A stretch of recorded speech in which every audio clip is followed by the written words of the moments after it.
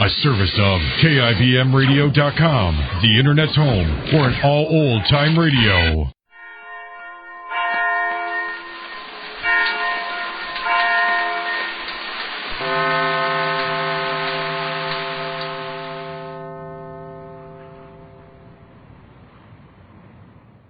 Well, Jane visited the orphanage where 2 years ago she adopted Cokie. She found a Mr. and Mrs. Craig in charge instead of the motherly Mrs. Duffy. They are a penny-pinching old couple demanding strict discipline of the orphan. Jane talked over with them the plan for the party Cokie wants to throw for his former fellow orphan. This episode takes place the following morning in two scenes. The Ace's bungalow, and then to the orphanage. But first to the bungalow. We find Jane and her maid, Laura. Listen. And you've got to help me plan the menu for the party, Laura. Now, come on and suggest something. I don't know, ma'am. What do you mean you don't know? There's going to be 50 children, and we've got to give them a party. Now, I think it's something children would like to eat, and suggest it to me. Well, ice cream, ma'am.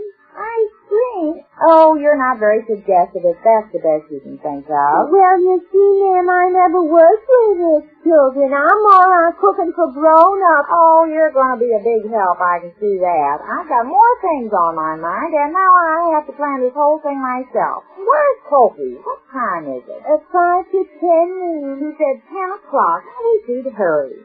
Well, let me see. First, I think we'll have soup. It's nice, ma'am. Yes. Soup. I'll write that down. Children should eat soup. They should, ma'am? Sure. Well, I wouldn't know anything about that, ma'am. You see, I'm all on cooking for grown. Yes, I know, Laura. You're certainly a mess. Well, let it go. Now, let me see. After soup, I think the main course. And then dessert. That is so nice, ma'am. Yes, but what's the main course? That's the question. Chicken? Chicken's nice, ma'am. How about chicken a la king? Chicken a la king's nice, ma'am. But hot. Hot is nice, ma'am. Oh, stop saying the same thing over and over. Yes, ma'am. I was only trying to help. Well, all right, I'll write it down. Chicken a la king. On toast, I think. Toast is not... Laura. Oh, yes, ma'am. I think we'll have it on toast. Yes, I guess that's all right. And then dessert. Ice cream? Yes, I guess so. Well, how about pie? Pie? Yes. Yes, so. Well, maybe pie with ice cream on it. That's all right, I guess. Oh, what are you, my guest man? Well, you see, ma'am, I don't know a lot about children. I'm all right cooking for grown-ups. I know, you told me that. Yes, ma'am. I told you when I took this job I didn't know anything about children. I know, but did I know then that Cokie would want to give a party for the orphanage when he first came in? No, ma'am. Of course I didn't. He just decided on this 2 days ago. He's an awful sweet boy, Cokie. I'll say the word he is. How many boys would be that thoughtful? Most boys would want to forget the days when they were an orphan, but not Cokie. He's so glad he's out of the orphanage and doing so good that he wants to go back and give this party for all the kids there. Yes, ma'am. He's awful considerate. Yes. But where is he? Is it 10 o'clock? Yes, ma'am. It's just 10 now. Oh, I hate people that are impromptu. And I've got so many things to do this morning, I don't know if I'm going on horseback. Well, can I do something to help you, ma'am? Oh, no, not this. It's something I have to do myself. It's a secret. I can't tell you, and don't ask me. No, ma'am. Why? Because I had to swear I wouldn't tell anybody. But you'll have to do all this cooking and getting things ready for the party, Laura. I have enough to do arranging the entertainment and things like that. Yes, ma'am. I'll do what I can, ma'am. When is the party going to be? Oh, one day next week. I'll let you know in plenty of time. I have to go over to the orphanage this morning and talk to that Mr. and Mrs. Craig again and settle the day and everything. But before I go there, I have to drive way out someplace and, well, I've got things to do. Oh, there he is. Let him in, Laura. Yes, ma'am. I was just going to. At last. Well, hurry, Laura. I am, ma'am. I'm coming. Hello, Laura. Hello, Cokie. Is my mother here? Yes, she's waiting for you. Here I am, Cokie. Well, did you see Mrs. Duffy? No, Mrs. Duffy isn't there anymore. Mrs. Duffy isn't there? No, there's a Mr. and Mrs. Craig now. What happened to Mrs. Duffy? They let her go, Mr. Craig said, but that doesn't matter because we're going to give the party anyhow. Gee, I was hoping to see Mrs. Duffy again, too. Well, she's not there, Cokie, and there's no use crying over spoiled milk. Now, here's what Mr. Craig told me. He'll let you give the party, but we have to rent the banquet hall. He said he'd rent it to us for $25. What is the banquet hall? Yes. They don't rent that. They certainly do. Mr. Craig does. But they never used to. Not when I was there. The kids used to play in there all the time. We had a lot of fun there. Well, things have changed all over, Kobe. Look at Europe. For $25. I only got $20 saved up for the whole party. What am I going to do? Well, don't you worry your little head about that, Kobe. Mother's going to take care of everything. You mean you're going to pay that much money? Sure I am. Gee, Mother, that's a lot of money. Well, don't you worry. I'm getting a lot of money. You are? Where? Well, I can't tell you yet. Later I will. Not to change the subject, Kobe, but do you remember a little girl at the orphanage, real red hair with two pigtails down her back and freckles all over her face? Who? A little girl about 15 or 16 years old, real red hair with two pigtails down her back and freckles all over her face. Oh, Mrs. Astorbilt. Who? Mrs. Astorbilt, we used to call her. She always goes around saying her father and mother were very rich and they got a lot of money buried someplace. It's a joke she likes to play on people. Did she play it on you, too? A joke? Yeah, whenever somebody comes to visit the orphanage or adopt somebody, she always gets them alone and tells them about the money. Did she give you a piece of paper with the directions on it? Yes, but I thought... That's a good one on you, Mother. Yeah, she always does that. Isn't she a scream? Yeah. We two used to have a lot of laughs out of her. The way she does it, just like an actress. Yeah. Well, that kind of changes everything then. What do you mean? Well, the money I thought I was... Gee, that's a lot of money for the banquet hall. They never used to rent it when Mrs. Duffy was there. Did you tell that to those people? What people? What's their names? The man and his wife? Oh, Mr. and Mrs. Craig. No, I didn't tell them that. Well, tell them that. I guess they don't know the rules. We used to have it like a playroom and have a lot of fun there. Tell them that. Well, all right. I guess I did. It's joke, huh? Well, I've got to drive out there now. Oh, why don't you come with me and maybe you can... Oh, no, Mother. I don't want to show up till the day of the party. Kind of like a surprise. You know, drive up in my car and hop out and throw the party. Oh, I see. Well, I guess I better go myself then. You wait here till I come back, Casey. Okay, Mother. How's about something to eat, Laura? Well, you were caught in that kitchen again, weren't you? Yes, sir? Stealing food, weren't you? Oh, I was hungry, Mr. Craig. Hungry? At 10:30? Yes, sir? Maybe you'd like to have a third tea between every meal. Is that what you want? Well, I didn't have much breakfast. The same breakfast all the others had. Yes, sir, but it's not the same breakfast Mrs. Duffy was... I don't care a hoop about Mrs. Duffy. Mrs. Duffy ran this orphanage like a sociable until the trustees got wise to her. Every year she got a big loss. Well, we're not doing that. But all the other kids say... I don't care what they say. Mrs. Craig and I are running this orphanage. It would be a fine place if we let you kids do anything you wanted. We don't want to do anything, Mr. Craig. We just want to get the same meals we used to get. You're getting plenty to eat, 3 meals a day. It's not only the meals. The rooms are getting... That'll be enough about out of you. Now, this is the second time we caught you in that kitchen. Just one more move like that, just one more, and you'll be sorry.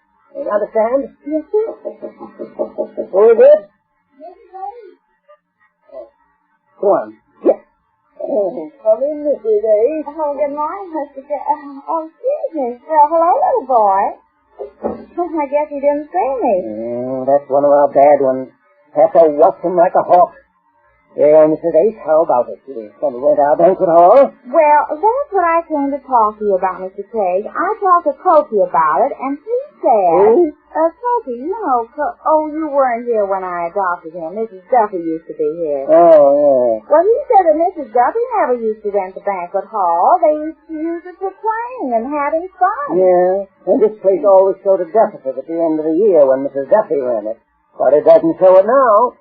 If you want to throw the party, it'll cost you $25 for the rent of the hall, and that's final, Mrs. Ace. Oh, it is. Yeah, you'll have to supply the food and whatever else you want. I believe you said something about presents for the kids. Yes, we're going to give them some little presents. And I want Cokie to make a speech and some other entertainment. I like to have the children sing a song to Cokie, you know, like Happy Birthday to You, only they'll sing Happy Anniversary to You, because it's his second anniversary since he left here. Yes, anything. And I'll have to rehearse the children, you know, tell them when to sing it and how. You can do it the day before the party. When do you want to have it? Well, someday next week. When's a good day? Oh, any day. All days are like here. Well, how about like a Saturday afternoon or Excuse me. How did you do this? Hello? Oh, I thought you did something. Yes? Well, can't you handle it yourself? Oh, all right. I'll be there. Excuse me a minute, Mr. Dayton. I'll be right back. All right.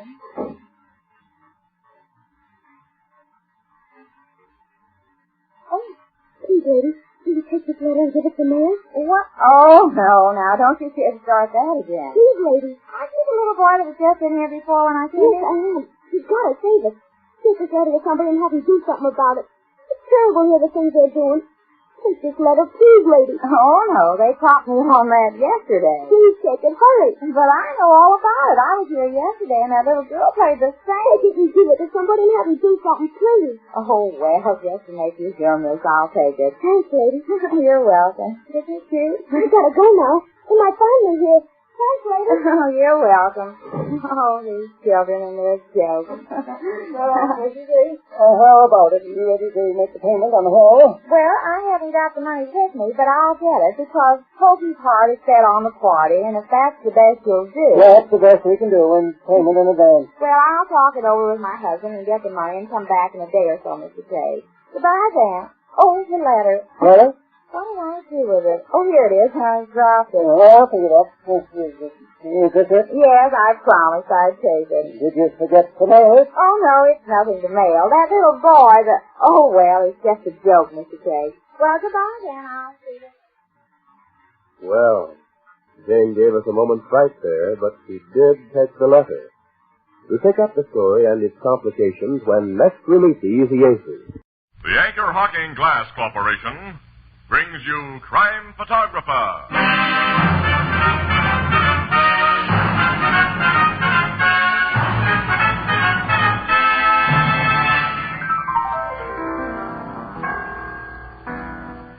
Listen, Casey, I'm a great man. Huh? What have you done now, Ethelbert? I'm the only man on the block who never saw a flying saucer. Well, that won't put you on history's pages. You mean I won't be famous? No, Ethelbert, you gotta do something. You gotta be outstanding to be famous. Sure, like Anchor Hawking, the most famous name in glass.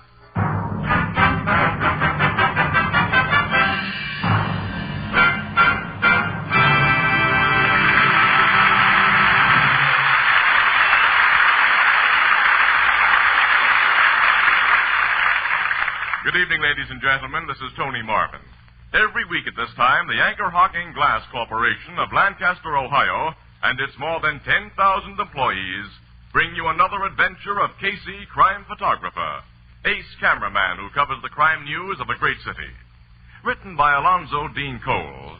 Our adventure for tonight, Lady Killer.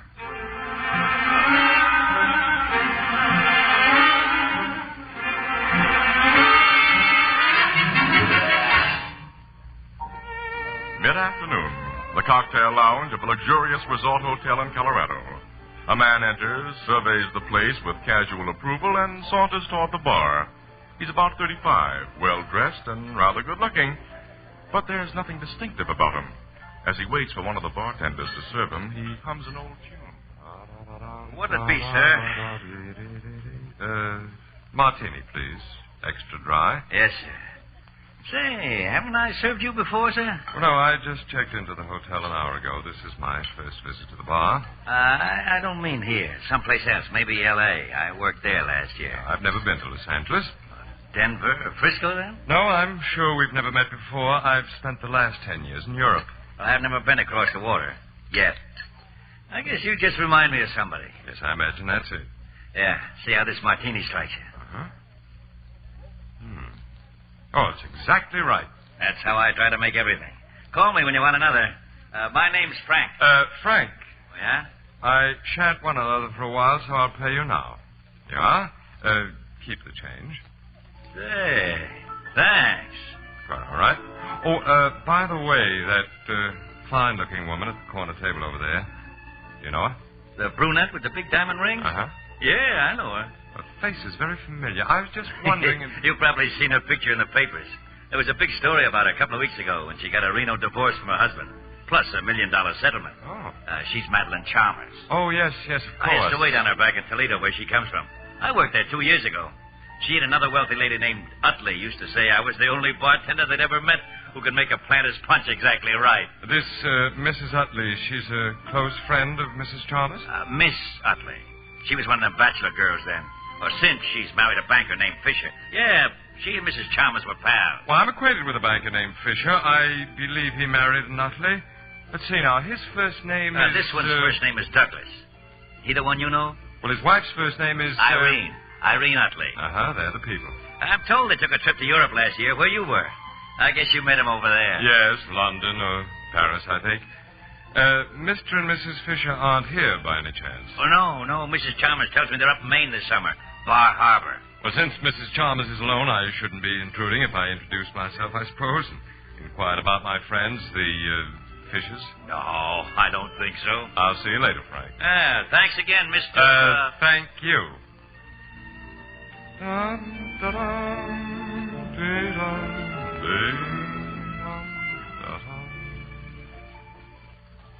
How do you do, Mrs. Chalmers? I beg your pardon? I can see you've forgotten me. Irene Utley introduced us several years ago in Toledo, I think it was, before she married Doug Fisher. Oh, you're a friend of Irene's and Doug's? Well, I spent a day with them only a week ago in Bar Harbor. How are they? Irene hasn't written to me in ages. They were fine, enjoying themselves. May I sit down and order us... I seem to remember you had a preference for Planter's Punch. Do sit down. Thank you very much. I'm terribly embarrassed. You remember even my favorite drink, and I can't recall... Well, unlike you, I have a face that people soon forget. My name is Grammerton, Cecil Grammerton. Cecil Grammerton. You plan to stay here for some time, Mrs. Chalmers? At least several weeks. Well, I'm going to remain about the same period, and if you'll permit our acquaintance to ripen, I'll try hard not to be forgotten again.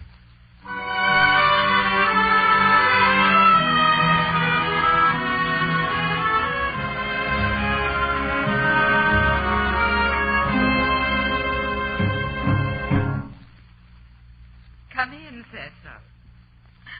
Thank you, Madeline. Oh, you look lovely this evening.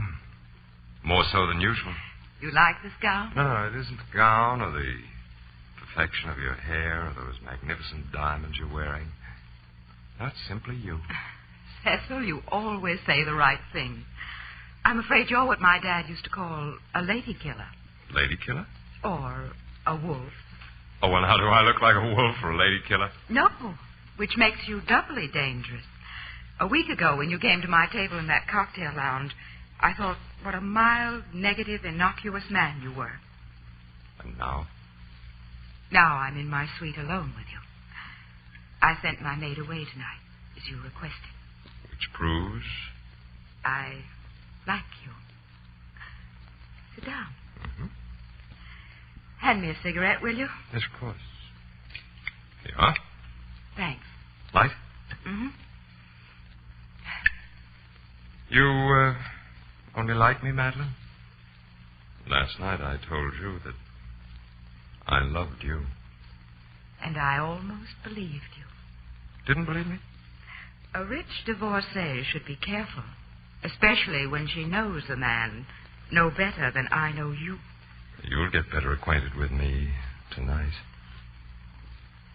You sure we're really alone here? Of course, dear. Now, what do you want to know about me, I'll hold you close as I tell you. Do you suspect I'm a fortune hunter who wants to marry you for your money? That's a possibility. But I'm comfortable in your arms.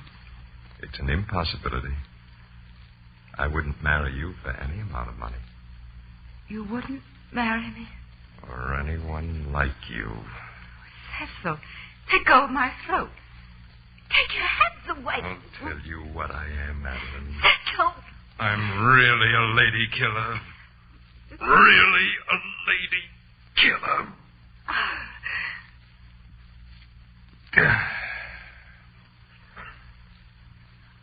Such nice diamonds you had, Mrs. Chalmers. You won't need them anymore.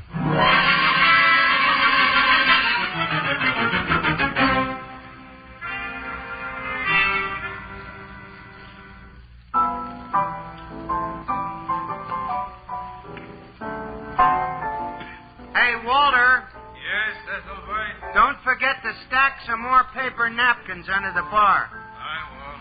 Speaking of paper, reminds me, Casey, did you see the newspapers this morning? Certainly not. I only work on a paper. I don't read them. There's a deep suspicion, Ethelbert, that no press photographer knows how to read. Yeah, I've heard that, Miss Williams. It's also suspected, Annie, that few reporters know how to write. Oh, yeah? Huh. Yeah, well, anyway, your Morning Express had an article saying that fella who's believed to have strangled Mrs. Madeline Chalmers in Colorado last month, is thought to be hiding in this town. Is that true? No, it's baloney. Confidentially, Ethelbert. Papers all over the country got such a swell front-page spread out of that Colorado hotel murder, they're trying to keep it alive. Oh, wait a minute, Annie. Don't be skeptical. The police have pretty definitely tied him up with the murder of 7 other wealthy widows. Well, it's not known for sure that Cecil Gramerton has killed and robbed other women. That's just some more newspaper buildup, huh? Not in my book or in the cops. Listen, during the last 5 years, 7 other rich women have been strangled and their valuables stolen under nearly exactly the same circumstances. Casey, people in that Colorado hotel who saw Gramerton every day don't give a description of him that agrees with the men suspected of the other crimes. Well, they don't agree with each other in their descriptions of Gramerton. He seems to be one of those negative-looking guys nobody ever remembers. The bartender out there remembered him, according to what I read. All he remembers about him is that he was always humming sentimental songs. That isn't very much to go on. Whenever there's a sensational crime, a witness usually turns up who tries to get into the spotlight by telling a lot more than he really knows. Say, come on, we got to get out of here, Annie. Oh, yeah, we're due at the Fenimore Plaza in 10 minutes. That's right. What are you going to do at that swanky hotel? Oh, one of those lousy assignments. The Express has an exclusive tip that the Clara Simmons has broken her engagement to the Charlie Fawcett. And we're getting a confirmation or denial from her before we pass the news to our palpitating public. Clara Simmons is the oil heiress? Yeah. Worth about $20 million. What I've heard, though, she's kind of a wet smack. She doesn't smoke, she doesn't drink, she doesn't approve of modern bathing suits. She's a very nice girl, Casey. She's just a little bit old-fashioned. I've met her. I haven't met an old-fashioned girl for years. They're old-fashioned now. Yeah, that... Oh, well. Come on, Annie. See you later this evening, pal. So long, Ethelbert. So long, Walter. So long, Casey. Walter, where are those napkins?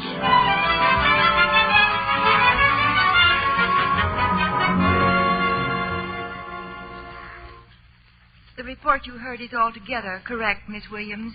Mr. Fawcett and I have broken our engagement.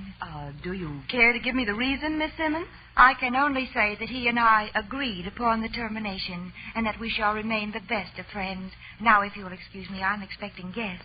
May I take a picture of you before we go, Miss Simmons? I'd rather you wouldn't, Mr. Casey. Oh, well, we can run one of your old ones that we have in our files, but you look so nice this evening, I'd rather... You know that no woman can withstand that kind of flattery. Take your picture. Thanks. Will you stand over there by the piano, please? Surely. Casey wasn't guilty of flattery, Miss Simmons. That gown is charming. Thank you. Do you like the style? Very much. I haven't seen anything like it. It must be the latest.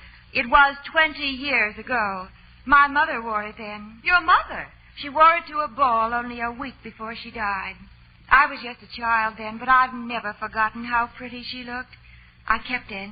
I had it made over to wear tonight. Some big event must be scheduled for tonight, eh? It is, Mr. Casey. Will you take your picture now and then excuse me? Oh, sure. Oh, I'm afraid I'll have to answer that. I've given my servants the evening off. Evening, Clara. Come in, Evans. Where's your mother? Well, she phoned that she'll be delayed. She'll join us here in a little while. Oh. You have guests. This lady and gentleman are from the Morning Express. They're leaving right away. Miss Williams, Mr. Casey, this is Mr. Pentecost. How do you do, Mr. Pentecost? Pleasure. Sit down, Evans. Mr. Casey is going to take a picture of me. Very well. Will you stand by the piano again, Miss Simmons? Well, yes, of course. Like this? Yes, that's swell. Got it. Thank you. You're welcome. Now, I hope you won't think me rude if I ask. Oh, you've been very kind. Thank you very much. Good night, Miss Simmons. Mr. Pentecost. Evans Pentecost. Good night. Good night. Oh, and thanks again. Yeah, you bet. Not at all. Why were those newspaper people here, Clara? To ask me about my engagement to Charles. I told them I'd broken it. Did you tell them why? I didn't say a word about you. Evans, you said you were bringing your mother here to meet me. I sent the servants away, as you requested, so the three of us could be completely alone. But since your mother's been delayed, I think we should... You're worried about us being alone? Why, naturally. You're very different from other women I've known. We'll go down to the mezzanine and wait for your mother. Why, you're lovely in that gown, Clara. Don't try to change the subject, Evans. My mother once had a gown like that. Be a good boy now. Let's go down to the mezzanine. We must be alone or you wouldn't be so insistent. Why, of course we're alone. Alone? Evans, why do you look at me like that? We're alone. Evans, you frightened me. All alone. Don't come any closer. Go away, Evans! Don't touch me!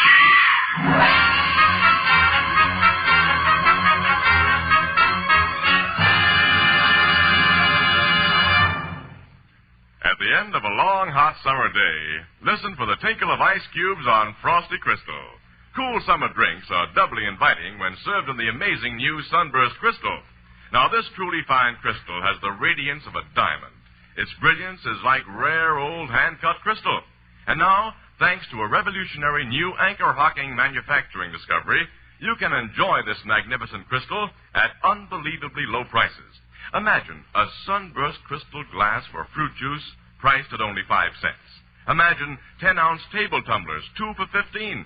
Big oversized glasses for ice drinks, only 10 cents each. And a beautiful matching 2-quart pitcher for only 50 cents.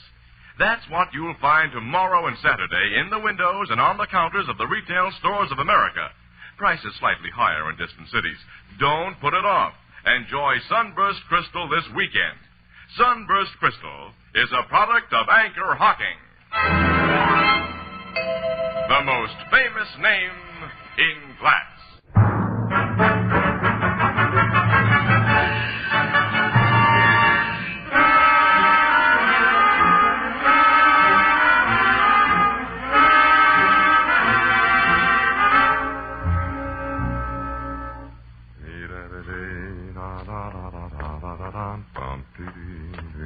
I have a taxi cab for you, Mr. Pentecost. Thank you, boy. It's outside this door, sir. You've put my baggage in it? Yes, sir. Everything's all set. Here, this is for your trouble. Thanks very much. I hope you'll be our guest at the Fenimore Plaza again, and very soon, sir. I don't think I shall be. Union Terminal driver. Goodbye, Mr. Pentecost. Goodbye. Bellboy! Huh? Bellboy! Yes, sir? The guy who just got into that cab. Where was he going from here? It's against Fenimore Plaza rules to give out information concerning our guests, sir. Nuts with rules. That guy's a murderer. Of what? I was bartender in the Colorado Hotel where he killed Mrs. Chalmers. That guy's Cecil Grammerton. Grammerton? The lady killer. Get the cops after him quick. Then find out what dame he strangled here.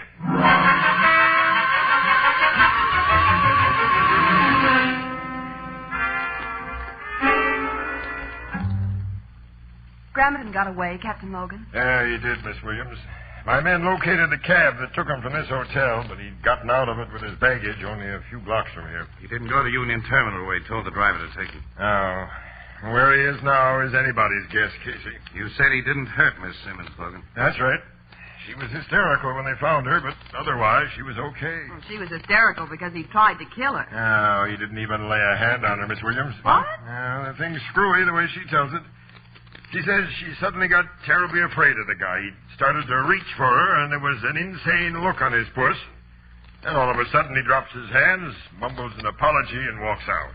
Of course, you've searched the rooms that Grammerton occupied. Sure. Well, did you find anything that might lead to... No, nothing that looks very hot, just an old photograph. A photograph? Yeah, of a woman. I'd say it was taken 20, 25 years ago. It was in a nice leather frame, and obviously slipped out of one of the guy's suitcases. Can we see it? Yes, but there's to be no mention of it in your paper. I'm not tipping Grammerton that we have the thing. That's off the record, Logan. No, of course. Okay. Here it is. Huh? Oh, she's a sweet-looking old lady. Too sweet. She's a prim and prissy type. Uh-huh. Say, look, the name of the photographer who took this picture is at the bottom, Logan. Perkins. Name of the town. Yeah, Perkins of Fairview. Fairview. That's only about 100 miles from here. Isn't it? I'm taking a trip up there tomorrow. Oh, huh? I'll go with you. Okay, but you may be wasting your time. It's my job to go. I got a hunch it won't be wasted time, Logan. And I've got another hunch. A hunch that no newspaper guy should get. Yeah, what's that? That you should kill the entire story of what happened tonight. Kill the story? Yes, Annie, every bit of it. Oh, it's big news, Casey. Front page. It doesn't matter. Put that bartender under wraps, Logan. Tell the hotel people and Miss Simmons to clam up about what they know and give all the papers a hush-hush order. Since this is the first time I ever got that kind of advice from a news hound, I'll take it. Oh, you should be thrown to the squirrels for this, Casey. Oh, no, Annie. The big story will be Gramerton's arrest, and we'll play for an exclusive on that. Logan, how soon can we leave for Fairview?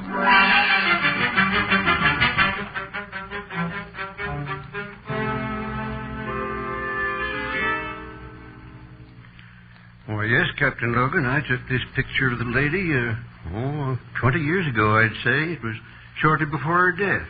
Oh, she's dead, Mr. Perkins. Yes, she died of pneumonia. Well, who was she? Mrs. Asa Bristow. A very fine woman. I was her neighbor for many years, and we attended the same church. Did she have any children? Why, she had an only son, Elmer, an extremely well-behaved boy. They were inseparable, and her death was a great blow to him. He was only about 15 at the time. Now, you know what happened to this Elmer? No. Relatives took him out west to live, and I've heard nothing of him since. Could you describe him, Mr. Perkins? Well, I knew the boy so well I should be able to. You know, that's strange.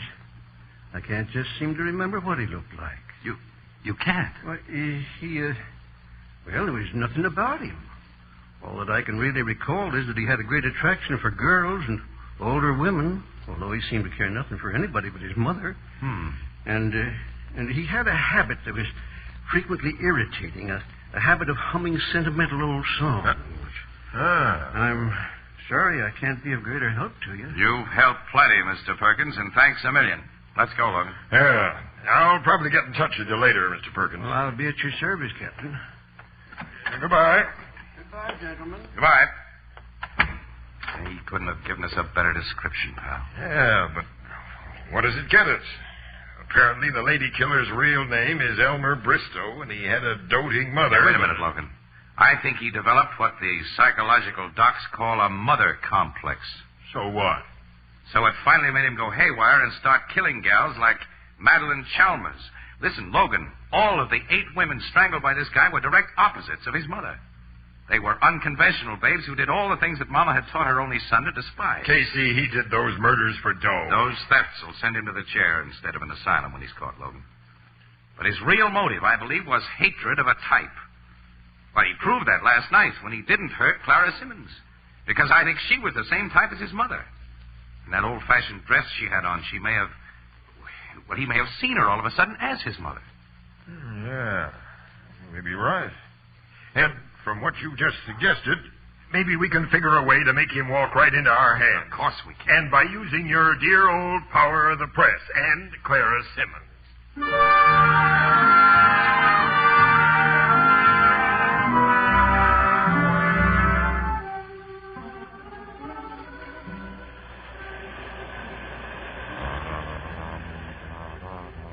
Gerard. Yes, Dorothy? Must you gaze into space and hum those corny songs? I must be dreadful company. Oh, I beg your pardon, darling. I was thinking. Light me a cigarette. Oh, sure. Shall we get another drink? Oh, not now. Sitting here on the beach has made me lazy. We're going to look out at the beach from your apartment tonight. Alone. Mm-hmm. Until tonight, every minute will seem like an hour. That romantic line is pretty old, Gerard. Yeah, well, I'll try to do better next time. I hope you do. Oh, speaking of romance, did you see this morning's papers? No. Oh, there was the silliest story about that frightfully rich Clara Simmons. Clara Simmons? Yes. Ever meet her? What? No. I have. She's a drippy little thing. What did the paper say about her? Oh, she's very ill. Ill? Pneumonia. Pneumonia? Brought on by a breakdown. Caused, the paper said, by a wrecked romance. I see. Well, did the paper say where Miss Simmons is? Well, she's in the city hospital, I believe. Dorothy, will you excuse me? I've got to go back to the hotel.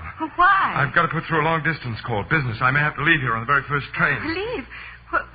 What's happening about tonight? Well, nothing, to my regret. Because, Dorothy, you're just the sort of woman I love to find alone.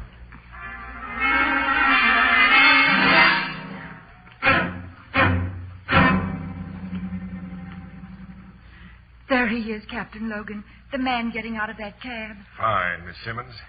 Well, Casey, our cockeyed scheme worked, I was pretty sure it would. We knew he'd fallen for it after that long-distance call came through to the hospital. When they told him I was really ill, Miss Williams, he came to me. Well, don't think of what he's doing now, Miss Simmons. Think of what he has done. Yes, I must. Here he comes, Captain. This is it. Hello, Elmer Bristow. What? Will you let go of me? You're a collector of jewelry. Here's a pair of bracelets for you. Oh, what's the meaning of this? What? Clara. Clara. Yes. You're not ill. This was a trick. Yeah. And now a few uninhibited rich gals are going to enjoy longer lives. Take them away, man. Now, come on, Miss Simmons. I'll help you back to Annie. Huh. Miss Simmons is crying. So what has that insignificant-looking guy got? Made the women fall for him. Casey, if he wasn't on his way to jail, I think I'd try to find out. Yeah. Huh? We gals crave romance. And if we don't get it from overwhelming personalities like yours, well, there are a lot of Elmers. Annie, I think there's going to be some nice moonlight tonight. Yeah? Uh-huh. So? Well, poor little Miss Simmons needs comforting. Maybe I should invite her to go out with... Ow! Ow! Oh, I'm so sorry, Casey. I didn't mean to kick you in the shin.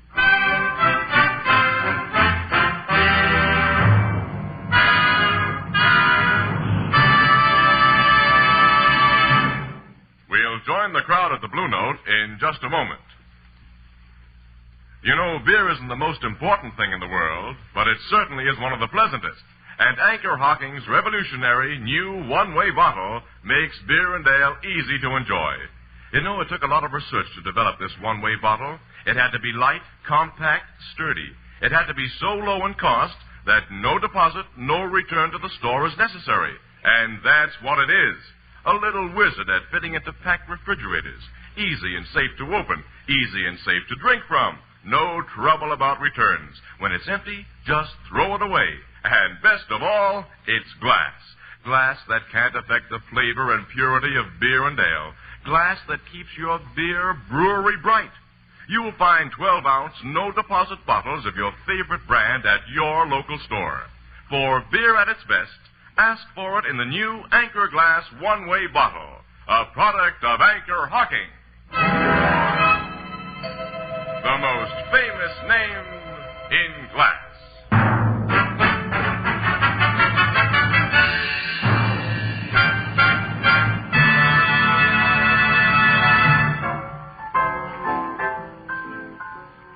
This guy, Elmer, admitted all his murders, huh? Yep, he's a psychopathic case, Edelbert. When his kind start talking, they keep it up. You know, that guy's proud of all his killings. He's bragging about them now. A nice, sweet guy. Yeah. And you got him to come back here by figuring Clara Simmons had the engine sign on him just as his mother had, huh? Yeah, he couldn't let her die of pneumonia as his mother died without trying to save her. So clever, this Casey. Expert photographer, consulting psychologist, and eminent authority on affairs of the heart. What? You sound bitter, Miss Williams. Do I? Well, Annie, I'm not responsible for this rain tonight. Who said anything about weather? Well, if it had been a nice moonlit night, I thought... I'm not interested in what you thought. Oh. To a person with even the slightest imagination, moonlight is non-essential. Oh. Well, care to take a drive in the rain, Annie? Well, if the right person invited me properly. Miss Williams, will you go for a drive in the rain with me? I'd love to have your company. Why, yes, Mr. Casey. Where shall we drive? Poor Clara Simmons must still need comforting. How about calling on her and... Ow, my other shin! So sorry, Mr. Casey. Clumsy of me.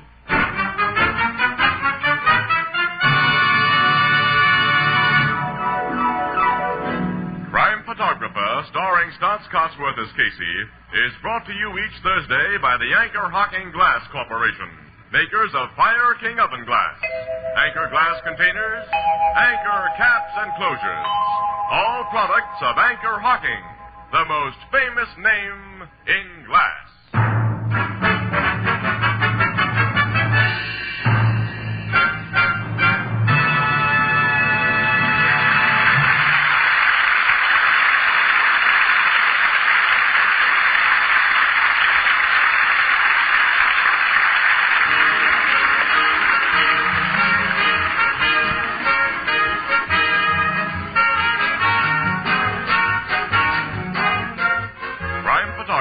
Is directed by John Dietz.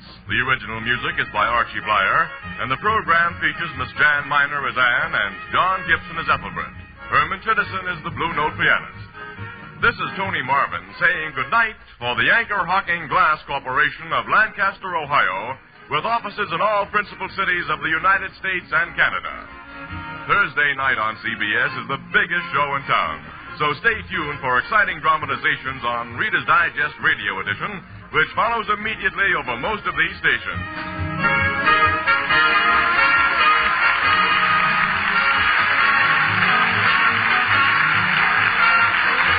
This is CBS, the Columbia Broadcasting System.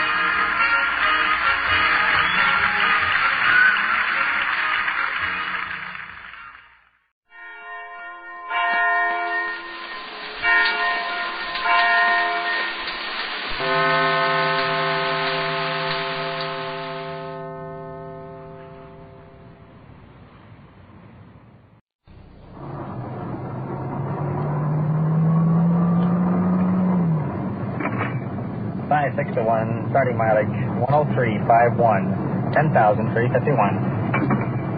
Control 1 to 5624, 6:08 p.m. Detective Unit 56 in service on the night watch. This is Don Reed, a police recorder. You're riding in a detective unit. Black sedan, radio buried in glove compartment. No identification as a police car. Driving, Sergeant Ron Perkins. We're all dressed in civilian clothes. Sports suits, overcoats. This is Detective Unit 56. While you're with us tonight, remember the people... Car 49 and 3106 and 1/2 Ocean View, 3106 and 1/2 Ocean View. Investigate at 447 in a 214. 5-6, will you roll and assist on this call? 5-6, roger. 447 and a 214. Now we have a drunk giving somebody a bad time. But, as I was saying, while you're with us tonight, remember the people you meet are not actors. You're listening while it happens. Because this is it. This is real. This is Night Watch.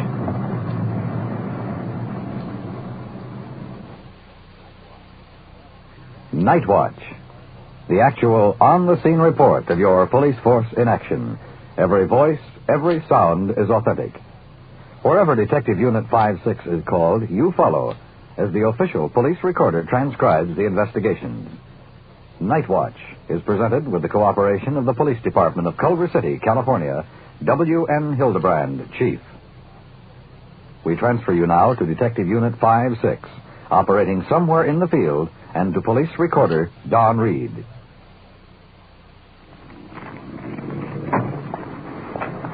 Overhanging trees on both sides. It's a small house on the back of the lot. It's very old, but well kept. It's a neat little garden. Some flower pots. Coming up to the screen door now. Chuck, you and Pat go on inside, and I'll cover the bag just in case. Here's a young woman, tiny baby in her arms, with a little boy, apparently her son. Pues dile que yo no sé qué serían los vecinos que porque tú verías escándalo feo. She said she never called the police. This little fella here can do it better than I can. They have an argument here? Your dad? Who? Dad and mother fighting? No, they were just having an argument. Dad and mother just having an argument. Dile que quiere echarme para afuera porque le pedí dinero. Was Dad hitting mother at all? No. No? Then he just said to get out of here. He wanted to ask him to give him some money. Asked her to give him some money so we could buy some groceries. And well, he got mad about that. Keep him arguing. Yeah. Did Dad hit you at all? No. How'd you get your right eye like that? I've been crying.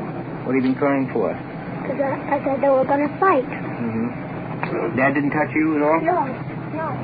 Where's your dad now? I don't know. He went outside. He ain't around no more. Has Dad been drinking? Yeah. Your dad has been drinking. Yeah. 3 days. 3 days now?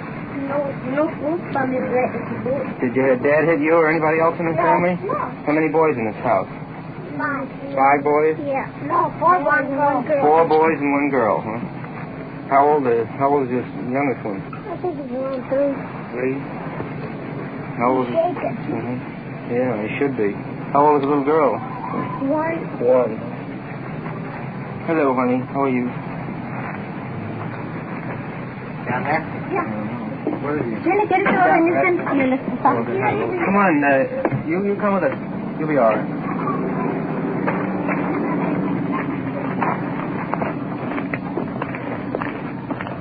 Perk? Yeah. Her husband must be around here somewhere. Yeah, I just found him. He's in the little room off the garage there. His wife wants him taken down to the station. She says she's afraid of it. Hey, Chuck, he's in the room there. Samantha, take him in and book him. I'm going on the air for a few minutes.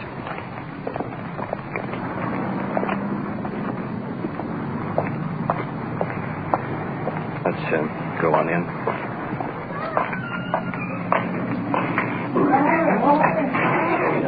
Woodshed. Here we are. His husband sitting on a couple of boxes, feet propped up against the wall, with an empty whiskey bottle in his hand. How are you? All right? What was the trouble about? Were you arguing and fighting with your wife? I don't know nothing. No, nothing. No. No trouble? No, nothing. Somebody called the police that you were fighting with your wife and. Myself? Yeah. Now, how much have you had to drink tonight? Oh, no much.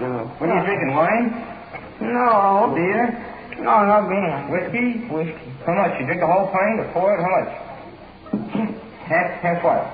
Pint. Half a pint? Not half a gallon? No. Half pint. Half pint. What happened with you? Somebody called the police, said you were beating up your wife. My wife? Let's see what else you got in here. How many children you have? 5. 5? 4 boys and 1 girl? 5. 5. Big family. A woman neighbor squeezing her way in here. No, pues dices que me vaya, pues es lo que quiere. Pues es lo que dice ella, que yo ya la llame para que me vaya con ella. Está bien, vamos. Yeah, what was it all about? Why were they arguing and fighting? ¿Por qué estabas peleando con él? Porque le pedí dinero. Lady, so we can understand. Because she said that she asked him for money. You asked him for money. Uh-huh. And then he started to fight about that? Yes, that's how the argument started.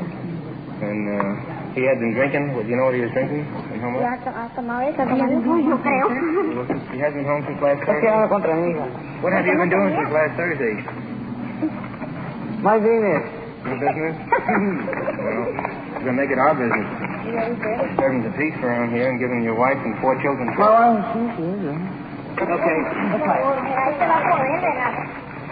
Officers Connor and Carlo lifting up the suspect. Carry him out to the car.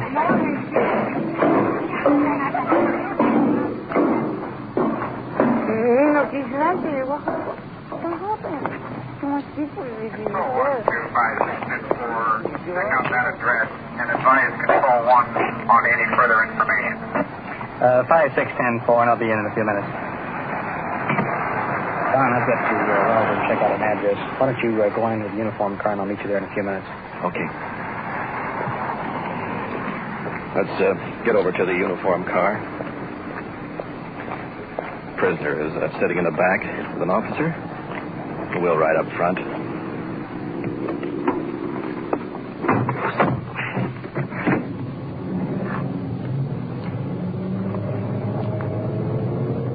I'm sorry.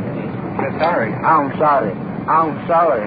Why do you get drunk? You have 4 good lady boys and 1 girl. Why do you get drunk and give your wife and your children such a difficult time? I like it. Well, don't you like your wife and your children? I like your children. I like it. Well, why do you drink? You give them such a terrible time when you get drunk. You buy liquor and they don't have any food.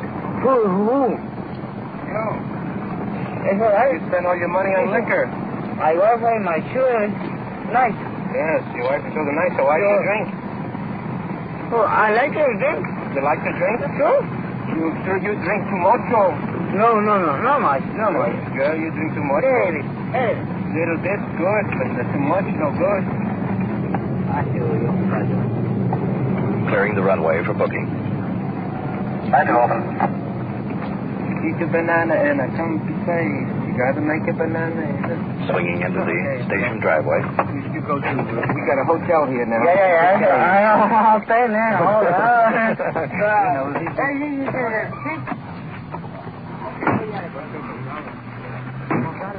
He's been here before. Officers helping the suspect out. He can't navigate. He seems fairly happy to be our guest. Get him up the stairs here. Through the big iron door outside.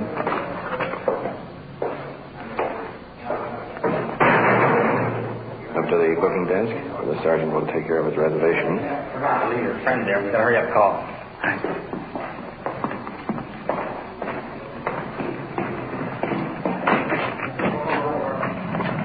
What's up? No trouble call. There's a gun mixed up in it somewhere.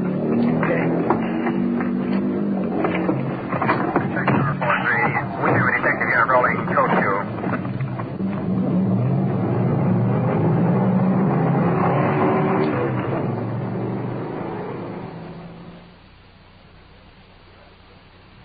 2. You are listening to Night Watch and following the activities of Detective Unit 5-6 on its tour of duty. Remember, the people and sounds you are hearing are real, and the investigations are recorded in the field as they actually occur. And now it's back to Night Watch as we return you to Detective Unit 5-6, somewhere in the field, and your official police recorder, Don Reed.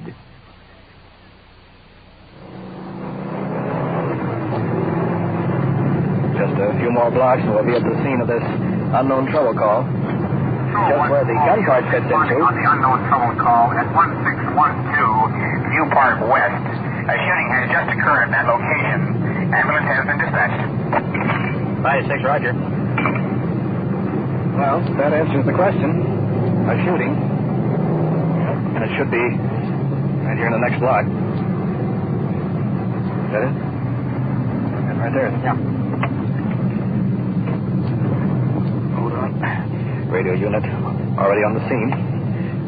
Flashing the red lights there in the dark.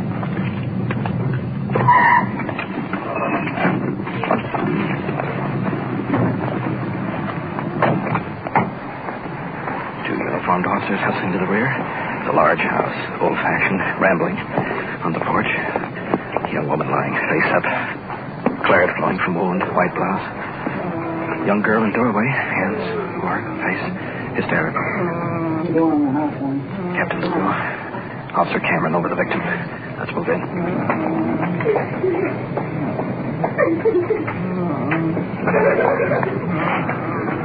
Do you have a blanket?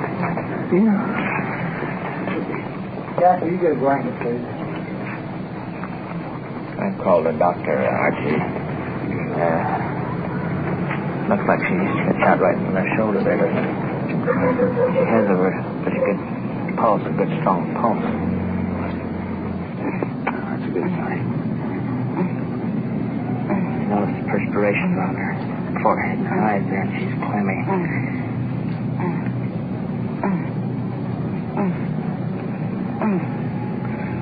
This wound seems to have taken an upward shot towards the part of the shoulder there. Fortunately, I believe it's gone upward by all appearance, outward appearances. But you never know after it hits a bone. It can deflect anywhere. Towards the heart or the lungs where it can do a lot of damage. Perkins bringing up more blankets. Ambulance should be rolling in a matter of seconds. Mr. Hudson here? Man standing in door. See if he knows what happened. Start when you came here or when it happened. See, these children are adopted children. But I'm their uncle. She's their aunt. And we've been having family troubles for about 4 years. And tonight I said I was leaving. Wasn't an argument, I was mostly listening.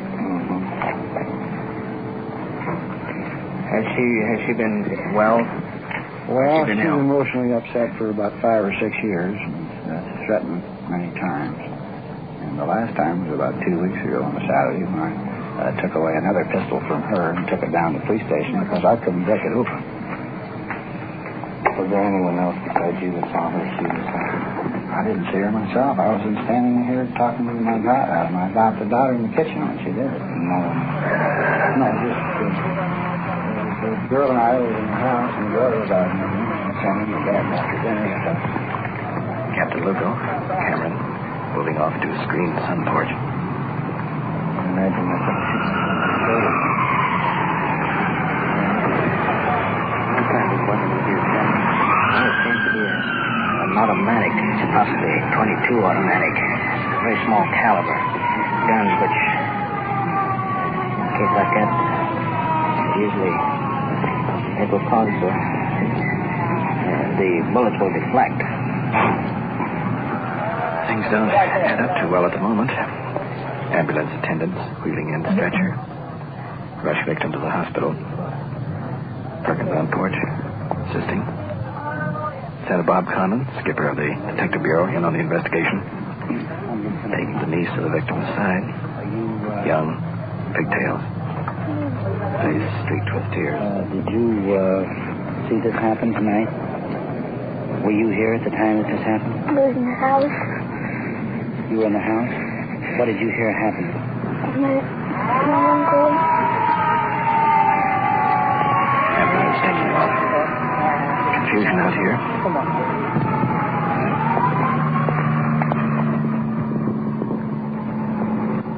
Moving into the front room.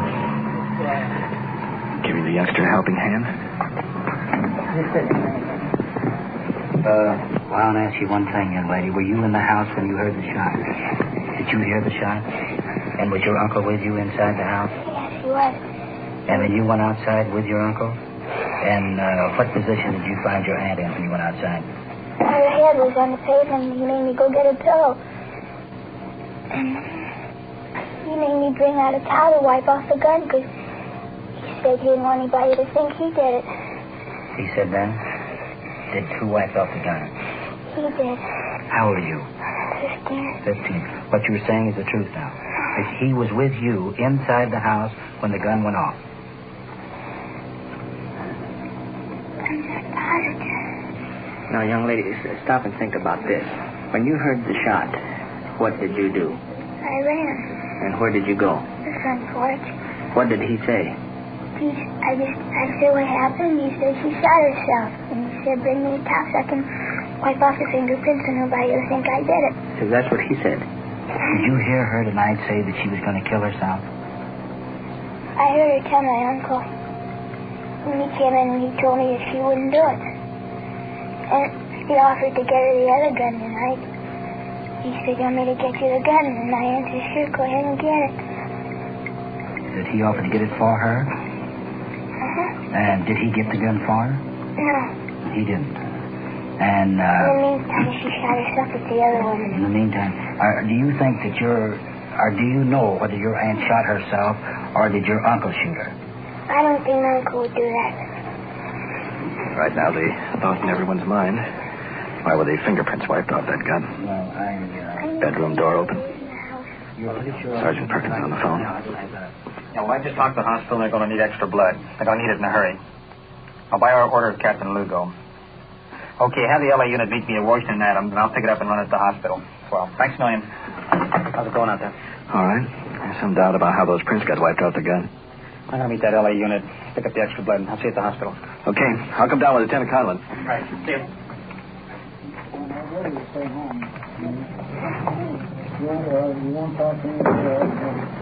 Uniformed officers have brought the husband into the front room. Lieutenant Conlon going to re-question him. Where were you when the shot fired, and where was your daughter? I was standing in front of that cup of coffee, and she was standing in front of the stove. In the kitchen. In the kitchen. And what did you say to your daughter? We were talking about her auntie. She was naturally upset. Well, in L.A. Court. Threatened to kill herself. The hospital was doing something about that, I presume. In fact, I wasn't in the house more than 20 seconds. I just brought my Bob, I think we'll discontinue this. Oh, we'll tell him we'll be right over there right now. All right. Captain Lugo motioning. Woman in critical condition. Here, let's... Got to get to the hospital and take her statement. Go ahead, Matthew. Don't rock it. Talk to the husband on the way. Right now.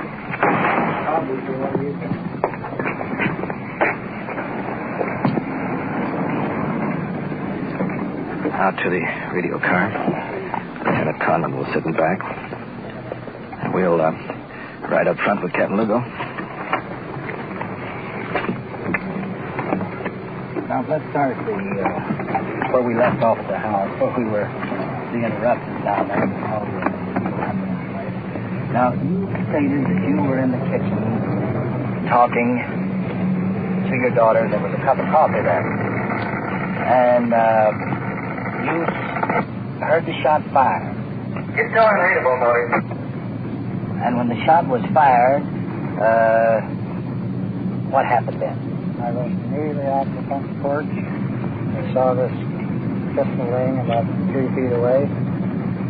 I frankly thought she was trying to... Now, one of the motor stakes that you acknowledge, open your mic and leave your horse. It looked to me like a shot pistol. I thought it was a big bluff. So I picked it up, and then at that time I could see it was beginning to bleed, so I realized I'd done the wrong thing. And it really kind of scared me. But here I'm implicated in a murder. So I rushed right back in the house and rushed in and get that card we keep there with the police station number. I told her I'd bring that. I said, also bring a towel and wipe off this gun. So while I was wiping it off, I was calling the police. Why did you want to wipe off the gun? I wiped it off. Well, why did you wipe it off? Oh, I was frankly frightened. You didn't stop to think that while I was in the house, I was clear. But if I was out there, fingerprints. That's why I leveled the gun. Well, that's what I want you to know. Tell me the truth. That's all I want to know. Now, The fact's so clear. Okay, 1019. as far as the case is concerned, we have to handle it as if it is a homicide, we've got to handle it as such. And I'm hoping and praying that your wife don't die. But if she does, well, it'll have to be handled exactly like we would any other homicide. I'm going to lay it right on your lap, and you know the police department's position. Now, you know this, that what has been done in the past, you know exactly how your wife's reactions has been.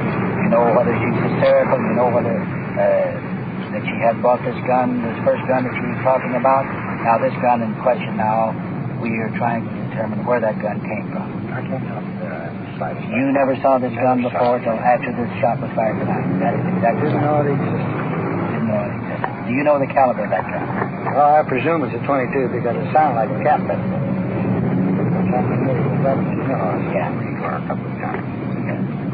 Arriving now at the hospital.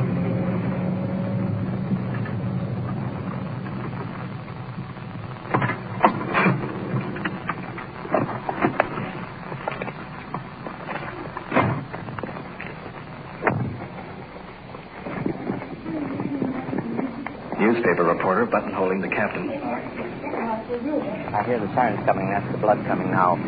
Where's this blood coming from? This is coming from over on Vermont Street in Los Angeles from the Red Cross Blood Bank. And the LA unit is transporting here? Yes, and our units have met the LA unit at Washington and Adams so that we can get it over here right away. Naturally, our units know where the hospital is, so that'll expedite things just a little faster. Anything we can do to help along the way to save this lady's life. See, Father McLaughlin is here and has been called to assist her spiritually. Anytime he can help us all, why he seems to be around. Detective unit rolling in with the extra blood for transfusions. Two mortars leading the way.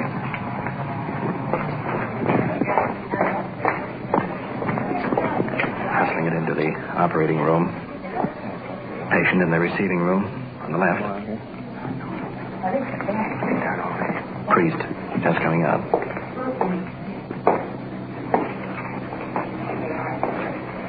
Lieutenant Conlon going in through the door. Why is that lying on table? 2 nurses standing by. Leaning over victim. All automatic. Did you hand that to Howard? Whispering. We've got to ask that key question. You and your husband were arguing on the front porch of your house, is that right? Can you say yes or no?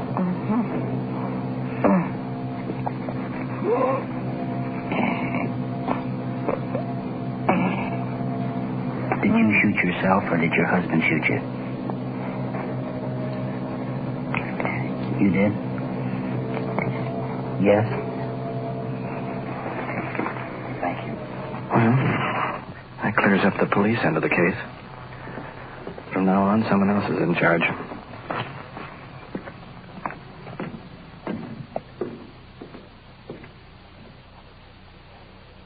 What you have just heard is real. Recorded as it actually happened on The Night Watch. We switch you now to headquarters in the office of the Chief of Police, W.N. Hildebrand. Tonight's first investigation involving the man who was intoxicated in the presence of his family and was applying physical abuse, the arresting officers booked the suspect plain drunk in the interest of the security of his family. Referring now to the final case of the woman who shot herself in an attempt suicide. Sitting across my desk is the husband of the victim, the man who was interrogated by the investigating officers. I'll let him speak for himself. Chief, I admit in the anxiety of the moment, I did things that possibly could point to circumstantial guilt. As you know, a police investigation not only exposes the guilty, but it protects the innocent, as in my case. Also, I'd like to thank the donators who gave blood to help save my wife's life. An emergency like this shows a necessity for everyone to continue donating to the blood bank. Thank you. Well, this will close our police file, and although the woman's life was saved, the bullet entered her body, ricocheted, and lodged itself in her spine. Today, the young woman is confined to a wheelchair, and doctors say she will never walk again. She's paralyzed. Night watch is real, so we may as well face the facts squarely. There will be other people in the future who will contemplate such an act. We have shown you a heartbroken family. We have shown you the police officers risking their lives to get blood to the hospital for someone they have never seen before. If by presenting this picture we may prevent one tragedy in the future, then there is a meaning for Night Watch. Thank you, Chief Hildebrand. You have been following Detective Unit 5-6 on its tour of duty on The Night Watch. Every voice, every sound has been real. Night Watch is brought to you with the cooperation of the Police Department of Culver City, California, with technical advice by Sergeant Ron Perkins, and is described in the field by the official police recorder, Don Reed. Night Watch is produced by Sterling Tracy and Jim Hadlock.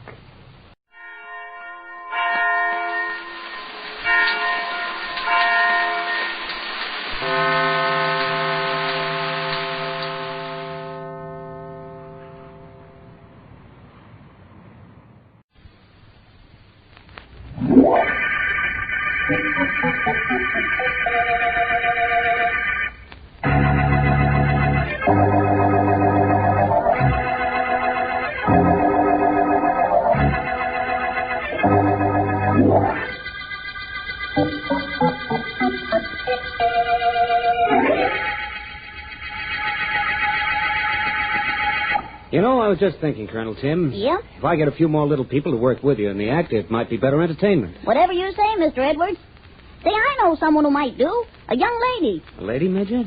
How tall is she, Tim? Oh, about my size, 33 inches. Uh-huh, that's not bad. We could bill you two as the smallest Mr. and Mrs. in the world. Sure. I'll think it over. But right now, let's get on with our rehearsal. Okay. Take a song from the middle. I'll give you a pickup. Here. You've seen our little village, and I guess you all have learned that it really is a small world as far as we're concerned. I've taken you through Shiny Town, my eeny, meeny, miny town. Now we say to Tiny Town, goodbye. Ah, that's swell, Colonel Tim. Billy Edwards and Company. I like the sound of that. You, La Belle Louise and her trapeze, Andy Anderson, the human giant, and Duke Miller and his magic. Not bad, not bad. Sounds good to me. Think of it, Tim. 2 more weeks of rehearsal, then 6 months in theaters booked solid. If all goes well, we could go on the road 2 weeks from Tuesday. Yes, Mr. Edwards. But that is, if all goes well.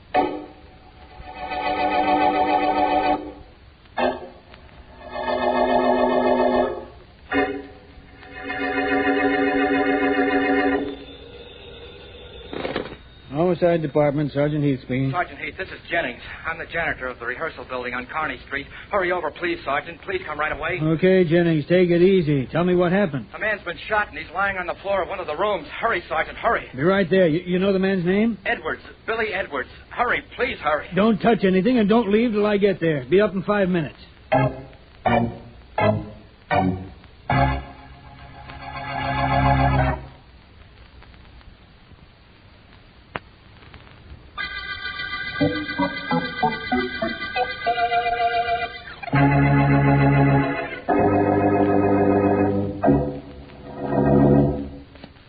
Our friend, the district attorney, should either not have an office on the 8th floor or else see to it that the elevators in this building run all night. Oh, right, Vance? I'll suggest that to Mr. Markham, Ellen. Stairs a little wearying for you? I'm allergic to them. Whew. 8th floor. At last. Mr. Markham's office. Finally. That's you, Vance? Right. And it's me, Ellen. Hello, you two. Hello. Sorry to get you down here at this hour, Vance, but I thought you'd be sorrier if I hadn't. I'm fairly certain I would be. What is this, Markham? What did you mean when you told me on the phone that there hadn't been a murder yet? I meant there still hasn't been one. But there has been a shooting. A theatrical manager and pianist named Billy Edwards had been shot when I called you.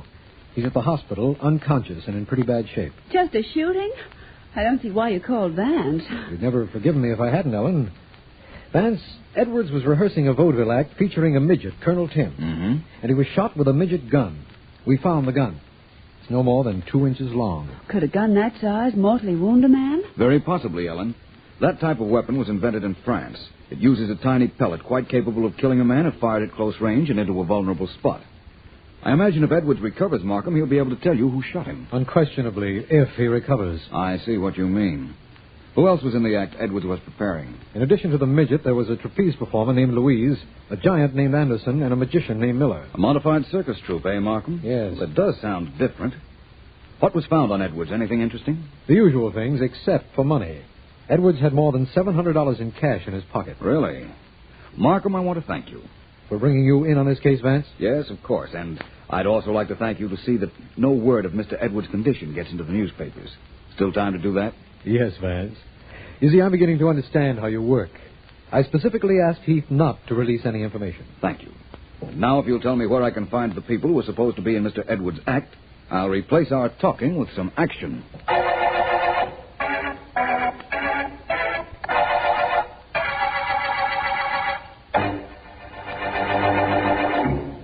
Look, Louise, why not team up with me? Even if Edwards gets better, it'll be months before he puts our act on the road now. No, Duke. I don't think it's right. I just don't. And I don't either. The least we can do is wait for Mr. Edwards to get better. Maybe he ain't going to get better. And what happens? We lay off for months. The way I see it, Louise, you and me and the midget here, we got the same act. I'm sorry, Duke, but Don't give me no buts, pretty one. I've been nice and quiet, and I've been trying to show you it'd be smart to send the act out without Edwards. What if you're going to make me get tough? Where you going, runt? Out. Just out. Hey, wait a minute. You know, I think he worships you, Louise. He didn't like the way I was talking to you. Now, let's get back to what you were saying. You were going to get tough. How tough? Not the way you think, baby doll. This way. Suppose the cops were to know Bill Edwards was in love with you when they found out there was a Mrs. Edwards. You're pretty low, Duke. You'd tell them, wouldn't you? I don't know. I don't know anything, except all of us ought to team up and take over those booking Edwards got. Now, I ain't a bad guy, baby, if I'm treated right. Try me out and see. I always had a yen for you. Get away from me, Duke. Keep away from me. Oh, so that's the way you want it. All right, maybe I can... Oh, that midget brought the giant with him. That's why I went for you. Don't let him do anything to Louise. Fix you up. What is this here? He bother you, Louise? Well, look, Andy, I was just kind of talking. He bother you, Louise? He bother you, Louise? I break him in half. No, Andy, please. Please, it's all right. She told you, Andy. I didn't do nothing. She told you that. You heard her. Now, keep away from me. Don't, Andy. Don't, Andy. You open Andy, door. let go of me. Now I throw skunk outdoor. Now, get your hands off me. Well, this is a very pretty picture. Do you mind if I interrupt it a moment? Who are you? My name is Vance, Philo Vance. I want to see all of you about the shooting of Bill Edwards. I throw him out, Louise. No, Andy, no. Don't throw anybody out. Mr. Vance, we've already answered all the questions the police asked us. I know. But I wanted to meet all of you socially before I uncovered evidence that will send one of you to prison for a long, long time.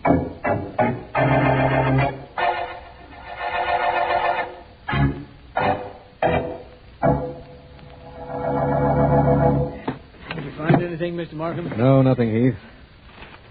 But let's keep looking. This apartment isn't very large. No. I'm sure there's something here that'll give us a lead on who shot Edwards. Oh, that's his picture there on the piano. Nice-looking fella. Probably his wife next to him, huh? Probably. It's quite pretty. Hope she doesn't mind what we're doing to her apartment when she returns here. Uh-huh. Oh, Heath, have you followed Vance's instructions about keeping Edwards' condition out of the newspapers? Sure I did. D.A., do I have to keep on taking orders from him? Heath, we haven't done badly by taking suggestions from Vance in the past, have we? No, only this is just a routine case, D.A. God, I guess that's it. Nothing left to look into except that trunk in the corner. Yes, well, let's look in that. Now, come on over. We'll do it together. Okay. Sure wish Mrs. Edwards would get here. If we can't find anything, maybe at least she'd tell us something. Huh. Trunk's not locked. That's something. Yeah. Seems to be stuck, though. Help me, will you, D.A.? Sure. There. Holy mackerel. Look what's in it. Mrs. Edwards. Look at her neck, D.A. Those red marks. She's been choked to death. Yes. By somebody with very powerful hands. Choked to death and crammed into this trunk. Heath, I don't know what Mrs. Edwards might have been able to tell us. All I know is she'll never tell us now.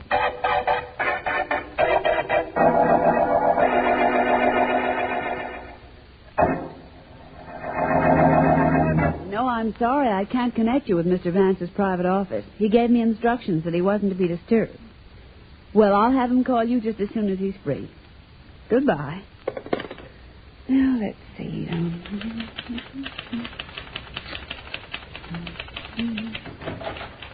Me want to see Vance. Well, I'm very sorry, but Mr. Vance isn't seeing anybody. You must be the giant in Mr. Edwards' act. That's right. Yes. Vance here? Yes, as a matter of fact, he is. He's in that office there. He's talking to Colonel Tim, the midget. If you'd care to wait, I'm sure he'll be glad to see you when he's through. Me no wait. Me go in now. Hey, wait a minute. You can't do that. That door's locked, and besides, you can't see him, I said. Me don't care what you say. Me take care of locked door like this. Well, really, what do you think, Andy? What well, are you doing here? Mr. Anderson, nice of you to break in to see me. Vance, shall I call the police? I think not, Ellen. Here. Better go back to your office. Andy, you shouldn't have come here. You broke Mr. Vance's door. Me break lots things, maybe. He bother you, Tim? No, Andy, not at all. He's our friend. Our friend, Andy. You see, Ellen, I'm their friend. Now, please go on back while I find out what other reason Mr. Anderson had for breaking in on me. Okay, Vance. Only there are an awful lot of funny things happening around here. Well, Colonel Tim, would you like to continue? Well, I think not, Mr. Vance. Not now. Andy, I'm trying to help Mr. Vance find out who shot Mr. Edwards. I just told him that he used to lend money to people in show business. You tell him that? Yep. Why? Well, because it might help Mr. Vance find out who shot Mr. Edwards. What it did, actually, was account for the large amount of cash in Mr. Edwards' pockets, Mr. Anderson. Merely that and nothing else. Yet. Duke Miller, he tell me Mr. Vance wants you in his office, Tim. I think maybe he do something to you I do not like. I come here. No. Well, Mr. Vance, there's nothing more I have to tell you. But maybe you'll tell me something. How's Mr. Edwards feeling? I'd say he's doing as well as can be expected. He still not talk? He's not conscious, Mr. Anderson, if that's what you mean. Well, come on, Andy. Come back with me to the hotel. All right. Oh, Mr. Vance, Vance, I'm sorry about the door Andy broke. If you let me know how much... Don't worry about it, Colonel Tim. Come on, we go to hotel. Come on, Tim. Goodbye, Mr. Vance. I'm sorry I couldn't be of any help to you. That's all right. Thank you for the information you did give me. Goodbye. Bye. Come on.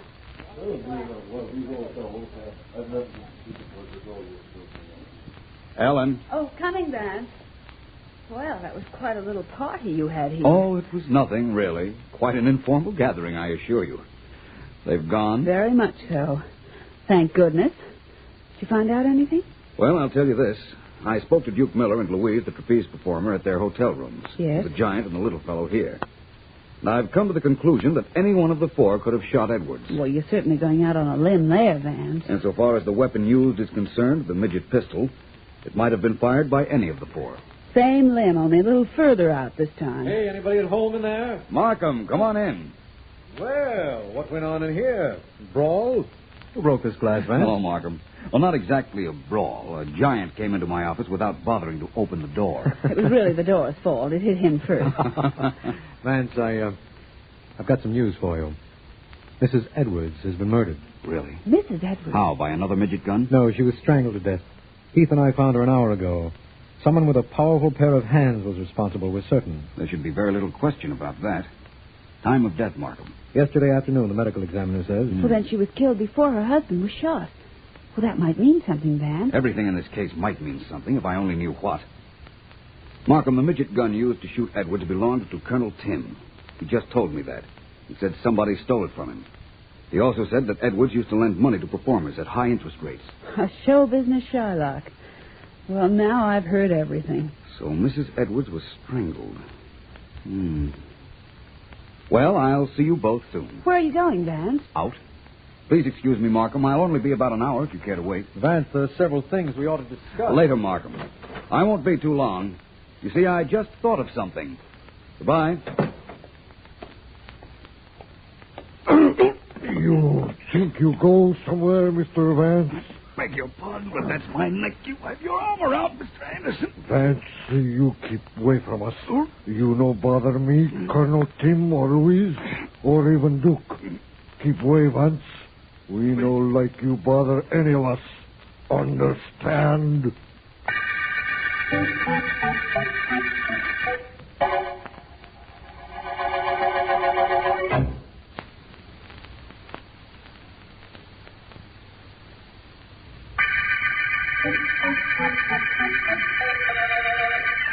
This is District Attorney Markham.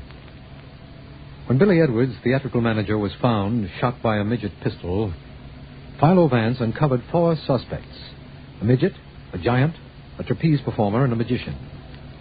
Then Edwards' wife was found dead, strangled. None of the suspects knows what condition Billy Edwards is in because at Vance's request, all information other than the fact that he has as yet not talked has been withheld. I have been informed that Sergeant Heath has picked up Andy Anderson, the giant, and is questioning him at this moment. They are having a bit of... Now, look, how many of you guys does it take to hold him down? That's better. Okay, Anderson, you're a big guy, a giant. But you could also be a murderer. Me no murderer. Now, this is the way I figure it. Edwards, the guy who was shot, was married. All right, maybe he isn't dead, but his wife is. I figure you strangled her with those big hands of yours because you were going to kill Edwards and she knew you'd threatened him in the past. Why I kill anybody? You try make fool of me. I not let you. Hold him in that chair. Don't let him get up. You want to know why you tried to kill Edwards? I'll tell you. You were in love with Louise, the trapeze performer. You knew Edwards was playing around with her, so you tried to knock him off. All right, I know a way to get you to talk. Murphy, yes? Bring in that girl, Louise. She's in the next office. Come on in here, Miss La Belle Louise. Okay. Sit right down there. That's right. Well, what do you want with me? You're the reason this giant won't talk. Make him open up. Make him confess he killed Mrs. Edwards and tried to kill Edwards. Andy. Me say nothing. Please, Andy, if you know anything to help the police, tell them. I keep quiet because of you. I know, Andy. You want me to talk? I talk. Yes. This what I see. Yes, Andy. Night before Mr. Edwards is shot, I see you with little gun. Same kind as what killed Mr. Edwards. This I no want to tell police. You even have same gun with you now. This? Huh. Is this the gun you mean? Yeah. This one on my charm bracelet? Yeah. Oh, Andy. Look, Sergeant Eve, it's perfectly harmless, isn't it? Let's see. Yes. Oh, sure. That's just a toy. Me thought maybe... Maybe I shot Mr. Edwards? Huh. No, Andy, I didn't. Sergeant Heath, how is Mr. Edwards, and when can we see him? He's still unconscious. All this questioning may mean nothing if he's ever able to tell us who shot him. You can go, Louise. Oh, thank you. And, Andy? No, I want him here for a little while. Some more questions I just dreamed up. I see you later, Louise. Yes, of course. Goodbye. Louise. What? Oh. Did I startle you, Louise? I'm very sorry. My nerves are a little on edge, Mr. Vance. Louise, I've got to know something. I'm pretty certain, as Sergeant Heath is, that our giant friend, Andy Anderson, is in love with you. And that Colonel Tim, the midget, worships you. I like them both, Mr. Vance. They're really wonderful people. I'm sure they are. And I'm sure that our magician, Duke Miller, was very eager to become a very good friend of yours, too. I gathered that from outside your apartment yesterday when I met all of you for the first time. Oh, I see what you mean. You think that because they all like me and I like Mr. Edwards that they might have tried to kill him and had some other reason for murdering Mrs. Edwards.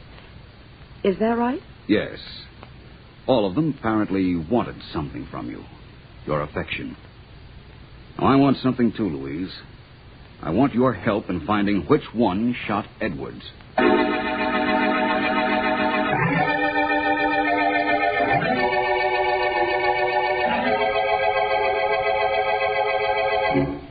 Take it from the middle, Tim, once more. You've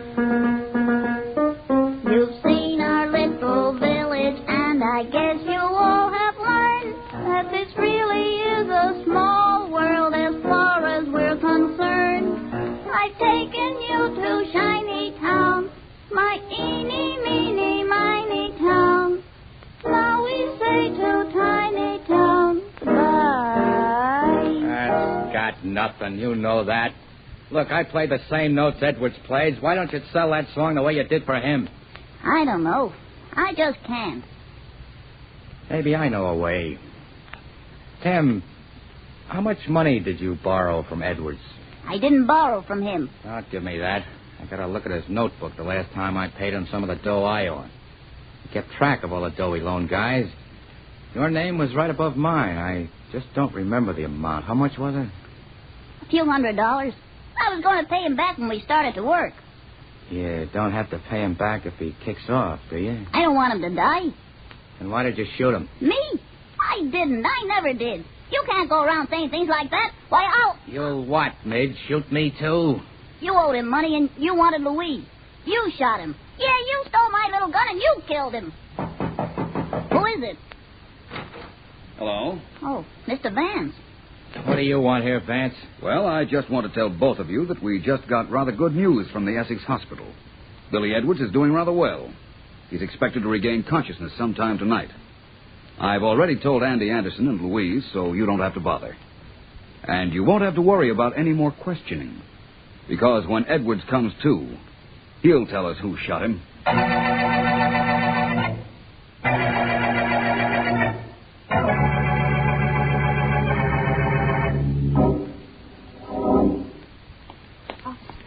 Is it all right if I go into Mr. Edwards' room with these flowers? No, ma'am. Nobody gets into this hospital room. Them's my orders. But I'm a nurse. I know you're a nurse. And what harm could you do? How do I know what harm you or anybody could do in there? All I know is I'm God here to see that nobody gets in Mr. Edwards' room. Very well. There's a patient up on the next floor who'll appreciate these. I'll take them up to her. Do what you like. You could save me one of them, though. How you take it home to the wife.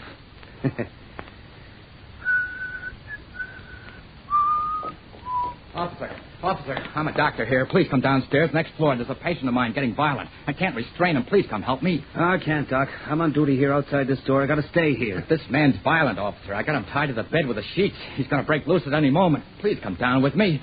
Nothing can be more important than stopping a potential maniac from getting loose. Oh? Well, I guess this is an emergency. And in an emergency, I'm supposed to forget orders and use my head. Nobody will be coming in here, not in this room anyhow. Lead the way, Doc. Right this way, officer. Down these stairs. If we hurry, we can get there in time.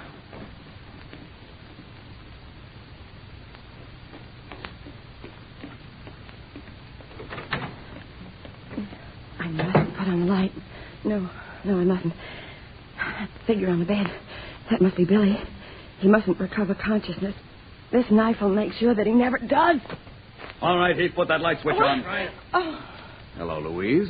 Completing some unfinished business. Mr. Vance. And Sergeant Heath, whom you've met, of course, but not exactly in this manner. Yes. Well, that was quite a cute way you got rid of the officer outside in order to fall for this plan of mine. Who was it helped you, Duke? Sure it was Duke. I had him turning cartwheels. He'd do anything for me. Just as you'd do anything for Billy Edwards, including murder. What? My guess is you killed his wife. He wouldn't marry you in spite of that. He turned you down.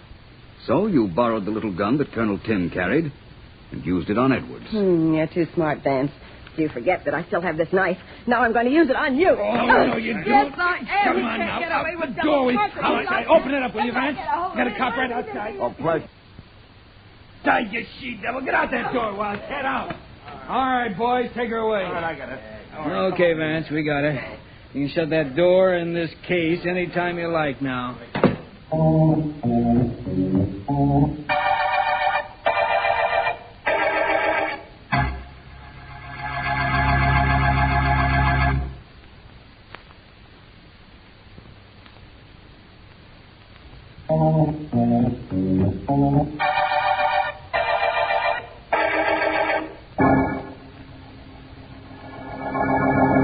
No, I'm sorry, Mr. Vance is not in. Goodbye. See what I'm doing for you now, Vance? Becoming a prevaricator. Is that good? Well, it isn't bad when I tell people you're not in so that you can have a little relaxation. Vance, what gave you the idea that La Belle Louise was the murderer in the Midget murder case? She did. My investigations proved that each of the four suspects involved had motive and opportunity. And the girl actually made no mistakes that pointed the finger at her. Oh, so you had to let her convict herself. Something like that. I had an idea we might run into a stalemate on this case. That's why I asked Markham at the beginning not to make any announcement of Billy Edwards' physical condition. How is he, by the way? And incidentally, you took quite a chance on Edwards' life, letting Louise loose in his room with a knife just to prove she tried to kill him once before, didn't you? There was nobody in that room, Ellen. Edwards has been dead for 2 days. Huh? He died soon after he was brought to the hospital. But that was something I didn't want the murderer to know. Or me either, apparently. Mm-hmm. You know something, Vance? You know what threw me off? The strangling of Mrs. Edwards. I knew it had to be somebody with a powerful pair of hands, and I thought of the giant right away. Louise was an aerial performer, Ellen, remember? She hung by her hands, did tricks with her hands and arms. They were very well developed. Too bad her imagination wasn't. Of course, I know why she went to the hospital with that knife. She thought Edwards was still alive and that she had to kill him before he recovered consciousness and told the police that it was she who'd shot him. I hoped that's what she would think. I didn't know she'd get Duke to help her, but I imagined she'd need and could get some assistance. Well, the Midget murder case was simply another example of the fury that lies within a woman scorned. That's something you might remember, oh brilliant one. Any time you begin some other romance, I mean. At the moment, I'm not concerned with beginning anything. Right now, Ellen, I'm serene, content, and quite pleased with the end of the Midget murder case.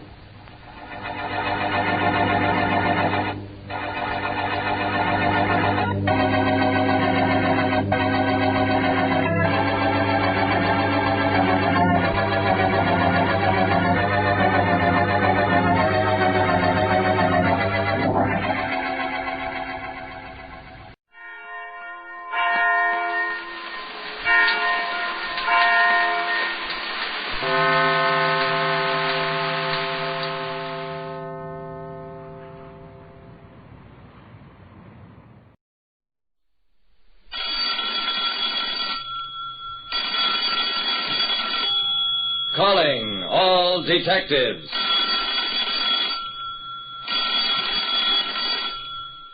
A murdered man, a wire recorder that didn't record, and a shoe full of diamonds.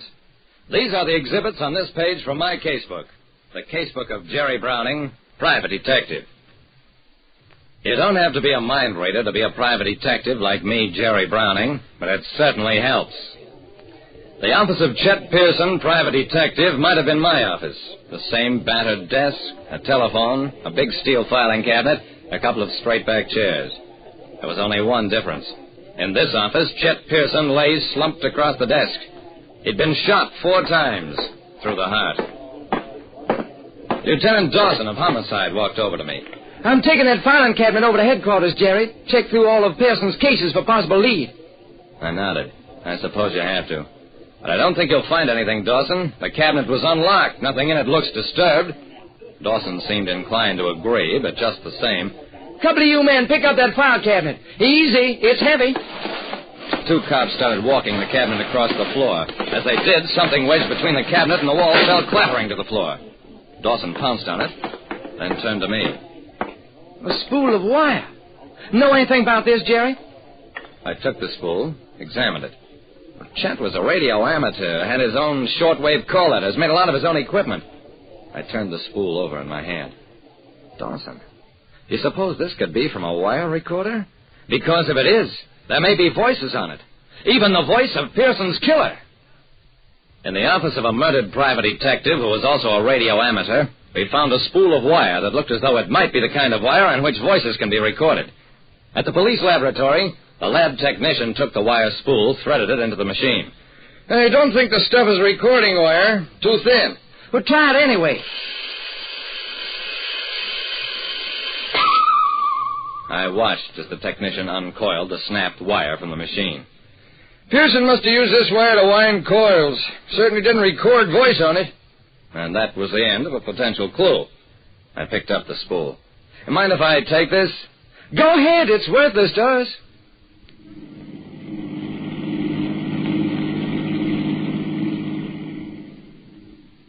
With the wire in my pocket, I went on back to my office, sat down at my own battered desk, stared at my own filing cabinet and straight-back chairs. Not much to show for 10 years of risking your life. But then I never knew an honest private detective who got rich from his work. Chet Pearson was honest.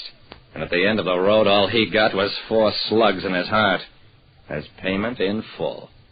That and a little short-wave station that he'd mostly built himself.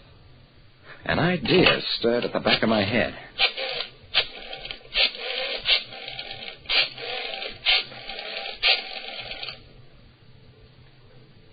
Hello, Chronicle. I want to place a classified ad under personals.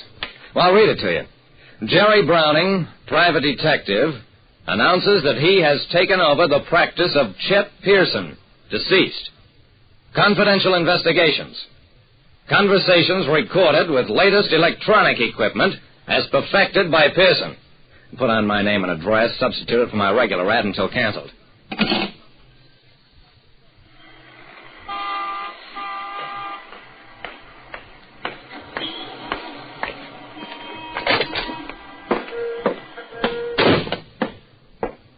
The clerk in the radio parts store thought I was crazy.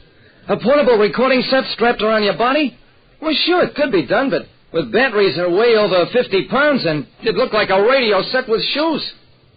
2 hours later, I had a lapel microphone with wires leading from it to an arrangement of coils and miniature batteries strapped around my waist. Best of all was a little housing containing a tiny spool of recording wire that wound from one reel onto another when I pressed a button in my pocket. You understand it's not doing anything, just winding from one side to the other. That dough guys will spend just for a laugh.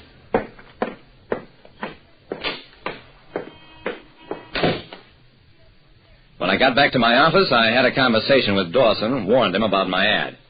Then I waited. The ad got almost immediate results. People for whom Pearson had worked and who assumed I'd made some sort of arrangement with his heirs to buy his practice. I stalled all offers of cases until Jonathan T. Olcott arrived. He was tall, suave, and bulged suspiciously in the vicinity of his left armpit. Mr. Browning, I'm a dealer in precious stones. And my business is of such a nature that I occasionally require proof of certain conversations. I leaned back in my chair.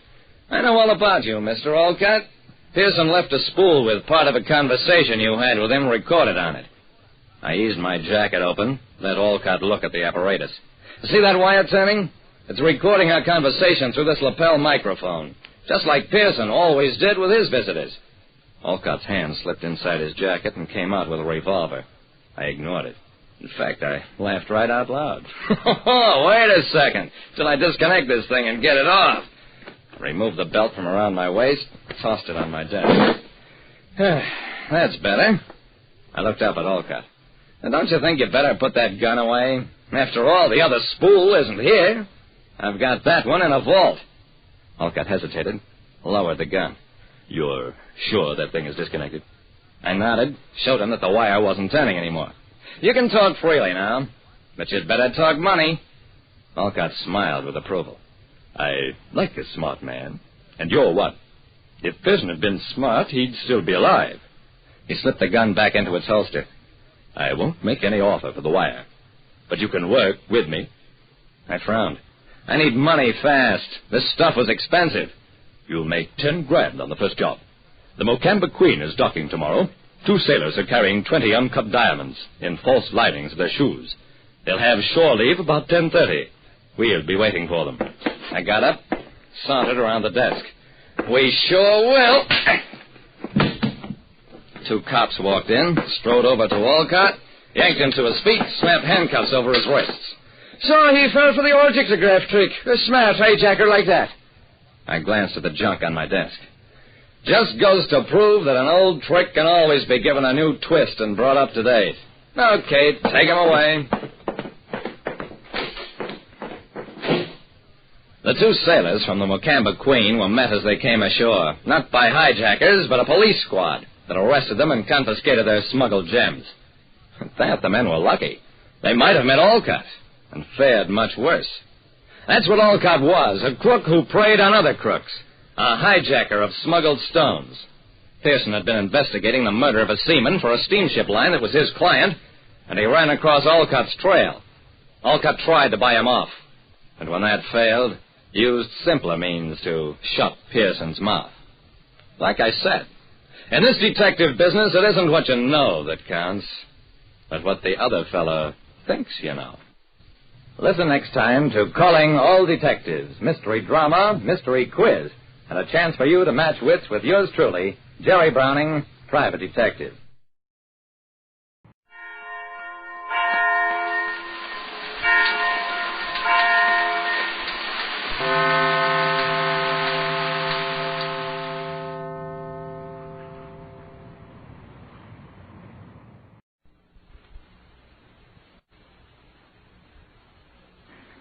Get this and get it straight. Crime is a sucker's road, and those who travel it wind up in the gut of the prison or the grave. This time I started with a Romanian from left field. Got misled in the Philippine jungles, chased a beautiful blonde clear to Venice, and wound up with a friend from Siam. All without ever leaving Los Angeles. It happened like this. From the pen of Raymond Chandler, outstanding author of crime fiction, comes his most famous character in The Adventures of Philip Marlowe.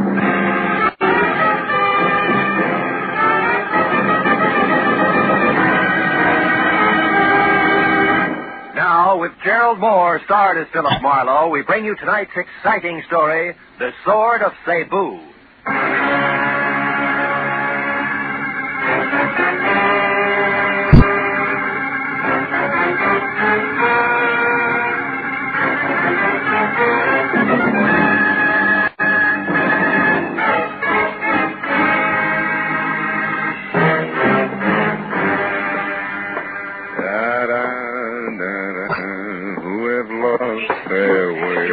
Where is the office of Philip Marlowe, the detective, maybe? Yeah, sure. Right around the corner here to your left. Oh, thank you very much. My friend, you know this Mr. Marlowe, eh? Well, yes. Yeah, I think you could say I know him. Tell me, he is a reliable man? Well, that depends on what you want to rely on him for. Excuse me, will you? I want to unlock the door. But you are Philip Marlowe? Yeah, you're so right. Come on in, Mr. Never mind. Now listen to me. I will pay you twice what Henry Pound has offered to you. Also, I will add to that $1,000 for a bonus. Wait a minute. What is this Henry Pound, the $1,000? Please, I have not the time for haggling. We may get $2,000, but you must work for me, not for Henry Pound. You only pretend to work for him. Now, look, Bud, in the first place, I haven't heard from Henry Pound since I worked for him 4 years ago. Huh? Second place, I still don't know who you are or what you want. Huh? Maybe you better sit down over there, start at the beginning, and tell me. You are lying! Oh! You are trying to trick me. Very well, Mr. Marlowe. The short, dumpy man with wild black hair turned suddenly savage, swung a hard fistful of knuckles at my front teeth, and propped me back up against my office desk. By the time I got out into the hall, he was gone. I was going to follow him, but my phone, screaming for attention inside, stopped me. I decided to be philosophical about it. After all, screwballs find me all the time. Hello, Marlowe speaking. Hello, this is Henry Pound. Remember me? Yes. I just had a reminder. I've been trying to get hold of you for 2 hours. My boy, where have you been? Out to dinner. Now, listen, Mr. Pound, First, Marlowe, this is most important. What? I need your help again, immediately. It no doubt includes the stubby crumb with a head full of wild black hair and a nasty temper that left you on the run 10 seconds ago. Kurt Babesco. Whatever you call him, it's probably it. Kurt Babesco. He's the one man I have reason to fear, Marlowe. Yeah? Come out here to my place at once, will you, my boy? Old Henry Pound's future is dangling over a very deep abyss by the merest thread, all because the sword is gone. What sword? What sword are you talking about, Mr. Pound? On the island of Cebu in the Philippines, the sword of Cebu. What? It means everything to me, and it's gone, vanished. I must have it back. Hurry, Marlowe.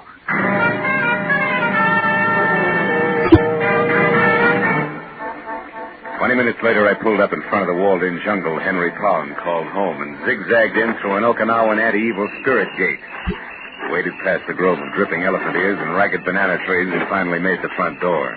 The house itself, from turned-up eaves to thatched nipa lanai, must have been gathered piecemeal on Pacific Islands, all the way from Hokkaido to the New Hebrides. It was Henry Pound himself who answered the door. Oh, Marlowe. You know, the only thing wrong with you is I never get to see you except when I'm in trouble. That's the business I'm in. Well, come in. Sure. Hey, it's quite a place you have here, Mr. Pound. The islands, my boy, yes. Since business keeps me away from them, I brought their atmosphere here to me. Even the music, huh? Oh, but the mosquitoes. Oh, shoo-shoo. Now, stay away from underfoot, will you? Shoo-shoo, huh? That's an albino Siamese. Yes, quite unusual. Yeah? But he sheds that abominable white fur of his like any common cat this time of year. Yeah. By the way, did you see my servant Hideki? Was I supposed to? Well, when I couldn't reach you by phone, I sent him down to your office to wait. Well, he must have gotten lost then. Well, no matter. Let's get down to cases, my boy. Now, sit down, will you please? And listen closely. All right.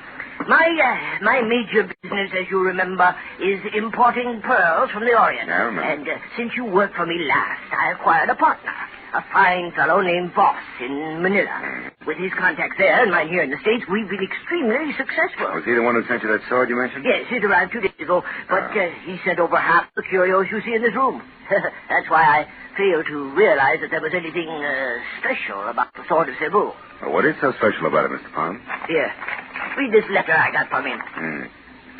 Henry, I'm certain now there's going to be trouble.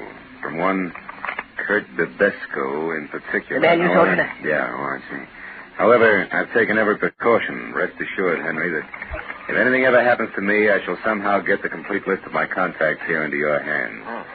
Sincerely, Eugene Voss. Well.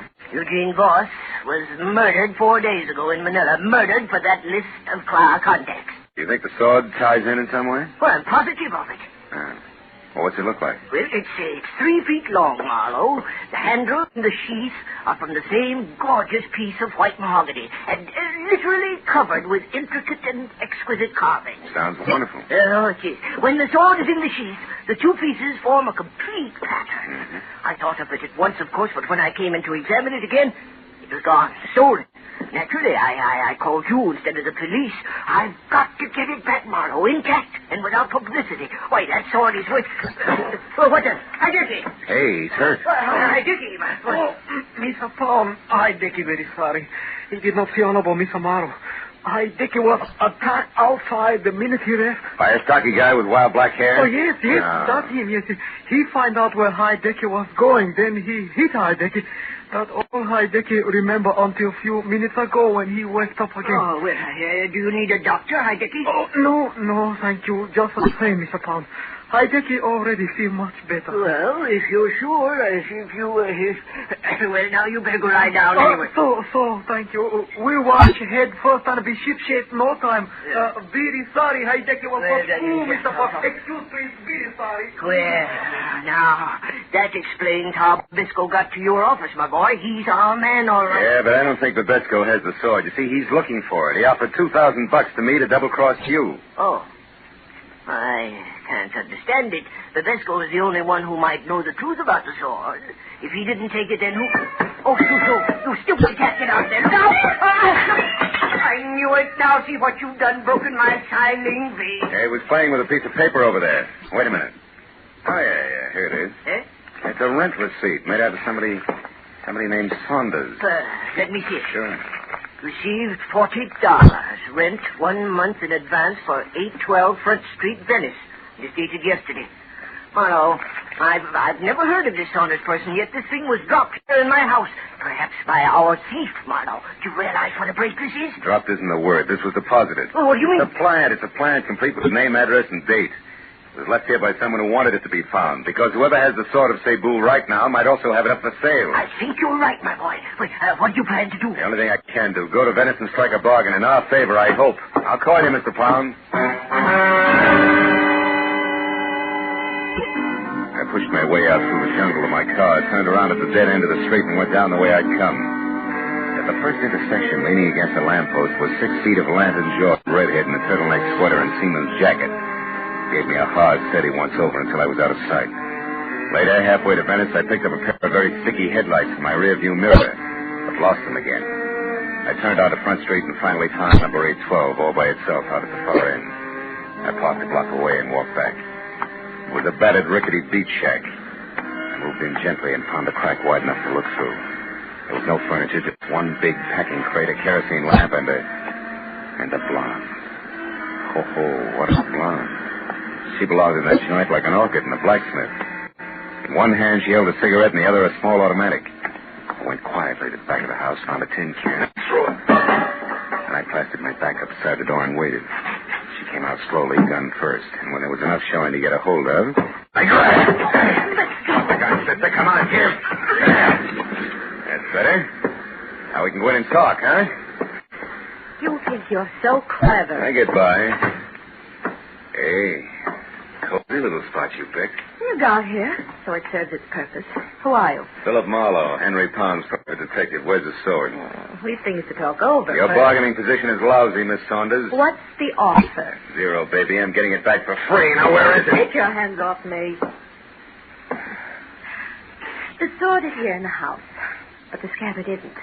And one's quite worthless without the other, you know. You're not taking a lot of chances, are you, kid? The sword has already brought me $5,000, Marlowe, and I've only just begun. So make an offer, and make it good. You're a liar. Sword's not worth 1/10 that. Not of itself, no. But this one's special, and I know why. And I'll tell you something else. You bet you will. You'll tell me where it is and fast. Not that fast, mister. Don't move. Drop the gun. Now you can turn around. Well, a Lantern Joe with red hair. Well, you were tailing me after all. Yeah, you said it. Now, wait a minute. Shut up. But Get out. The front door. Go on, beat it. I'll see you later. Now you, mister. Now what? Now we sit down, a couple of smart guys, and find a good, sensible way to work this out. Only I'm just a little smarter, because I got the only gun. Keep talking. What'd you say the sword was? Speak up, fella. Time's running out. Sounds like time's not the only thing that's running out, Red. Somebody's in the back room. Sorry, Tootsie, but now this only works one way.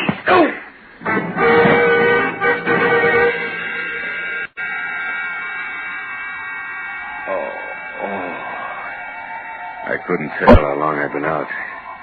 But I felt like I'd lost at least a weekend in somebody's boiler factory. I got back far enough to realize that something was going through my pockets.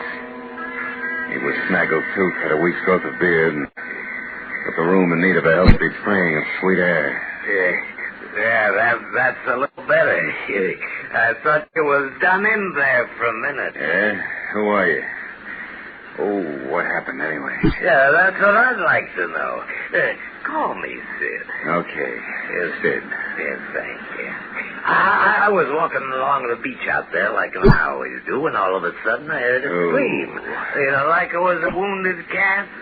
It came from in here. And I know this house has been empty for years. Was it you was screaming? No, I went out too fast. Yeah. Well, I come a-running, and just when I stepped up on the porch, a fella in a pea jacket come charging out and beat it down the street. Yeah, I remember. Red and the noise in the back. Have you been in there, that back room? Me? Yeah. No, I just looked this far, and I found you. Well, what's it all about, mister? What's back in there? Hey, bring that kerosene lantern, will you? Yeah, sure. Yeah, I got it. Look, a guy. Yeah, a wild-haired Romanian named Bibesco, with the sword of Cebu sticking clear through him. Dead center.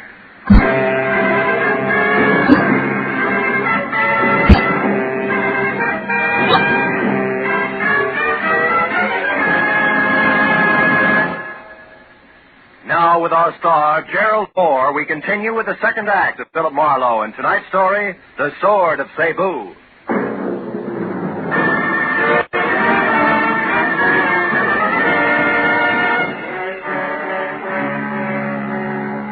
While the beachcomber gaped like a marionette with broken jaw strings of the impaled body of Kurt Babesco slumped at our feet, I quickly covered the room and the back porch, which led to the beach outside, looking for the wooden sheath that belonged to the sword of Cebu, just in case Claire Saunders had been bluffing.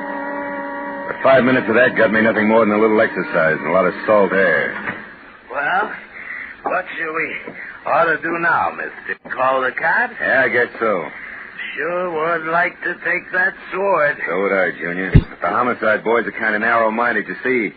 They like their corpses as is. Yeah? Come on, let's get to the phone. Yeah, okay. There's one's a couple of blocks away. You got a car? Yeah, it's out front. Got a light? Yeah, here's the match. Thanks. Hey, wait a minute. Huh? What do you do with the conga club? Me? Yeah. Oh, them matches ain't mine. Just picked them up off in that barrel. Just pick them up. Conga club, huh? You know where it is? Yeah, sure. It's right here in Venice. Ex-Marine runs it. Kind of wild, though. Cops raided it once. They had some dancing. Where is it? Where is it? Come on, it could be important. Straight down Front Street, Broadway, then left one block, and you're there. Uh-huh. Now, look. You call the cops and get back here and wait till they come. Tell them my name is Philip Marlowe. I'm a private detective. Yeah. Oh, no. No, sir, not me. I ain't waiting here alone. $10? That's all? You heard me, here. Tell the law I'll get in touch as soon as I can. Also, Sid, I'll match that 10 the next time we meet if you've kept your mind on your work. Yeah, okay. But where'll I tell him he went to? The conga? You catch on fast. The conga, Junior.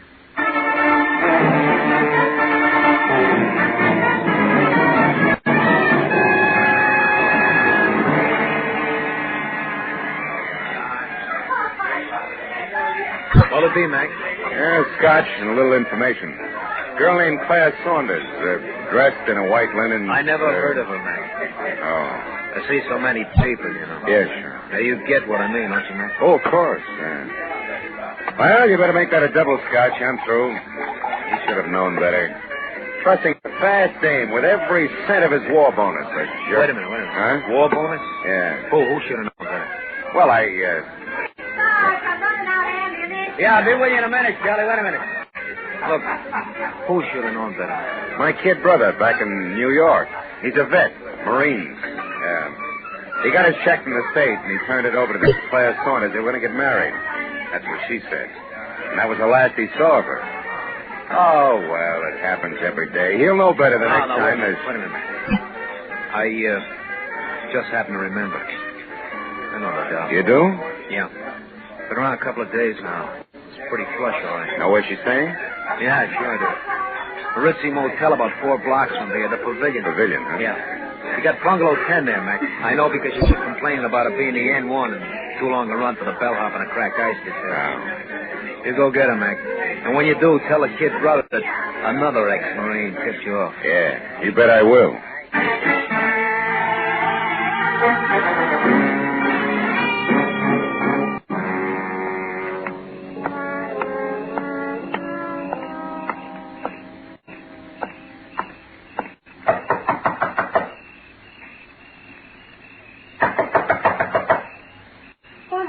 Bellhop, ice. Oh, there must be some mistake. And you made it. Yeah, we're going to straighten it out right now.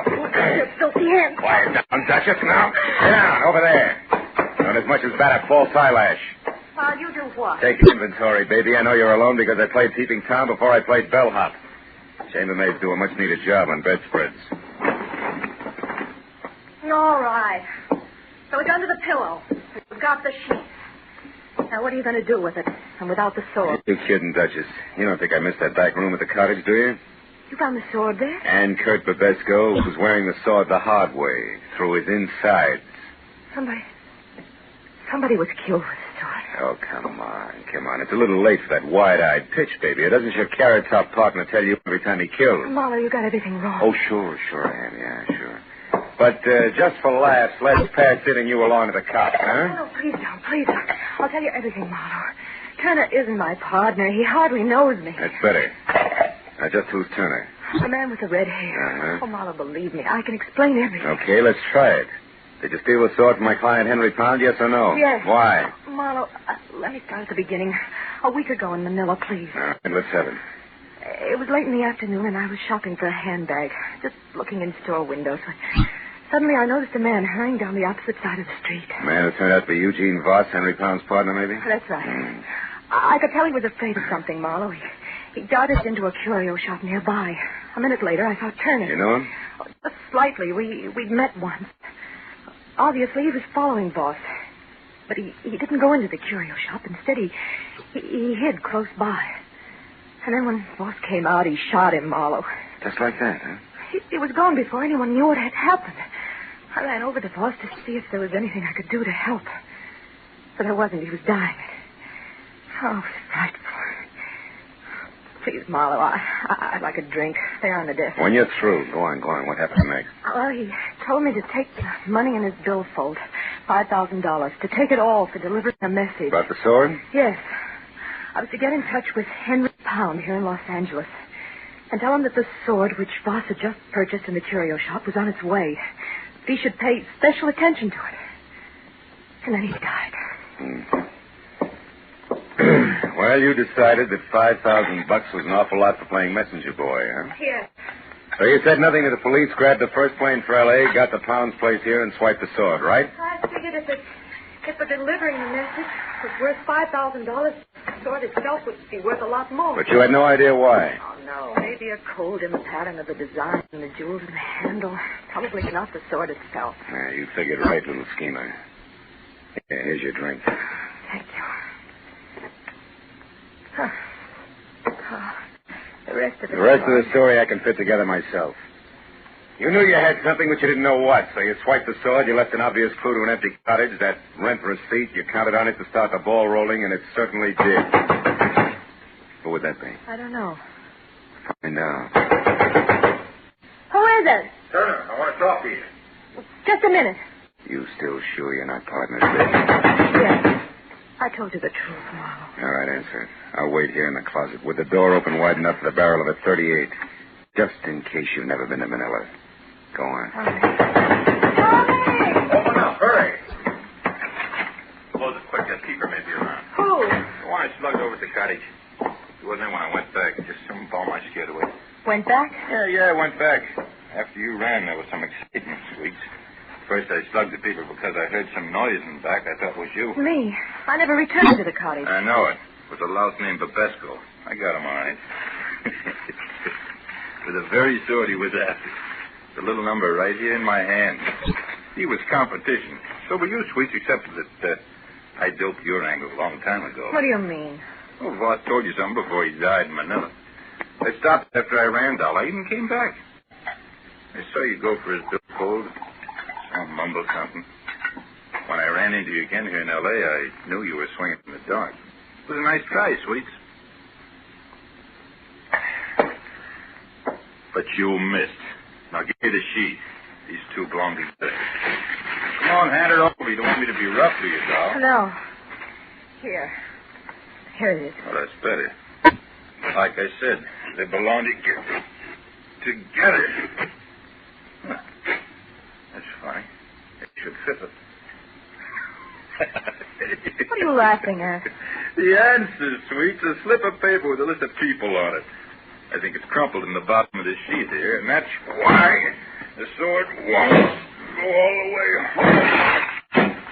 Yeah, here it is. A piece of paper. It's a valuable piece of paper. Sure. Names and numbers of all the players. That's it.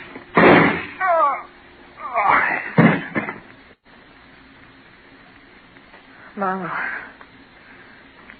Oh, he's dead, isn't he? Yeah. About as dead as a guy named Eugene Voss was last week on a sidewalk in Manila. Or the party called Ibesco. What is it? Turner's dead, but I don't think his partner is. Marlowe, you thought I was his partner. Oh, yes, and I thought wrong, Claire. Well, now I got a little more to go on. I'll see you, honey. Oh, no, wait. What am I supposed to do? Call the police and explain it all away as a practical joke? Oh, Marlowe, have a heart. Where are you going? Back to my client, little dreamer. I think you can give me a line on that partner. Be good.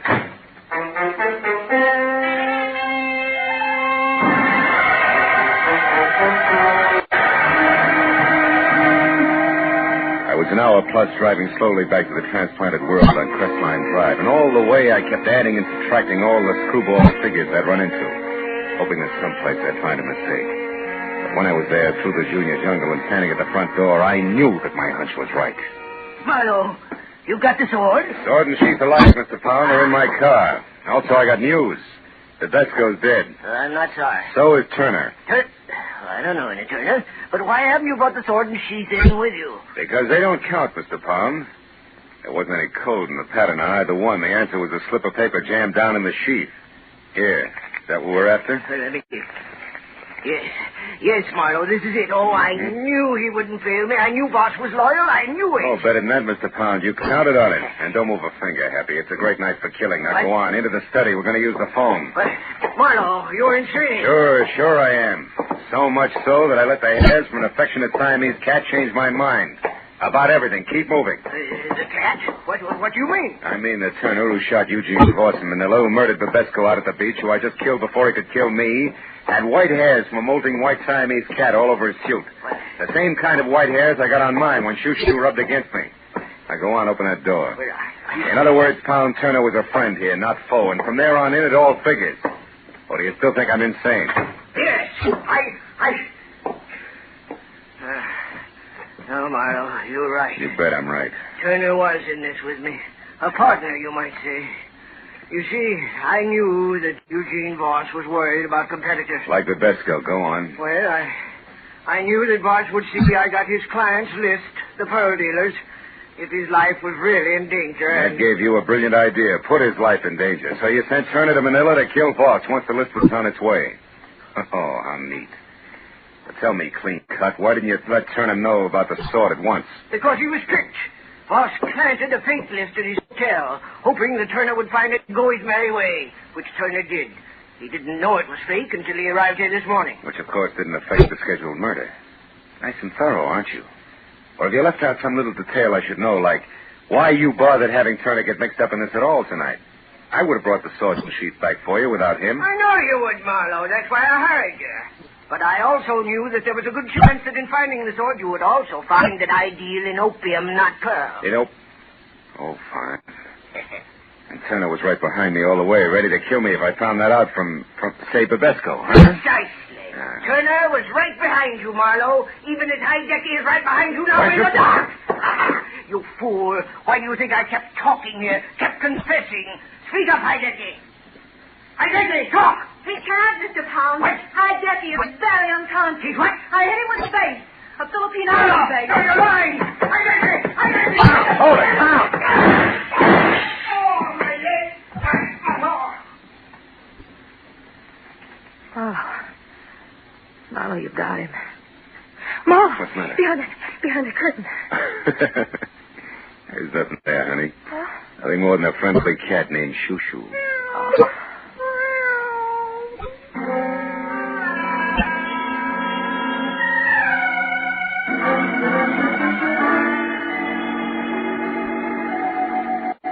It took a long time. It always does. But finally, the police in Los Angeles and the police in Manila knew exactly who had done what to whom and why. All of which left Henry Pound, the vicious little character who wouldn't even recognize honor among thieves, with a short, unpleasant future. And I thought about him and every rotten thing he'd done as I walked through his imported island jungle to my car. I thought about him and Babesco, about Turner, the houseboy, about Eugene Foss, and I didn't think about Claire Saunders until I got to my car. It was in behind the wheel, headlights on. The words were written in lipstick the length and breadth of my windshield. Bill, dear, I stepped out when nobody was looking. But don't fret. Because from here on out, I'm going to be very good. I've learned my lesson. P.S. My plane doesn't leave until morning. Would you like to help me wait for it at the airport cafe. They have good food and they're open all night. Claire. Airport cafe. It's an hour's drive. Unless I hurry.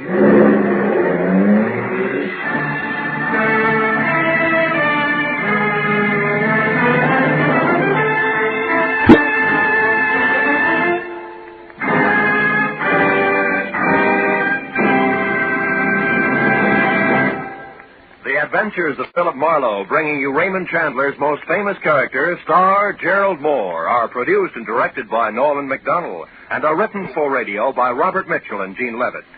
Gerald Moore can currently be seen starring in Republic's The Blonde Bandit. Featured in our cast were Gene Bates, Junius Matthews, Barney Phillips, Byron Kane, Paul Frees, and Anthony Barrett. The special music is composed and conducted by Richard Arant. Be sure and be with us again next week when Philip Marlowe says... This time an old Spanish woman who cared, a redhead and a mink who didn't, and a green suede button beside a corpse, all led me to a wounded man with a gun in his hand, cornered on a warehouse roof.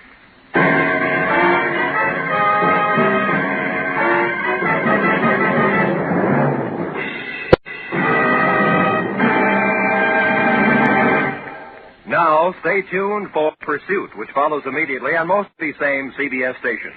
This is Roy Rowan speaking. This is CBS, where Burns and Allen are heard every Wednesday night, the Columbia Broadcasting System.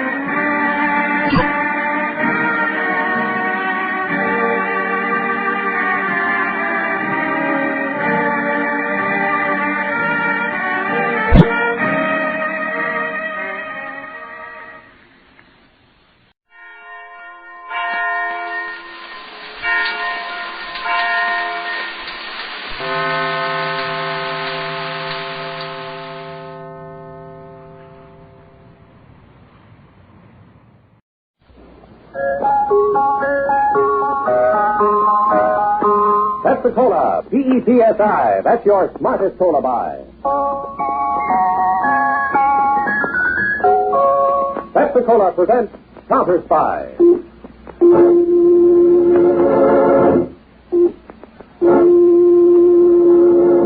Washington calling David Harding, Counterspy. Washington calling David Harding, Counterspy. Harding, Counterspy. Calling Washington.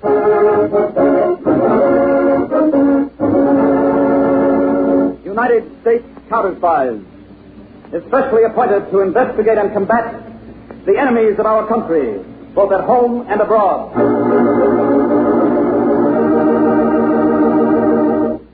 Tonight, the case of a genuine counterfeit.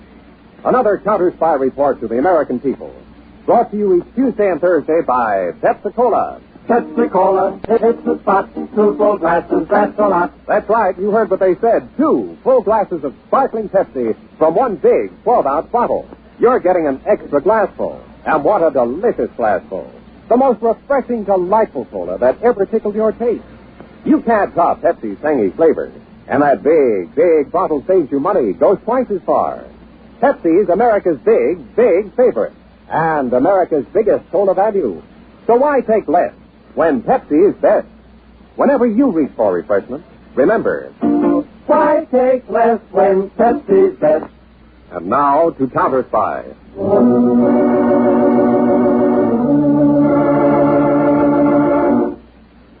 A little over 6 weeks ago, in a small mid-European country, a man, the private secretary of a diplomat named Borney, lay on the kitchen floor of his own apartment. His head, twisted to one side, revealed a dark bruise on one temple. And as he lay unconscious, a steady stream of gas hissed from the open jets of the stove. Gas which filled the room and swirled around the flickering pilot light of the stove.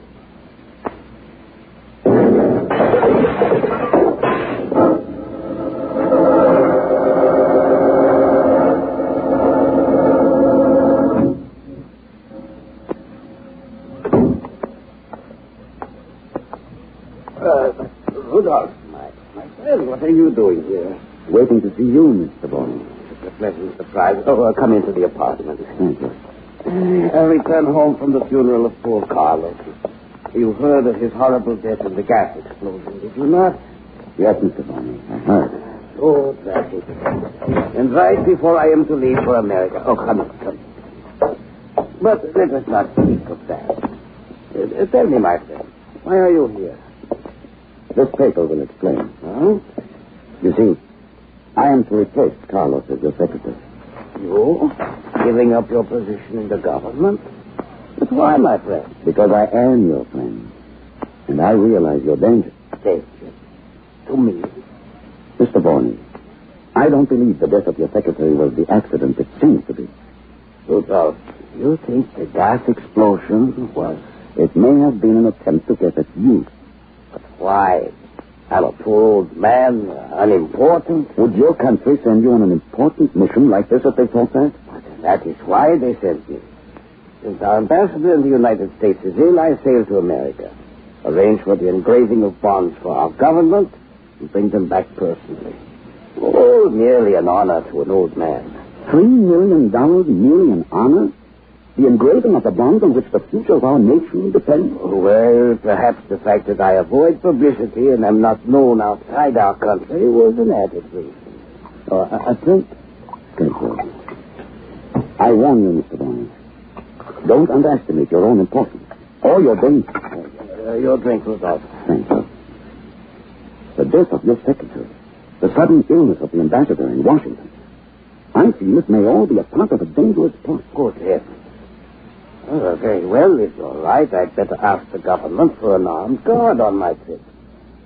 Mr. Borney, I have another suggestion. What is it, Rudolph? If you know any way... My suggestion is that you and I exchange identities. That you travel as my secretary, Rudolph, and I as the envoy, Borney. You would take that chance? Yours is the life of value to our country. You must get those bonds through.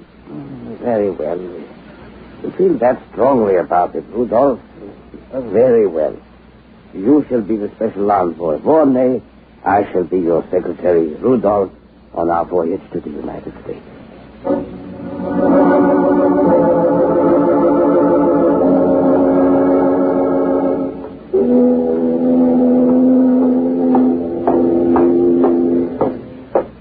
Find you here. Rudolph. I mean, Mr. Borney. Yes, the water churning from the propellers in Fleet. Turbulent, dangerous, like the world we live in. So, have you had dinner? The mess they serve on this ship under the guise of food. But, I did have an interesting dinner partner. Another gourmet like yourself? No. That American girl.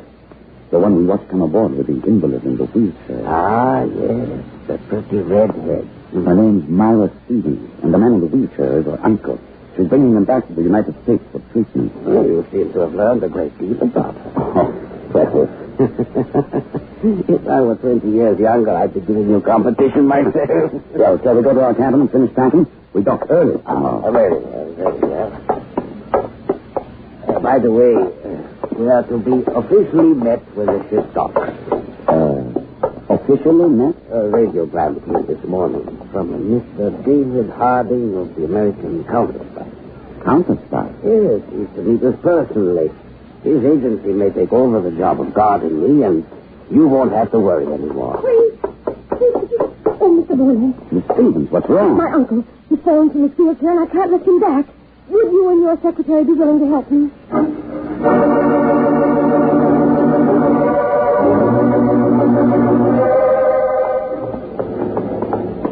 Cabin's right down here.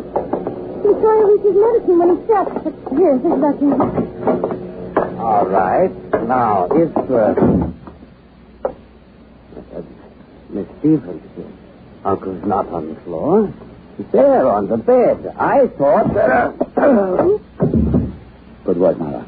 The old fool never knew what hit him. That padded pipe was perfect. Not a mark on it. He can't afford any slicks. Not with $3 million at stake. How about your uncle on the bed? Is he still unconscious? I haven't found out of him since I brought him aboard. The stuff you gave him works like a charm. Who is he anyway? Just a sailor I found in the dock. But he served his purpose. Here, give me a hand with old Bonnie.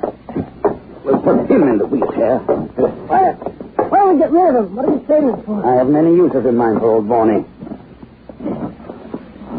Now, Myra, does a hypodermic needle bother you? Well, if you don't needle me with it. How long will that stuff keep your men unconscious, Rudolph? Long enough for you to get them ashore tomorrow into your apartment. That's it, keep him quiet. Now get me a blanket. Sure. The one I wrapped around the other head. Wrap it around, Bonnie. Now, as far as anyone knows, this is the same man you brought aboard. Your poor, invalid uncle. While you go on posing as warning. Pretty slick, Rudolph. I planned it, didn't I? One thing I don't get, though. Everyone in the United States will accept you as Vornay. Why did you have to forge a duplicate order for those bonds? My dear, Vornay was sent out to have $3 million worth of bonds printed. With that duplicate letter, I can have $6 million made. 6 is more than 3. So far, so good. At the right time, I send $3 million back to my country as they expect. But for myself, I have $3 million more. Perfect bonds, genuine counterfeits, duplicates, that is, to be sold here and there around the world to my own profit. And mine. You'll get your share. Okay, mastermind. How do we get rid of this sailor? We'll wait till the deck is empty, and then send our sailor on his last sail. Without the boat.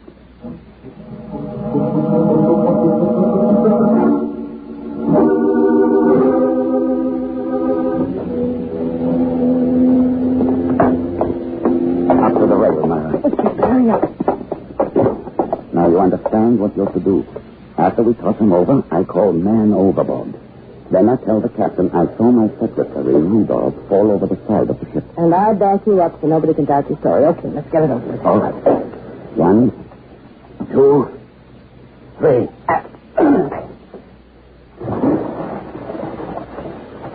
So long, Uncle.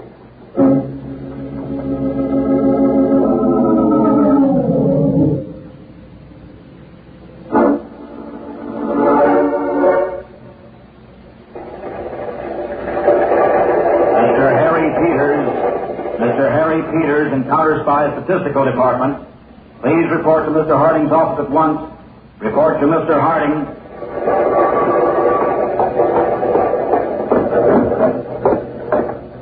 What's up, Mr. Harding? A job for you, Peters. Oh, I got my bulletproof vest? No, this is an easy one. I just want you to meet a ship with me in New York and then arrange for the safety of the foreign envoy who's aboard. Another throneless king? A man named Vornay. He's been sent here to arrange the printing of some bonds for his country. Why here, Dave? To cut the chances of counterfeiting. His country's economy is already shaky, and they're issuing these bonds to add to the Marshall Plan aid we're already giving them. Any counterfeits might topple the government. So we play nursemaid, Well, it's vitally important to the United States to see that his government doesn't fall. These bonds may be the deciding factor. We'll fly up to New York now. The ship docks tomorrow morning.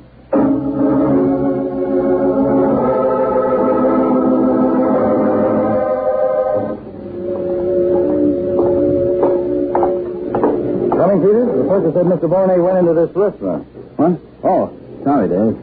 That red-headed girl. The one who left the ship was the man in the wheelchair? Mm-hmm. Now, his foreign envoys look like that girl. Yeah, we'd have even more international complications. Come on, Romeo.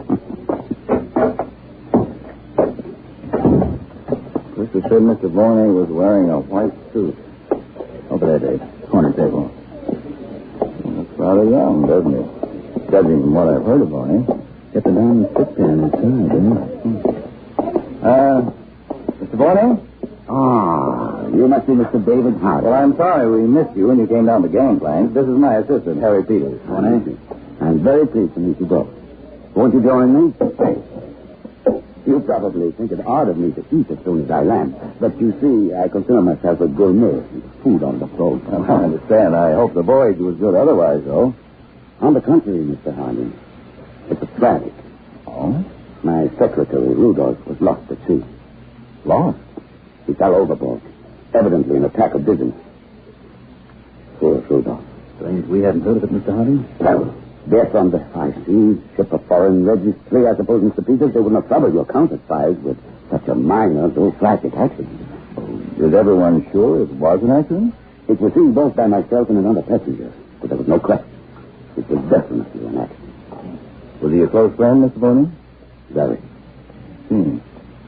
Well, my business in seeing you this morning, Mr. Boney, was to welcome you to our country and arrange whatever protection you desire while you're here. Protection? Mr. Harding, I have a great deal to do in your country. A great deal to see. Well, that's right. This is your first time outside your own country, isn't it? Yes. And I'd rather not have your agents tagging after me. I'm sure you understand. That's up to you, of course. If there's anything at all we can do for you, please call on us. Shall we go, Peters?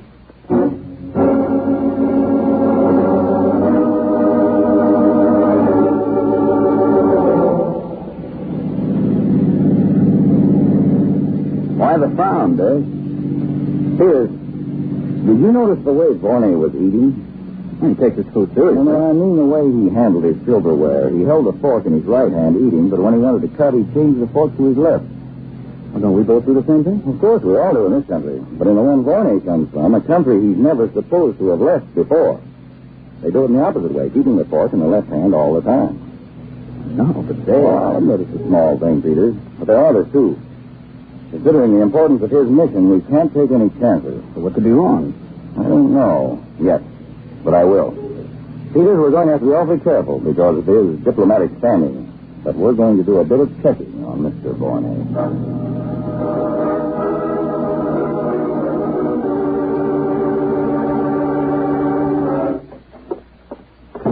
You were right, Dave. Find proof of foul play in Vorney's secretary. Falling overboard at sea? Not yet. Thorndike is checking that angle now. But I checked into recent news reports from Vorney's country, and I found that the secretary before this one also died under peculiar circumstances. Oh? A short time before Vorney sailed, he died in a mysterious gas explosion at his home. Oh. Well, certainly something very fishy about Vorney that isn't explained by his sea voyage. Wait, Dave, there's more. I found that only 3 pictures of Vorney have ever been taken. The only copies of them in the main office of their big news service are mysteriously missing from their files.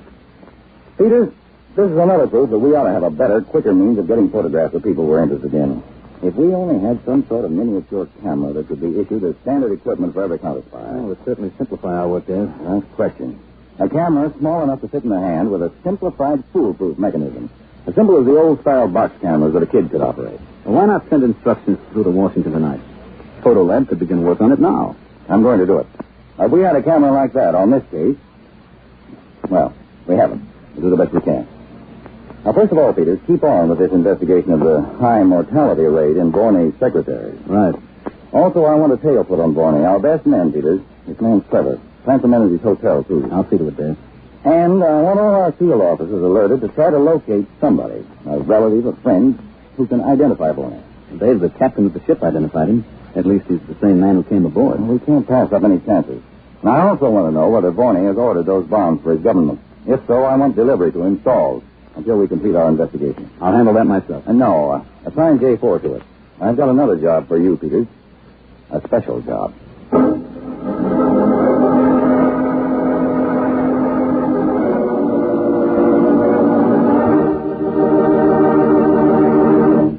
In just a moment, we'll return to Counterspy, brought to you by Pepsi-Cola. Pepsi-Cola, chips and spots, 2 full glasses, that's a lot. Lots more value, lots more zest. Why take less when Pepsi's best? More and more, among fellows and girls, among mothers and dads, you hear that sane and sensible question.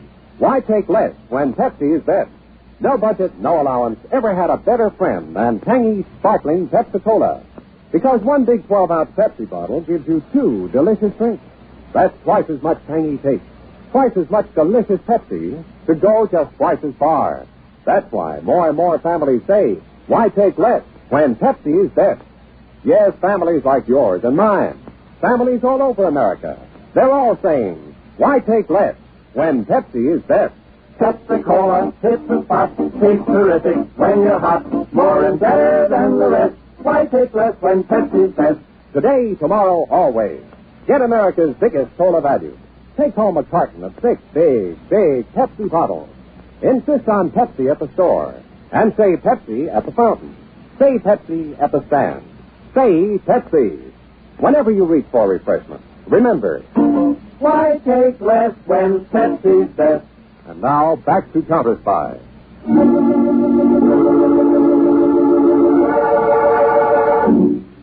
A man stands outside the door of a New York apartment hotel, looks around, then pushes the doorbell.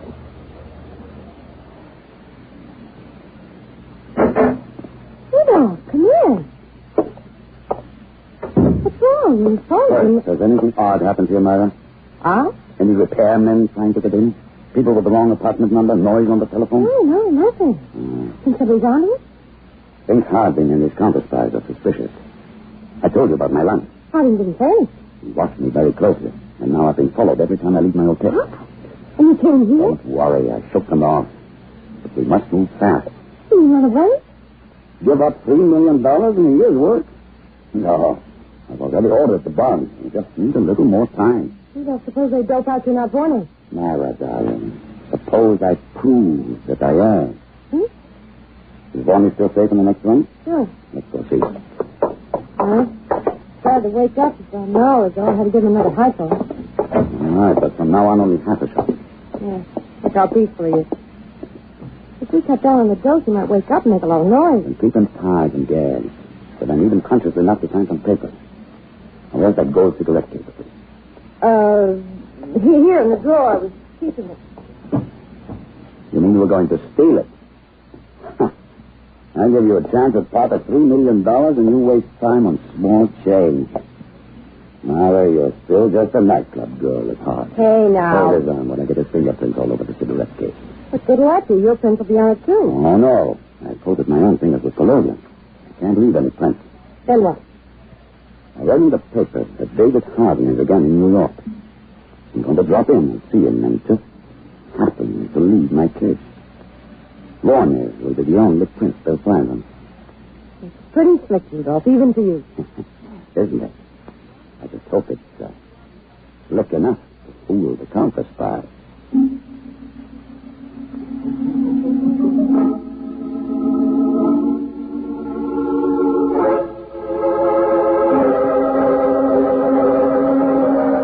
J4 calling, Mr. Harding.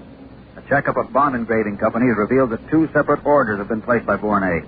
Each order is for $3 million worth of negotiable bonds. Examination of the orders proves one letter to be a clever duplicate of the other. Twice the original amount ordered, huh? And that's the answer to his racket. $3 million to be sold by his government and an equal amount for his own profit. The bond companies have agreed to stall him as you requested. Okay. Stand by for further orders.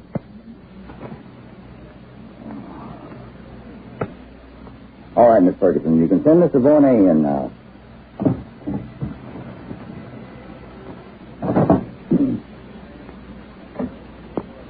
Come in, Mr. Bournet. Thank you. Hope I'm not treating you so good, so forced working. Not at all. What can I do for you? I something to thank you and Mr. Peters for your kindness in meeting me when I ship docked the other day. Well, I'm sorry Mr. Peters isn't in right now. He's out on a job. Shame. I hope to see him. Mind if I smoke, Mr. Howling? Well, don't. You'll find some cigarettes there. Clapper, please. I have this case with my own favorite brand. Will you excuse me? Sure. Howdy, Biggie. All done, Dave. We got into Bournet's room as soon as he left and went over it with the infrared equipment so there won't be any traces left. Get anything? All the fingerprints you wanted. I'm bringing the photograph right down to be developed. One bad break, though. Bournet again shook off the man we had trailing him. No idea where he is now. I have. Here. Would you? Boy, if he could hear this call. I don't think that'd be too good. I'll see you later. Sorry, Mr. Bournet. It is my fault for taking up your time when you are busy chasing some, how do you say, international racketeers. No, I'm glad you came. I have some news for you. We've located an old friend of yours here in the United States. A friend? Otto Strebling in Chicago. Used to work with you in your country. Remember him? Oh, of course. But you shouldn't have gone. Oh, it's no bother at all, Mr. Bournet. Anything to make your visit here a memorable one. I've arranged for Sterling to fly in from Chicago tonight. He'll land at 7.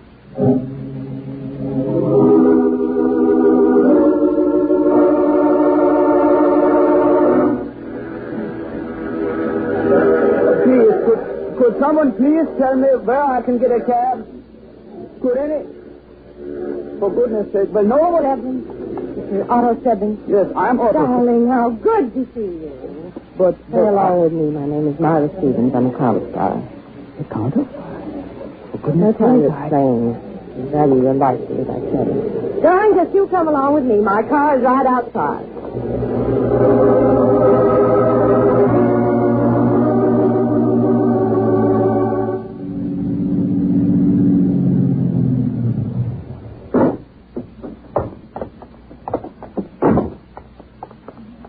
Now into this house, Mr. Stedman. All right, but why do we have to be so careful? There's no one around. I told you, you and Vorney are both in danger. You are taking me to my old friend, Mr. Vorney, aren't you? Yes, he's being hidden here until we catch the foreign agents we're after. All right, get inside. All right, you don't have to poke me with it. For goodness sake, why do you point that gun at me? Why do people usually point guns, stupid? Now go on to the next room. But you said you would take me to my friend. That's just what I'm doing. He's right in here. There you are, Otto, old boy. Mr. Vorney.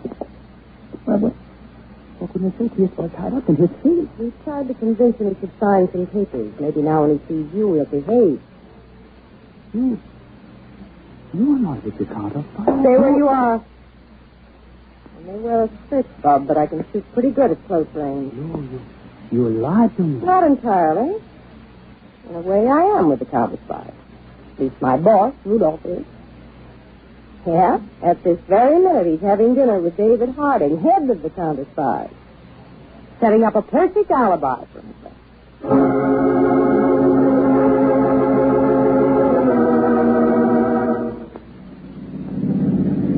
Mr. Harding, when I invited you to dinner... Well, we'll have our dinner, Mr. Vorney, but first I thought you'd like to see how we make an arrest in this country. Of course, but... A call I received just before we left was from my agents. They followed the girl accomplice of a certain criminal to a house here in the suburbs.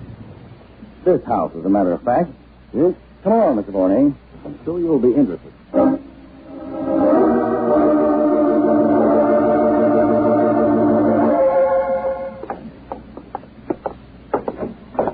After you, Mr. Harding. Oh, no, Mr. Vorney. After you.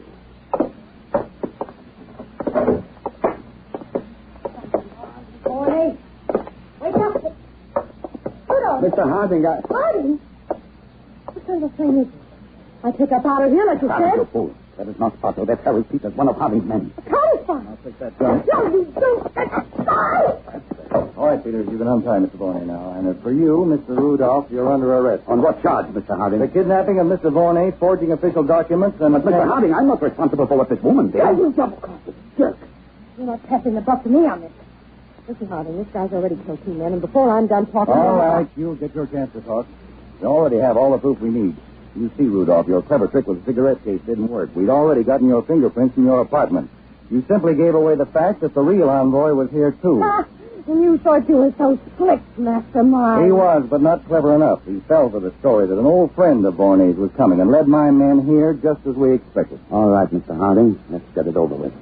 Let's go. Certainly, Rudolph. Oh, I did promise you a dinner, didn't I? Well, you'll get it. It'll be interesting to get the opinion of a gourmet like yourself, Rudolph, on the food served in our federal prisons.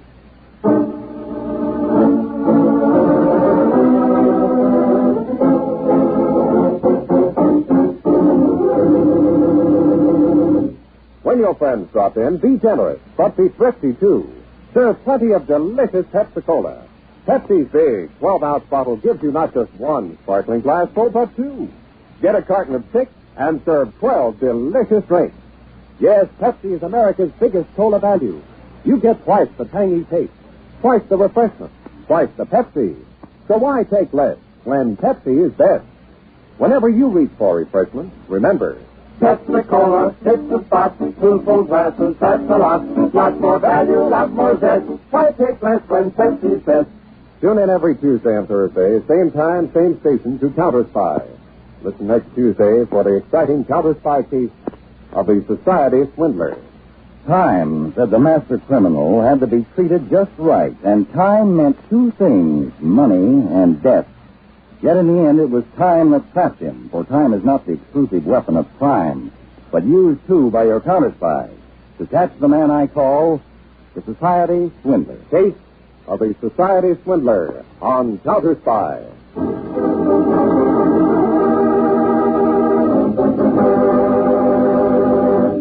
Tonight's Counterspy program originated in New York, was directed by William M. Sweets, and featured Don McLaughlin and Mandel Kramer, with music by Jesse Crawford. Counterspy is a Phillips H. Lord production for Pepsi-Cola. Enjoy some Pepsi, ice cold tonight.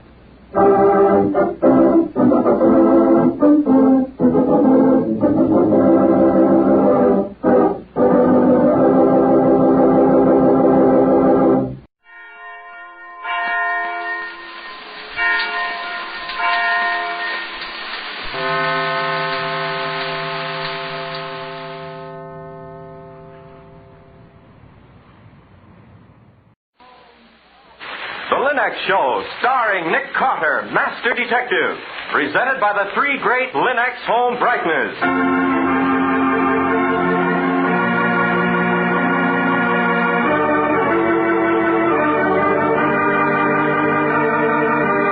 This is the story of a man known the world over as one of the most daring and resourceful characters in the history of detective fiction. A man whose name has become a symbol of the triumph of right and justice over the sinister forces of crime and lawlessness. Nick Carter, Master Detective.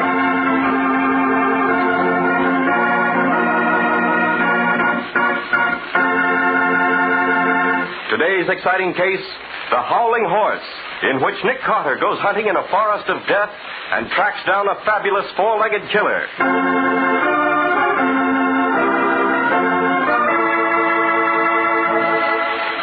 Enjoyable living, for real contentment, it is necessary that we have time to relax. Time to do the things we like, as well as to do the necessary things.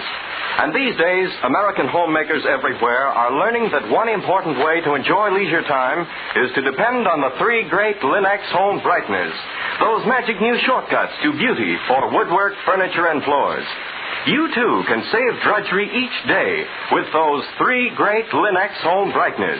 Linux Clear Gloss, the modern brush-on finish. Linux Cream Polish for fine furniture. And Linux Self-Polishing Wax, the amazing new quick-drying wax product. Try these fine modern products designed to help you do your work in record time. You'll find that they're a really efficient way to leisure time for you. Ask your hardware, paint, or department store for the three great Linux Home Brighteners, the modern shortcuts to new home beauty.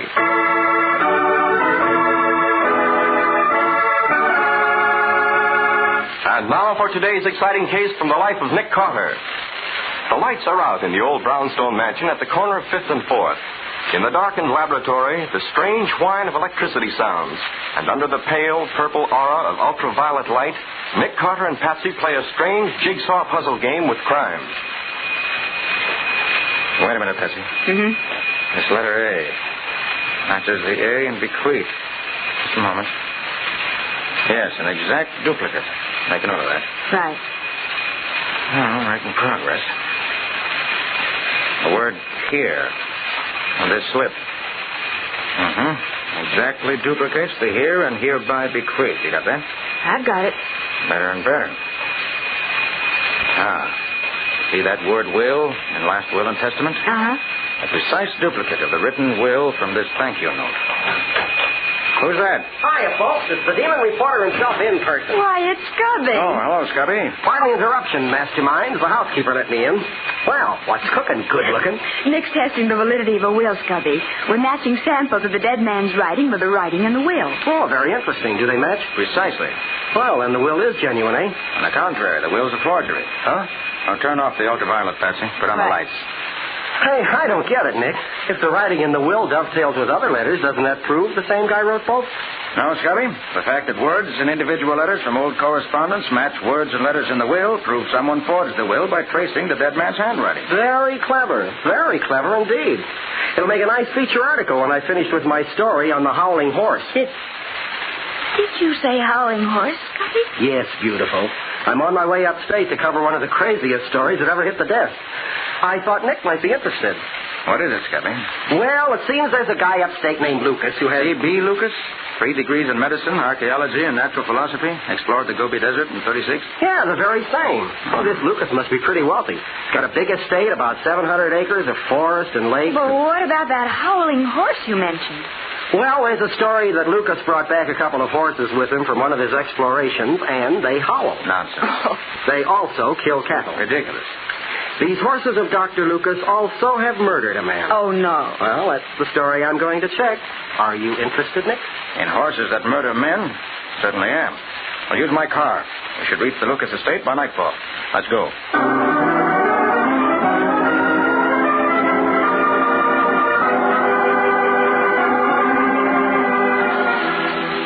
Sit down, Mr. Carter. Ma'am. Thank you. The other gent, too. Thanks. I'm mighty happy to have you with us in the Burnham. Thank you very much, Sheriff Crane. The case too tough for you to handle, eh, Sheriff? Well, you betcha. Be too tough for anybody except Mr. Carter here. Reckon I'd have caught you in anyway. You better explain, Sheriff. Well, it's like this. Lucas ain't amiable, man. Not by a long shot. Keeps himself locked up in that estate. Nobody can get him. Nobody sees him. He kind of acts like he's scared of something, hiding. But he's a mighty powerful man in this county. Got influential friends. My hands are tied. I can't buck him. But you can, Mr. Carter. I hear you're a fighter that don't care a hoot where the punches land. Well, I try to live up to that reputation, Sheriff Crane. Now, tell me about Lucas's horses. Don't know a thing. He brought them back with him about 6 months ago. Moved them in horselands. Nobody seen them.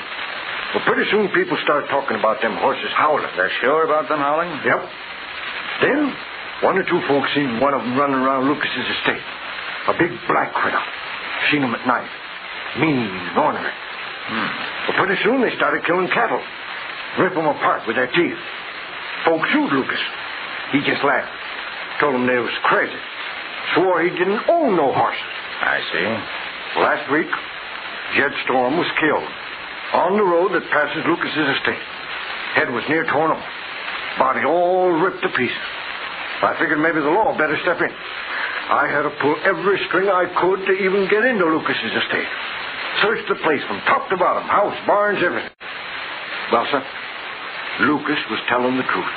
There ain't no horses there. You're sure, Sheriff? Ma'am, I'm a farmer before I'm a sheriff. You can't fool a farmer on things like that. All right, Sheriff. We'll start tonight and see what we can find. Just one warning, Mr. Carter. Maybe I sound kind of fantastic like, but believe me, I ain't been stretching the truth.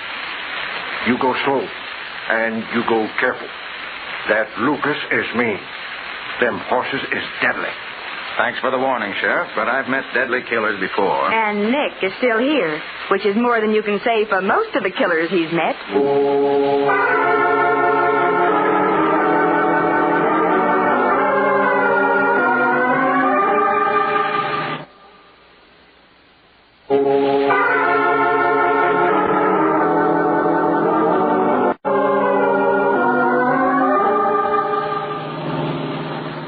Crane's directions are right. This must be the road that skirts Lucas's estate. Keep your eyes on the left. We ought to sight the house any minute now. Pitch dark, Nick. Watch for lights. Oh, what's the program, Nick? You going to bust right in? Going to try. I don't know how tough Lucas really is. Maybe he's just bluffing, Sheriff Crane. Nick, I can see lights off to the left. Yeah? Where away, Skipper? Deep in the woods there. See? Yeah. The lady's right, Nick. I see them. That must be Lucas's house, all right. Yes, there's a gravel drive turning off the road. Here goes. I'll be more than interested to meet Lucas again. Oh, you know him, Nick? Casually. I had the rather distasteful job of checking his credentials for the government some years ago. Intelligence work. Believe me, it was a nasty interview. Nick! Hey, for the love of Pete, Nick. Someone's bombarding us. Oh, stop the car, Nick. We'll be blown up. Stop anyway. There's a roadblock ahead. Oh. Hey, this doesn't look like a bluff to me. Lucas is playing for keeps. This is private property. You are trespassing on private property. I shall give you 5 minutes to get out here. Where's that voice coming from? He's using a public address speaker out on the grounds. He's probably got the microphone in the house. This is your last warning, whoever you are. You have 5 minutes to get off my ground. Apparently, we haven't much choice.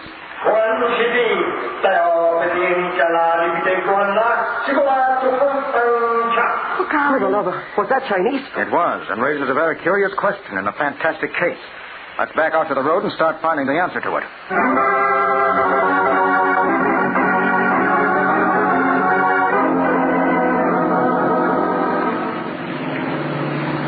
All right. This is far enough. Let's get out. Okay. Well, where are we now, Nick? About half a mile past Lucas's house. We're going to cut into the woods from here, then circle around to the house. Well, I got my flashlight. Lead on, Nick. No, Scubby. No flashlight. We do this in the dark. Oh, Patsy, you can wait in the car if you want to. Oh, me? Why, you talk as though you think I'm scared. Well, aren't you? Yes, but I won't admit it. All right. I'll hold your hand, beautiful. I'm not that scared. Now, listen, we've got to be as quiet as possible. Hey, do you think that we're going to meet any wild horses, Nick? I don't know, Scubby. Nick, you haven't explained yet about Lucas talking in Chinese. Not sure I understand yet myself. Oh, I sure wish I'd covered the beauty contest instead of this guy. Hold everything. What is it? Quiet. Listen. Hear that? Jeepers, did I? It sounds like howling. There it is again. Howling horses, I said. Nonsense, Nick Carter said. Well, is it nonsense now, Nick? A howling horse. Howling. Hey, it's coming closer. Are we just going to stand here and wait, Nick? We are not. Gunshot, come on, hurry. What's happening, Nick? Someone's being chased by Scubby's howling horse. Someone is using a gun to protect himself. For the love of God. Careful now, whatever you do. Hold your head. Nick! Yes? Straight ahead in that clearing. Yeah, I can see the silhouette. Yes, chasing a man. Almost got him, too. Quick now. Steady. Keep moving forward. Oh, I think we're too late, Nick. I know where you are. Get your flashlight out, Scubby, and flash it straight ahead, quick. I want to get a look at that horse if he's still there. Right.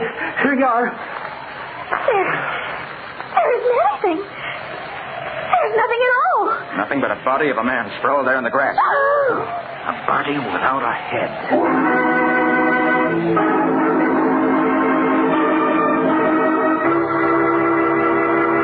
Grimly, Nick paces the last few steps forward to examine the victim of a murder he could not prevent. Who is the dead man? How did Lucas' fantastic creatures track and kill him? Why did Lucas cry a warning in Chinese? Can Nick answer these questions in time? We'll see in just a moment. Modern science is constantly achieving miracles, constantly finding new ways, better ways to do the things which must be done. And science has done its share of service for our American homemakers. Take, for example, the 3 great Linex home brighteners, which are proving such an aid to women everywhere. There's Linex self-polishing wax, for example, created by leading research chemists to give you the finest. Made from a brand new formula, Linex self-polishing wax offers new beauty, new protection, new skid resistance for every floor surface in your home. And Linex self-polishing wax contains the greatest possible amount of real carnauba wax, for that handsome, satiny finish only real wax can give. What's more, the underwriters' laboratories have proved by test that any linoleum, hardwood, or rubber tile floor is actually less slippery after Linex self-polishing wax has been applied. And, of course, Linex self-polishing wax saves time 2 ways, for it takes only a jiffy to apply and dries quickly. And then its beautiful protective surface saves you future work because it's so easy to keep clean. Choose genuine Linex self-polishing wax and know what it is to use the finest. Ask your dealer now for all 3 great Linex home brighteners. Give your home new beauty the easy Linex way.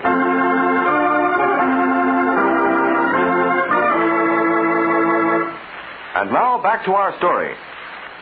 The strange story of savage howling horses that hunt and kill men brought Nick, Patsy, and Scubby to the small upstate town of Burnham. When Nick drives out to the estate of C.B. Lucas, famous explorer who has brought the animals to America, he is warned off by Lucas, who shouts at the master detective in Chinese. When Nick, Patsy, and Scubby attempt to steal into the estate on foot, they witness the tracking down and killing of a man by one of Lucas' savage creatures. Now, in the blackness of a forest clearing, they examine the dead body. Oh, what a mess this fellow is. Yes, head torn off completely. Apparently, Dr. Lucas's man-eating horse took it away with him. And did you hear the way it howled? It was like a lion or it was something. Oh, that wasn't any lion or anything else that I ever heard of. You're right, Scubby. Wait a minute. Wow, this is odd. What, Nick? Look at the gun this fellow was carrying. Huh? It's lying beside his right hand. For the love of Pete, what is it? Happens to be a Patterson Colt. Model of 1848. 1848? You mean 100 years old? Just about. This is one of the original Colt models. Fired with percussion caps. Oh, but that doesn't make sense, Nick. Why would a man defend himself with an antique like that? Well, if you remember, Scubby, that when Lucas warned us off, he talked in Chinese, it does make sense. No, not to me it doesn't. It will in a very few minutes. Come on. Get up to Lucas's house. Well, aren't you going to search that body for identification or something? No, we won't find any. How do you know? Let's concentrate on being quiet, shall we? Okay. Put that flash out, Scubby. Sure. Now stay on your toes. Dr. Lucas' charming pets may be closer than you think. Nick? Yes? I can see the house lights from here, straight ahead. Yes. All right, quick now. Oh.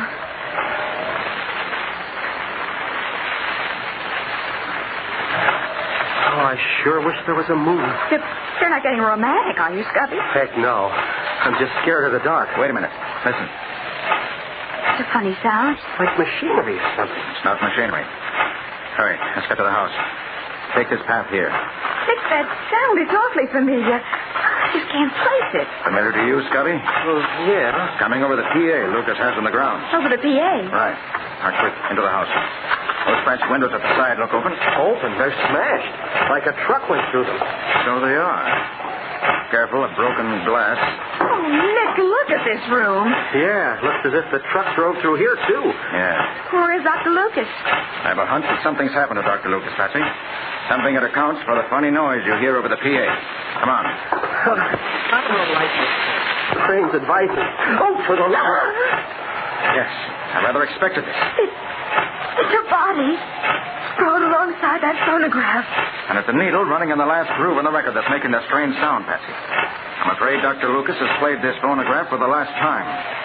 Better take the playing arm off the record, Scotty. Yeah, right, Nick. Now, let's have a look at this body. Oh, lots of blood. Body quite warm, killed very recently. The same way our friend back in the woods was killed. Head torn off. Only this time the head was left with the body. But this isn't Dr. Lucas. Nick, look at the head. He's Chinese. Glory be, you're right, Patsy. Then this explains why we heard a warning in Chinese over the PA when we first drove up to the house, right, Nick? Scubby, start that record again.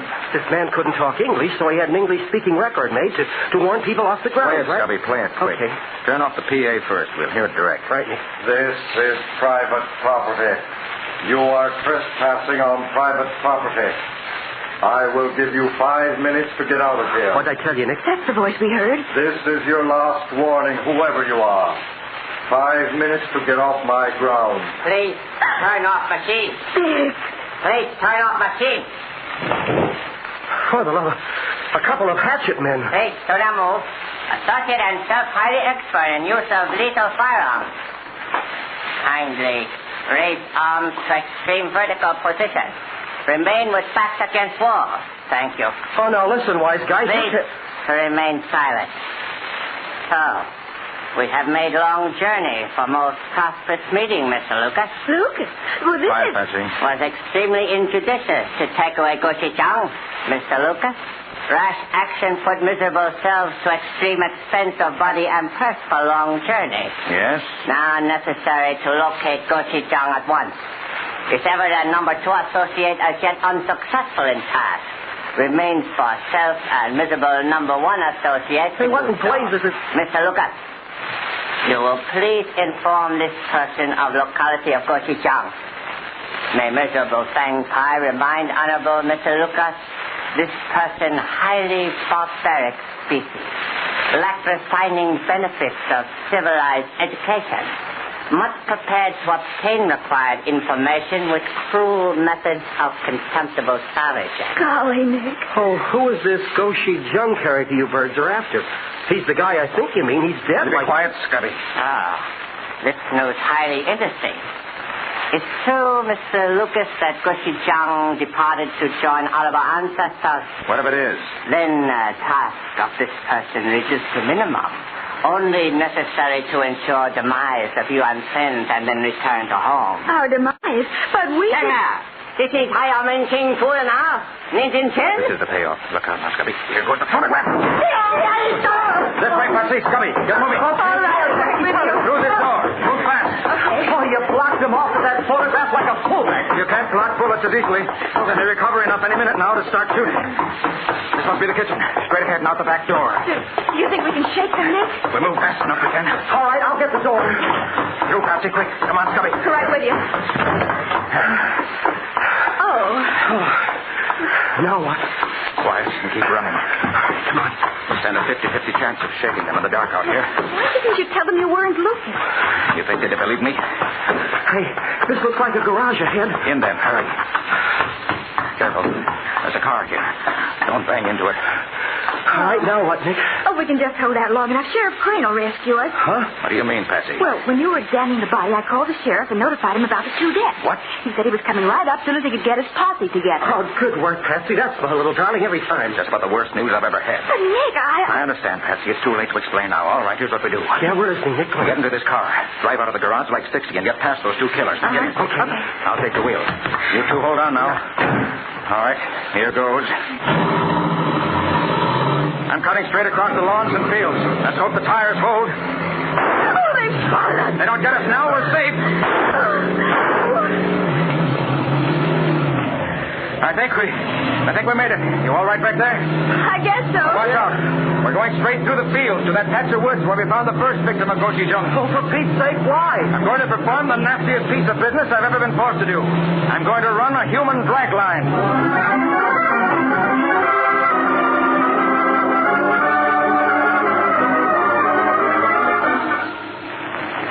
All right, Scotty, this is what we do.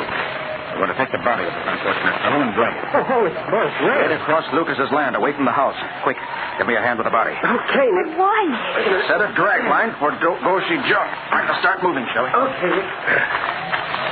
Nick, what's a drag line? Folks use it down south for fox hunting, Patsy. Especially when there aren't any foxes in the neighborhood. It's an artificial trail. Well, I understand, but why For do we the sake of Sheriff Crane and any men he may bring with him.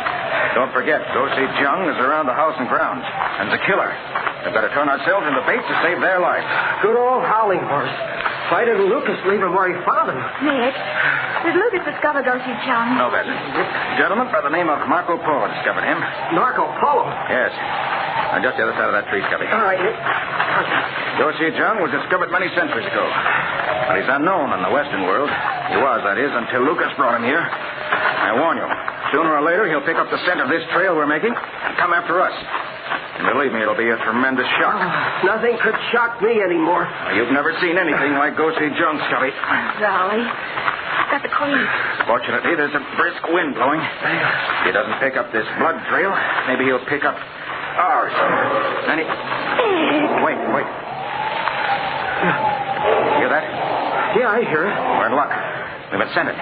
Keep moving, Scubby. Near the top of that little hill. All right. He got closer. He's as fast as a racehorse. Yeah, and he howls like a pack of... Nick, I just got it. Good. No time to talk about it. All right. This is far enough. Put the body down, Scubby. Okay. Get your flashlight ready. Patsy. Yes, Nick. I want you to stand to my left. Here's an extra magazine for my automatic. Hold it. When I yell for it, slap it into my left hand. Okay. Oh, what a monster. Stand by. Oh, it sounds awful close. He should be in sight any second now. Right, Scubby, straight ahead. Right. Nick, for the love of... It is a horse. A stallion. No, it's a dog. A giant dog. And a killer. Look out. You can't stop him. Oh, Nick. Magazine, Patsy, quick. Bring the giant. For Pete's sake, get that gun loaded. Right, here we are.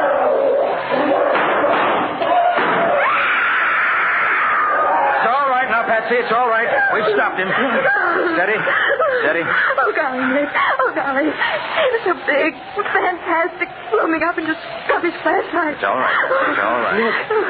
Nick, do you mean to say that thing was a dog? I do. That was Gochujang, the fabulous, almost mythical Tibetan mastiff.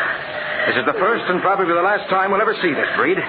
And in killing it, we've destroyed the monster that murdered Dr. C.B. Lucas.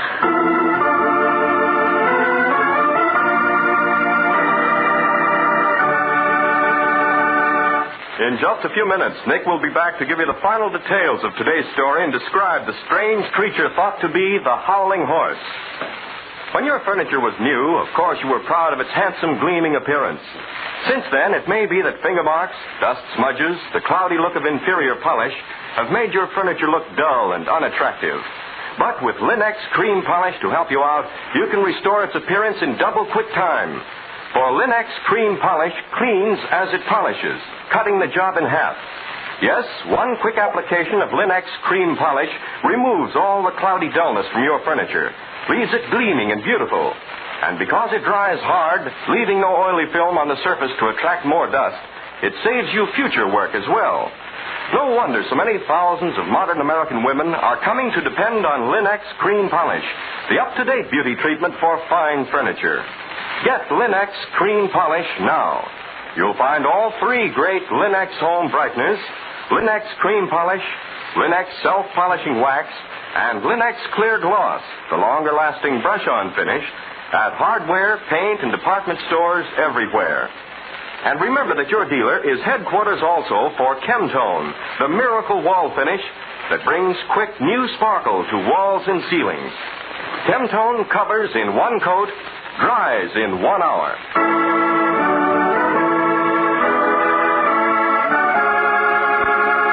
And now let's hear from Nick Carter himself. I'd heard of the Tibetan Mastiff before, Bessie. You'll find an interesting chapter on that strange animal in a pamphlet on Chinese dogs published by the Quan Company in Los Angeles in 1944. It's one of the oldest defense breeds in the world, and is so revered in Tibet that none has ever been allowed out of that country. Goshijong means dog of Tibet. Oh. Well, aren't there any pictures, Nick?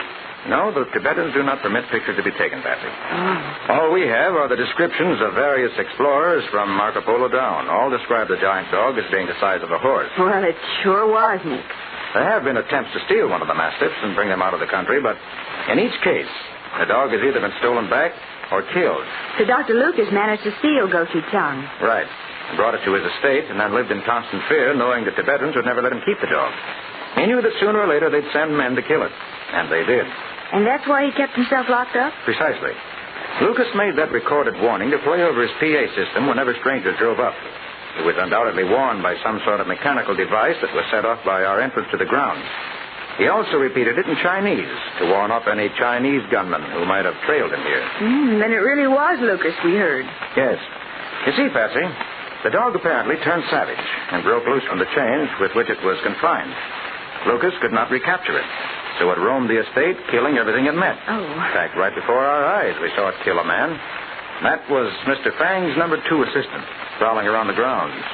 The Mastiff ran off with the dead man's head in its jaws, crashed into Lucas's house, and attacked Lucas himself. Then it dropped the head of the Chinese and tore off Lucas's head and rushed off with it. Exactly. That's why you and Scubby leaped to the conclusion that the head we found alongside Lucas's body actually belonged to that body. Well, when did you first begin to understand what was happening, Nick? When I saw that the first victim had been carrying an old Patterson Colt. There's only one section of the world that continues to use antique firearms, Patsy, and that's the mountain regions of China. In Tibet, you'll still find soldiers equipped with flintlock rifles and old Civil War weapons. Golly. Well, what about those killers from Tibet that came after the dog, Nick? The men who thought you were Lucas. Probably slipped off and started back for home. We'll never see them again, and there's no need to, really. They haven't been guilty of any crime. All the guilty parties in question have already paid in full. Well, Nick, that was certainly an unusual tale. What's next week's story going to be about? Next week, Ken, we're going to meet a strange young man who, as far as anyone knew, never touched alcohol at all, yet apparently came home intoxicated night after night. Then one evening he was murdered. And that was the evening he carried home with him a can opener 7 feet long. And the murder was revealed by a silkworm. A giant can opener and telltale silkworms. Sounds like a swell story. What's its title, Nick? The Case of the Worried Worm.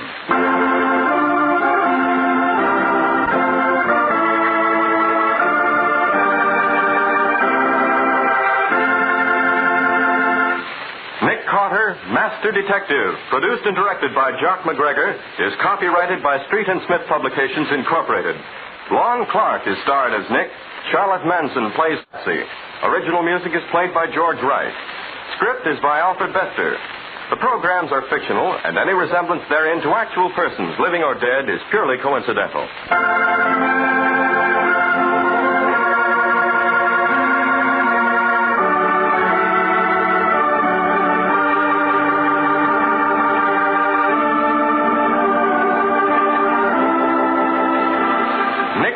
Master Detective is presented at this time and over these same stations each week by the three great Linex home brighteners: Linex Clear Gloss, Linex Cream Polish, and Linex Self-Polishing Wax.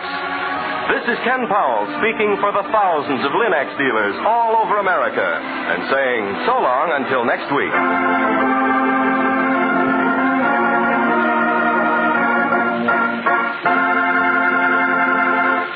This is the Mutual Broadcasting System.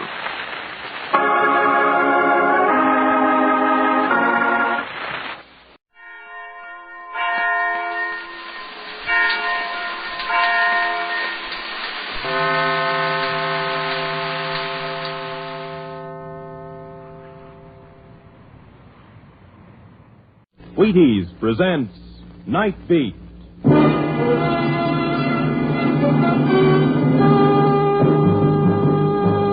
On stage tonight from Hollywood, Night Beat, another in the Wheaties' big parade of exciting half-hour presentations. Night Beat.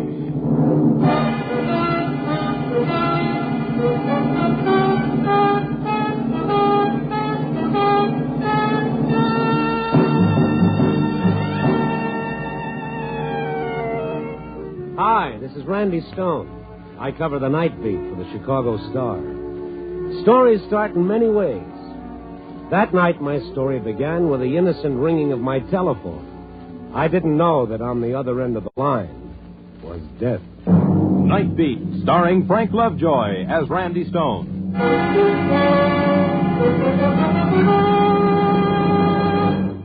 When you get up and stretch and find your way to the kitchen tomorrow, reach for the Wheaties. Lay spoon to whole wheat.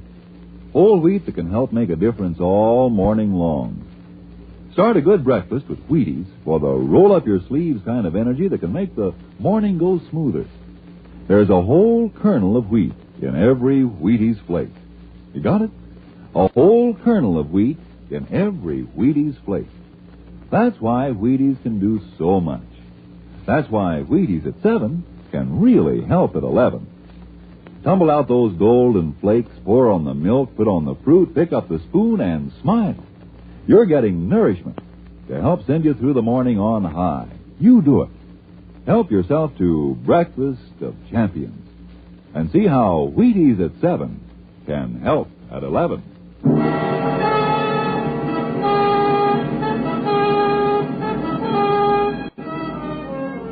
It was my night off.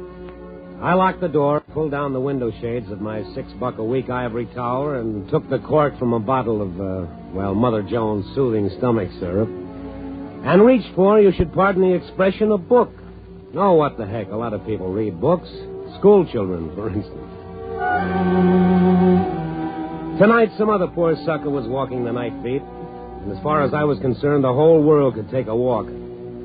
But as it turned out, the joke was on me. The world took a walk, all right into my snug little ivory tower. It began modestly enough with the ringing of my telephone. Yeah? Randy, this is Matt Kummel. Where have you been? Oh, look, Mr. Editor, I'm on my own time. I called every redhead in town. I called every bar and grill. I called the police station, the county hospital, the morgue. Where have you been? Well, you found me, Matt, at home. Oh, that's great. That's great. You'll never guess who's looking for you. Okay, I'll never guess. Mr. De Stout's come to town. Edward De Stout, our distinguished publisher? That's right. Mm-hmm. He wants to talk to you about that Night Beat stint of yours. What about it? Well, he's got some ideas. Maybe he wants to expand it into a column. He's only going to be in town until tonight, so he wants you to phone him right away. Andover 23820. You got it? Yeah, what are we calling him this season? Father of the Waters, Star of Stars, or just plain Bill? Randy, call him right away. It sounded important. Okay. So long. Good evening, Mr. De Stout. Your humble servant, Mr. De Stout. Now drop dead, Mr. De Stout. Jerry's All-Night Garage. Garage, is this, Andover 23820? No, this is 30829. You must have dialed wrong. Yeah, okay, I'm sorry. 2, 3, 8, 2, 0. Busy. Well, I'd have to try again in a couple of seconds, so I didn't even bother putting the receiver back on the hook. And from that little thing, it all began. I started thinking, isn't it funny how by just missing one number on the dial, instead of getting a millionaire publisher with ulcers, I got Jerry's All-Night Garage? What would have happened if I dialed 7 instead of 9? Then who would have answered the phone? It was a strange thought. Through this little dial, the whole city was at my fingertips. I remembered reading somewhere that there were 6 million telephone combinations on one dial. Then on the spur of the moment, I did a dumb thing. I spun the dial 7 times in rapid succession without even looking at the numbers. And the phone started ringing. I had a connection. Where was it ringing? Who had destiny chosen to get my call? Some frowsy little gal crying her eyes out in a back bedroom? A dozing night watchman in an office closed for the night? Was my call interrupting a family brawl in some dark flat on the north side? Was it breaking up the sleep of some poor guy working a night shift? Well, wherever it was ringing, there was no answer. So I tried dialing the Stout's number again. I thought, what a swell idea for a column. The whole city at your fingertips. Still busy. So, again, just for the fun of it, and without looking at the phone, I dialed 7 times.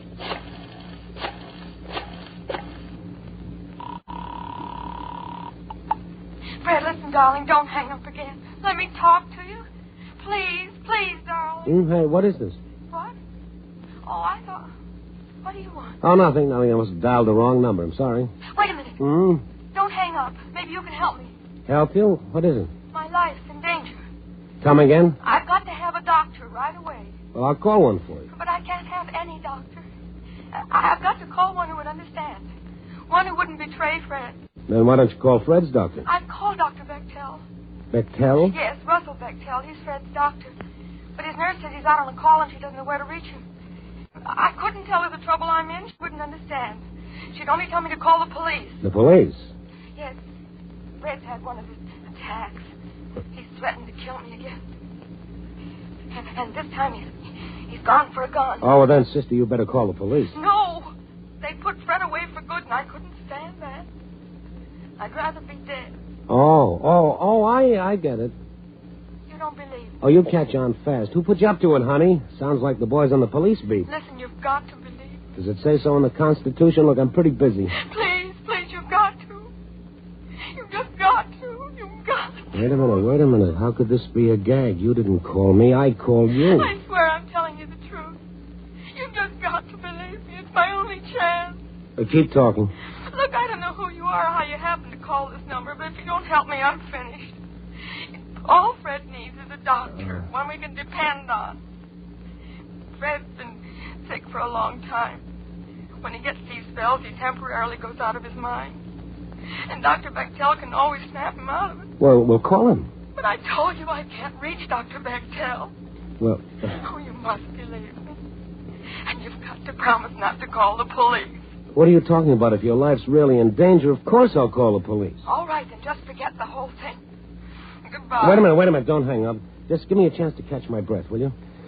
Now, let me see.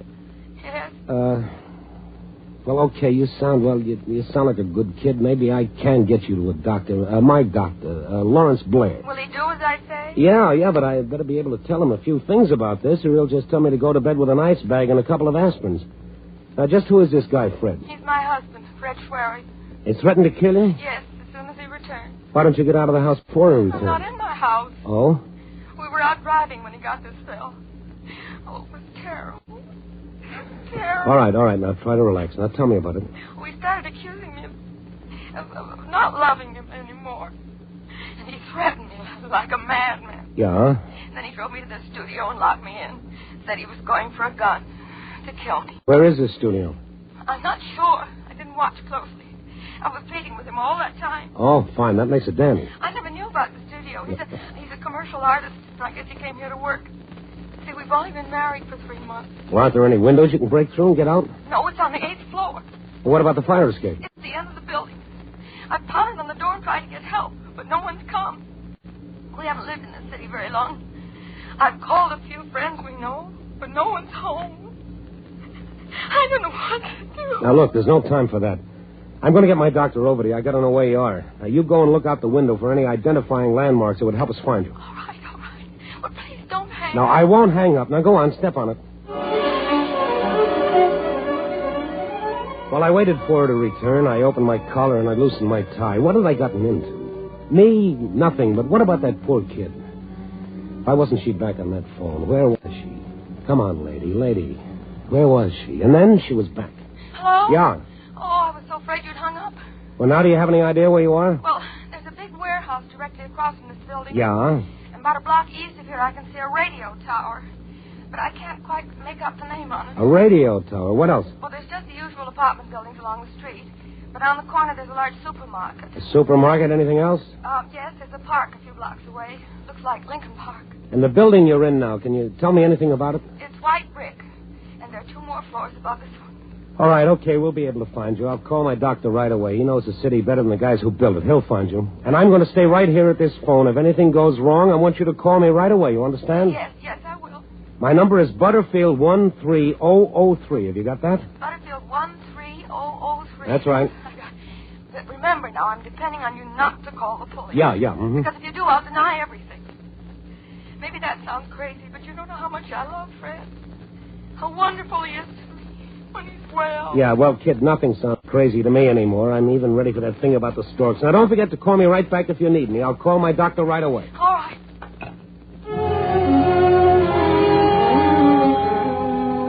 When I hung up the phone, I was ready for a blood transfusion. I tried to light a cigarette, but the match shook so much you'd have thought I was signaling somebody.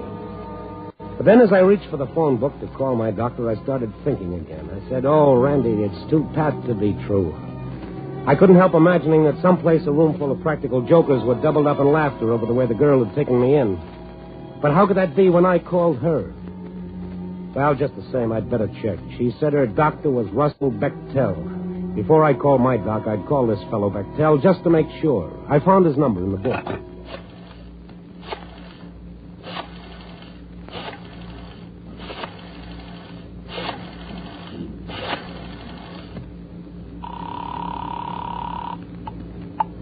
Edgewater 66989. Dr. Bechtel's office? Yes.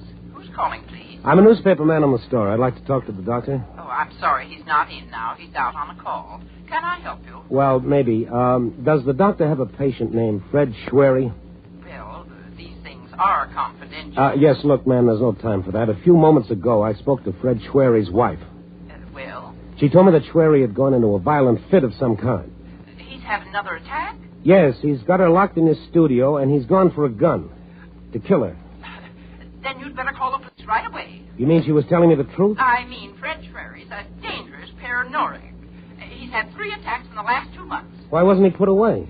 Oh, the doctors begged that girl to commit him to asylum, but she's so stubborn. You know the address of Schwery's studio? No. The doctor might. But I've no way of reaching him till he calls in. Our records show only Mr. Schwery's home address. All right, thank you. Will you please call me back if you reach the doctor? My number is Butterfield 13003.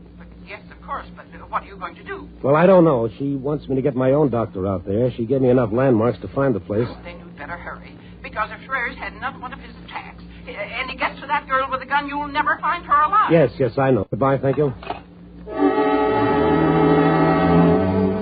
So the poor kid had been telling me the truth.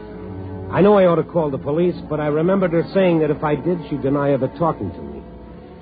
Yes, and maybe she was stubborn like the nurse said, but she was also a mighty brave kid. I started looking through the phone book for my doctor's number. Black, Blaine, oh, where is it? Is it Blair, Jasper, Lawrence? There it is, Dr. Lawrence Blair, Radcliffe 41079. Before I could dial the number, my phone started ringing. Yeah? I can only talk for a second. I was looking down. I just saw Fred drive up in the car. He's too late for the doctor. Yeah, but not for the police. I'll call him right away. No, you can't. But don't you see your life is in danger? If he's insane, he's got to be restrained. Oh, please give me a little time to try to handle it my way. No, I refuse to. Then I'll tell Fred the police are coming for him. Give him a chance to get away. But you don't understand. I only understand that I love Fred. Nothing else matters one bit.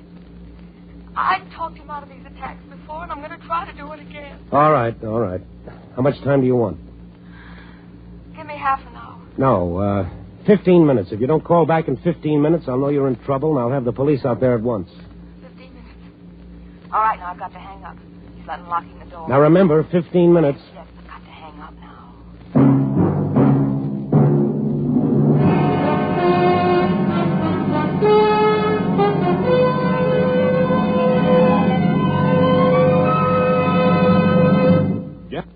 General Mills is bringing you Night Beat, starring Frank Lovejoy as Randy Stone. Salesmen can sell better, farmers can farm better, housewives can housewife better on a better breakfast. Sure, and sure as you start with Wheaties, you're going to have a good start to a better breakfast. Yup, whatever you do, whatever your job, do it better, smoother, easier with Wheaties to help. Because there's a whole kernel of wheat for every Wheaties flake. And what a difference that can make. Whole wheat protein for vigor and stamina. Whole wheat vitamins and minerals for vitality. Naturally, it makes a difference. Naturally, you should feel a bright and pleasing difference in your morning with whole wheat Wheaties tucked inside. Have some and see. You'll enjoy yourself, too. They're good to get up to, these golden flakes. Crisp, you know, not sweet.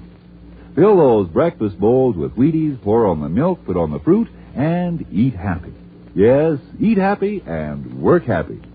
It's likely to be a brighter morning when you've had your Wheaties. Thousands of people think so, too. Get up and go, folks. People with things to do and places to go. They're getting breakfast of champions in the morning. Are you? Get yours.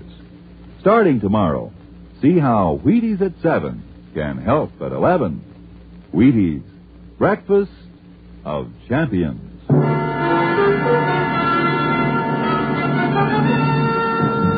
And now, back to Night Beat and Randy Stone. This time I'd hit the jackpot in spades. I was just doodling on the phone, spinning the dial without even watching it, when I got a girl waiting to be killed by her crazed husband. I'd promised to wait 15 minutes to give her a chance to snap the guy out of it. And if I didn't hear from her at the end of that time, I was to call the police. I wasn't sure my watch was right, so I dialed at the correct time.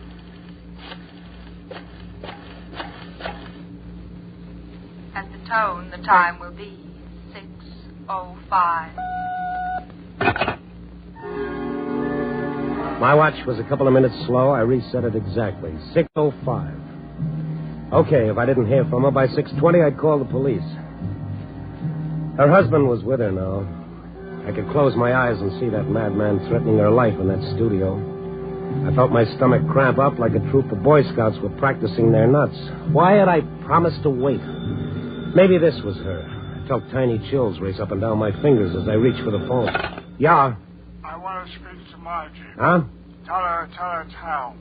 Go on, call the phone, you hear me? Look, pal, you've got the wrong number. So long. Wait a minute, just wait a minute. Look, will you hang up? Don't give me none of your lip, mister. You just call Margie to the phone. I'm expecting an important call. Hang up. Yeah, well, let me tell... Dope. Oh, what time was it? 6:07. I took the watch off my wrist and set it on the telephone table under the lamp so I could see it easily. I watched the tiny hands circling so slow. 6:08. What was happening in that studio? This might be her. Yeah? This is a nationwide radio survey. What's that? Are you listening to your radio? Will you please hang up? I'm expecting an important call. Oh, I'm sorry to have bothered you, sir. Thank you. What if she'd call when someone else was on the phone? I had to keep the line clear.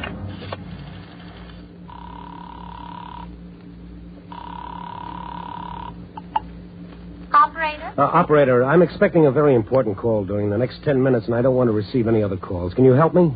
Is the call you're expecting long distance, sir? No, it's local. It would be impossible to block out your line for local calls, sir, because then the call you're waiting for would be unable to come through. Oh, yes, I hadn't thought of that. Thank you. Bye. 6:09. Had only 1 minute gone by. I could feel my nerves tightening up like someone was turning a screw. She should be calling soon. What was happening to her? Miss Query? I want to speak to Margie. Didn't I tell you you've got the wrong number? Get off the line and stay I off. got to rise up, all right, smart guy. You just put Margie on the phone, you hear me? You tell. Why doesn't that bum stop calling? Why didn't he stop? Oh, okay. Come on, relax, kid. Relax. 6:12. Why had I promised to wait? I should be calling the cops right now.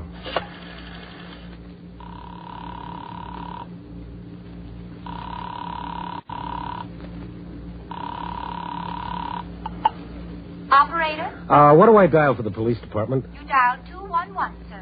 Or I can connect you. No, not yet. I was just wondering about it. Thank you. I promised her I'd wait. Maybe she could control the guy, but why wasn't she calling? 6:13. Time was passing so slow. Oh, if that's that drunk again. Who is it? Stone, what are you trying to do to me? Get me fired? Oh, Matt, it's you. Yeah, your boss and editor. Who are you expecting? Truth or consequences? Look, Matt, hang up, will you? I'm waiting for a call. Waiting for a call? Yeah. What's wrong with you, Randy? Didn't I tell you to call Mr. DeStout? He's waiting for your call, you crazy loon, and you know how our honored publisher likes to be kept waiting. Yeah, I haven't time to explain, Matt. Don't explain anything. Get on that phone and call Andover 23820. Now, that's an order. He just called and tore into me. He asked me if he was expected to phone you. He's pouting up there, Randy, feeling abused. Then you know what happens when Mr. DeStout feels abused. Yes, all right. Hang up, Matt. You'll call him. Yes, right away. Hang up. Okay, and after you talk to him, call me back. Yeah. I looked at my watch, 6:17. There was just 3 minutes left to get her call. I couldn't phone DeStout now. What if she should phone when I was talking to someone else? What if she had only that one chance and all she got was a busy signal? No, I couldn't call now. Hello. Hello. Is this the Stone residence? Yes, what do you want? I'd like to speak to Mrs. Stone, if you don't mind. There isn't any Mrs. Stone. Look, I'm very busy. No, Mrs. Stone. Well, I'll just have to talk to you then, won't I? Yes, but some other time. I beg your pardon. I'm very busy now. Oh, this won't take but a tiny moment, and I have so many calls to make. Look, madam. I've been appointed by our local committee to call you about the coming election, to ask you to cooperate with us in our drive to register all voters regardless of party. Madam, I'm not old enough to vote. But if we all vote, then don't you see we can do something? Look, I'm going to have to hang up. But for heaven's sake... Some other time. Yeah. Well, you better not hang up on me again. Will you stop calling this number? 6:19, and she hasn't called. I'm going to wait for 1 more minute to pass, and then I'm going to call the police. Hello. Randy Stone? Yes? I asked Matt Cummel to have you call me, Mr. Stone, but apparently you were unable to. This is Edward DeStout speaking. Oh, the big boss. Oh, no. What's that? Yes, Mr. DeStout. I was going to call you as soon as I had the time. As soon as you have the time. Well, I must say that's not exactly flattering, Stone. I'd rather imagine. Mr. DeStout, I'm expecting a very important phone call. There are people who think that a call from me is also rather important. Can I call you in 5 minutes? And what am I supposed to do? Just sit here waiting for your call like a lackey? I believe Cummel told you I'm leaving tonight. But, Mr. DeStout... So we'll talk now, if you don't mind. Look, instead of talking about this on the phone, how about me taking a cab over to your place as soon as my call comes through? We could talk it over much easier. Oh, I think we can handle the matter over the phone very nicely. But we can't handle it over the phone. Don't you see? A girl's life is at stake, and you prattle on like we had all day. A girl's life at stake, is it? Yes. I've heard about your talents for invention, Mr. Stone, but I don't think I enjoy the idea of you practicing them on me. Look, DeStout, I'm afraid I'm going to have to do something else you won't enjoy. I'm afraid I'm going to have to hang up. I wouldn't do that. What time is it now? 6:21. It couldn't be. I couldn't have talked to him that long. Oh, hurry. At the tone, the time will be 6:21 and 1/2. 6:21 and 1/2. Well, I've kept my part of the bargain.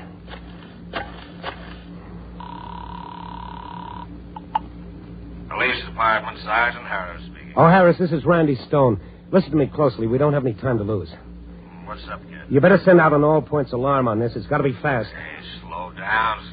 I can't understand you. Look, a while ago I spoke to a girl on the phone. She told me her life was in danger. She was locked in a studio and her husband was coming there to kill her. Easy now, easy. I gotta write this down. We gotta move fast, and we're not gonna make it. Go on. This husband of hers, he's insane. He became violent. How long ago did you talk to this dame? 15 minutes ago. Why don't you call us right away? I'll tell you all about it later. We gotta get to her. Okay. What's the address of this studio? I don't know her address. It's the first time I ever spoke to her. Hey, Stone, you've been drinking. No, I'm telling you the truth. So how are we supposed to find her? Well, she gave me a landmark she saw from her window. She gave me enough so you guys can get right to her. All right. What are they? All right, now let me see. She said her window looks right out on the blank walls of a warehouse. Whose warehouse? Well, she didn't say. Oh, that's a big help. Next. Well, she could see the tower of a radio station about a block away. Could she make out the call letters of the station? No. That's no good. What else? What do you mean, no good? How many stations you got on your radio, Stone? What else? Well, there's a supermarket down the street, a big supermarket. Supermarkets are all over the place. Yeah, but this one's near Lincoln Park. What does that mean? The whole north side's near Lincoln Park. What else? Nothing else. You add all those things up, it's got to lead you somewhere. Yeah, we could find her all right in 3 or 4 hours. But that's no good. In fact, she hasn't called back, means she's in trouble. If you don't get there right away, it'll be too late. Hey, wait. What? Well, we're a couple of dopes. What do you mean? She called you, would you call her? I called her. Okay, we're in business. Huh? We'll have a squad car out to that studio in 3 minutes. I don't get it. You call her, don't you see? Uh? All you got to do is give us her phone number, and through the phone company, we can trace down her address in 30 seconds. What number did you call? What number did I call? Come on, Stone, come on. We've got to move. But I don't know what number I called. I didn't even look at the dial. Come on, Stone, speak up. What number did you call? I don't know what number I called. You don't know? Don't you understand? I don't know. I'll never know. What? I was doodling with the phone, and she answered. Oh, well, I guess we'll just have to try to find her with the information you gave us. That's going to take a long time, but there's nothing else we can do, huh, Stone? Well, there's 6 million combinations on a dial. No, there's nothing else we can do.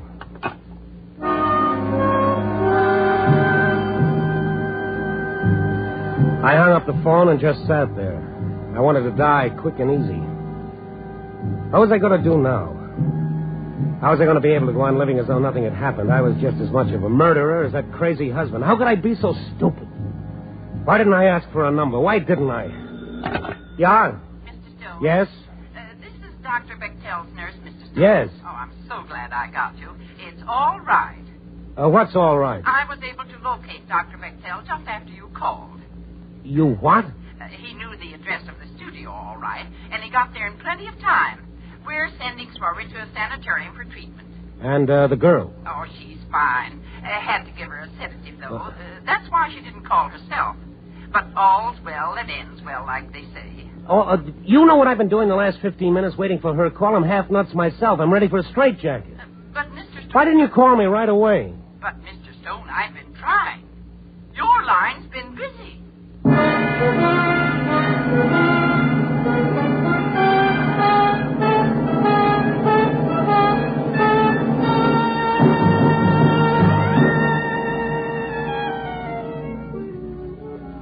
Yep, that's what's called learning a lesson the hard way. The lesson being that ivory towers went the way of hoop skirts and 60-cent steaks. Nope, there's no escaping from the world. We're all tied together, for better or worse, whether we like it or not. And no matter how well you lock your windows and bar your door, the dreams and the fears and the hopes of all your fellow men are still no farther away than your fingertips. Oh, no, I won't answer. No, I can't. Oh, well, what's the use? Yeah? Listen, I want to speak to Marge. Oh, shut up. Oh, you know something? Next month I may decide not to pay my phone bill. Copy... Oh, no, what am I doing?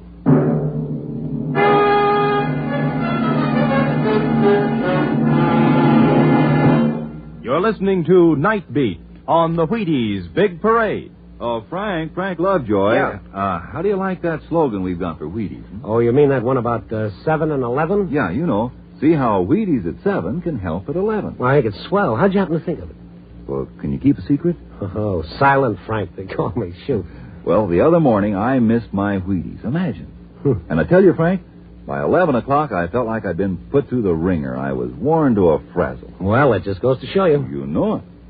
It certainly convinced me that if you eat Wheaties at 7, you get the energy you need to help you feel good right on to lunchtime. Oh, so you thought up see how Wheaties at 7 can help at 11, hmm? Well, no wonder they call you the Wheaties man. That's right, Frank. Good night. Night.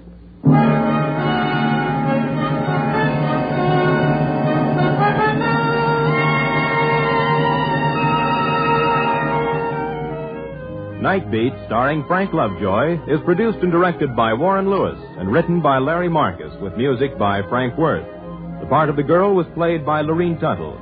Others in tonight's cast were Catherine Card, Barbara Dupar, Bill Lally, Peter Leeds, and Jay Novello. Frank Lovejoy will next be seen in Milton Sperling's production Three Secrets, released by Warner Brothers.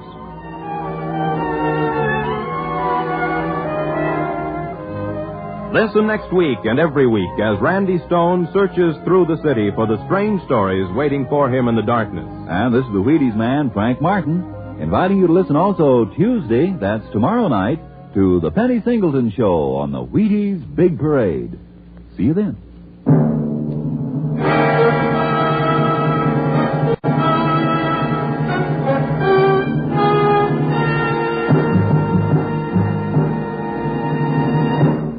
Night Beat came to you from Hollywood.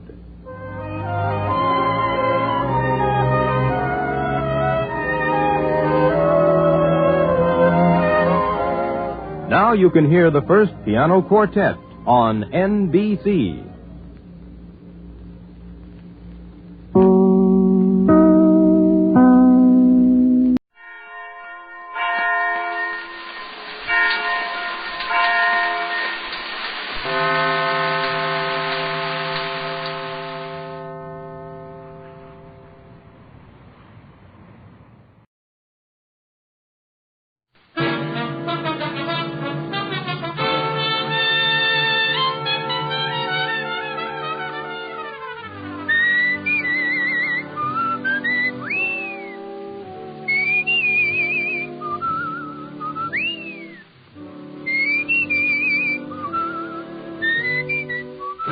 National Broadcasting Company presents Dick Powell as Richard Diamond, Private Detective.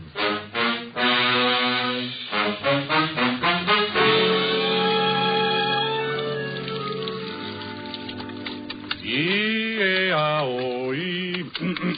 E-A-O-E-A.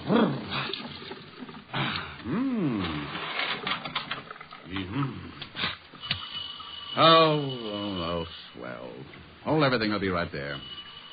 Okay, just let me get a robe on. Coming. Yes.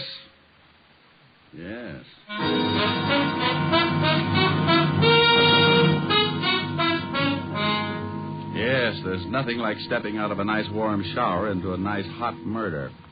The only thing in sight was the body of a man lying on his face. I didn't have to get any closer to see that he was very dead. Then I heard someone running down the front steps and out into the street, so, still being the kind of guy who's always interested in seeing what a killer looks like, I went down the stairs and out into the street. I landed on the sidewalk just as the sedan pulled away from the curb and dove into a hole in the traffic. I only had time to see that there were two people in it. Didn't even get a chance at the license.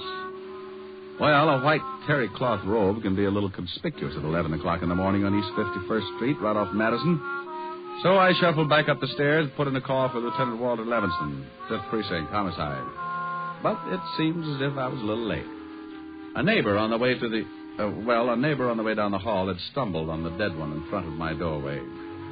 Now, generally, a body in front of my door would be left alone to sober up. But this one seemed to be bleeding, so just as a precaution, the neighbor had called the police. All I could do was just stand around and wait for them. Wouldn't you know it? Finally got to be right in his own building. Yeah, Lieutenant, and she said it was right in front of his own door. That's around this corner. Oh, what'd you say the name of the woman was who turned in the alarm? Myrtle Tibbles, the apartment next to his. That's right, Otis, and she's a big snoop. Huh? I heard that. What's that? Myrtle Tibbles. Now listen, Rick. If you've got any questions, officer. Ask me no questions, I'll tell you Oh, no... shut up.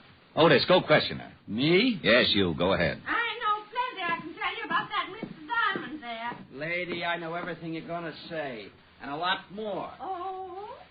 Then come in, Captain. Hey, did you hear that, Lieutenant? Get in there, Sergeant, and question the big lady. Yes, sir. Snoop, Matt. Well, Rick? What kind of a bit is that? I suppose you're going to tell me you had nothing to do with this killing. Walt, I was in taking a shower when this gentleman decided to get himself shot in front of my door. I was singing, too. Would you like to hear what I was... No, thanks. Hey, wait a minute. If you were in taking a shower, how did you know he was getting himself shot? He rang the doorbell first. Oh, sure. He wanted to let you know there was going to be a murder. Listen, Blubbermouth, I was taking a shower. I stopped taking a shower. The doorbell rang. I went to the door. I opened the door. Dead man. I ran down into the street after the killers. What about the shots? I didn't hear any. Must have used a silencer. Well, you say you ran after the killers. Was there more than one? 2. I don't know who pulled the railroad trigger, but I chased 2 people down into the street. Did you recognize them? No, they didn't leave any calling cards. Descriptions? Man and woman. Now, that's helpful. License number? Too fast. Got lost in traffic. In other words, all you noticed about them was a little less than nothing. I'm surprised you didn't forget and leave your head hanging in the shower. Yeah. Oh, now, by George, Lieutenant, that was a real dandy, that was. Oh, cut it out, Rick. Come on, let's take a look at the corpse. Well, have you forgotten? You just sent it in to question Myrtle Tibbles. Not Otis, I mean this one. You better be specific. I've known a lot of coroners to get pretty confused when Otis was covering a homicide. Some kind of a messenger. Yeah. Band on his cap says Speed Messenger Service. Here's his receipt book. Only one entry. Richard Diamond, Apartment E, 53 East 51st Street. Nothing else. Would you want any more? I'm honored. Now, what the devil could he have been delivering? The reason he got shot, probably. Huh? Yeah, Myrtle. Lieutenant. Yes, Sergeant. Go ahead and ask him, Otis. Oh, no. Yeah, young love. Myrtle, Miss Tibbles wants to know if it's all right if I stay for lunch. Why, I think that would be real nice, Sergeant. How long do you think it will take? How long, Myrtle? Not long. Well, that's fine. But before you sit down and start feeding that fat face of yours, what would you suggest we do about this body in the hall? Well, I'll tell you, Lieutenant. Otis! Yeah, Lieutenant. Get out here. Coming, Lieutenant. Thanks anyway, Myrtle. Well, where to, Lieutenant? Oh. How about the Speed Messenger Service? Right. Just as soon as the coroner and the boys get here and take over. You want to come along, Rick? Well, sure. The dead man was trying to deliver something to me. I'd like to know what was important enough to get him shot. Sure, let's get going. Diamond, don't you think you ought to change that robe? Walt. Yeah, I know, but what are you going to do? Oh, gee, I only made a suggestion. You don't have to get sore. Oh, we're not, Sergeant. He can wear the robe for all I care. I only... Well, thank you, Sergeant. I don't give a darn if he looks silly. Otis. Just because I make a suggestion. Sergeant. Yeah? Will you do me a favor? Well, sure, Lieutenant. Shut up! So while Walt tore Otis to pieces, I did a quick change. And when the coroner arrived, we climbed aboard the squad car and headed for the main office of Speed Messenger Service. While Walt was getting the address from headquarters in the car radio, Otis sneaked on the siren. So in less than 10 minutes, we pulled up in front of a building at 31st and West End Avenue and barged in. You on duty here, miss? Yeah. Trouble? What makes you think there's trouble? When a cop car pulls up in front and you two jump in here like a couple of bill collectors, it figures. Trouble, see? A woman's intuition. Wonderful, simply wonderful. Tell me, dear, did your service send a messenger over to 53 East 51st Street, Apartment E? About an hour ago. Why? What was he supposed to deliver? I don't know. I don't remember that good, see? Oh, well, try. I don't get this. What's wrong anyway? Well, dearie, your messenger ain't anymore. Yeah, shot to death. What? Now try to remember what it was that... Mr. Cartwright! Hey, sit down. Well, let her get Cartwright, Walt. Maybe he can tell us something. Yes? Now, what in the world... Mr. Cartwright, Johnny, he's dead. Dead? Those are police officers, see? They said he was shot to death. No, just be calm. Let me get this straight. But I told you, see, it's Johnny. All right. Now go in the back. Get a drink of water or something. Yes, sir, but I just can't believe it. I am Mr. Cartwright, gentlemen. Well, that's nice. Are you in charge here? I am the manager. Now, what is this about one of our messengers being dead? That's right. You any idea what he was delivering to 53 East 51st this morning? Well, why, no, but it should be in our record book. You'll have to forgive Miss Ogilvy. She gets very emotional. Does she? Well, let's see the record book. Oh, it's right here. Here you are. Now, let's see. There. It was the first delivery this morning, as you can see. 53... We'd like to know just what he was delivering. Oh, well, I really couldn't say. I don't even remember what the item looked like. Well, who sent it? Yes, that I can help you with. Here it is. Last name Clark, first name Paddy. In other words, a man named Paddy Clark. No. Yes, odd first name, isn't it? Mean anything to you, Rick? No, something. It's a little vague. Name seems familiar, that's all. How about you? I don't get a thing from it. Any return address? No, just his name with instructions to deliver it to a Mr. Diamond at this address. Well, don't you remember whether it was a package or a crate of bananas? We get so many things in here to be sent out. Lieutenant. Yes, Otis, what do you want? 201 over on East 48. Thought you might like to know. You better take off, Walt. 201's your department. Fine. 2 homicides in one morning. I'll finish checking here and go over to my office. You can get in touch with me there. Okay. Come on, Otis, let's go. Lieutenant. Yeah, you can use the siren. My, you officers certainly are busy, aren't you? Yes, we officers sure are. Now, how'd you like to trot out that girl again? Maybe she's calmed down a bit. Oh, certainly. Feel any better, Miss Ogilvy? Oh, yes, sir, much better. This gentleman would like to ask you a few more questions. Oh, the good-looking one?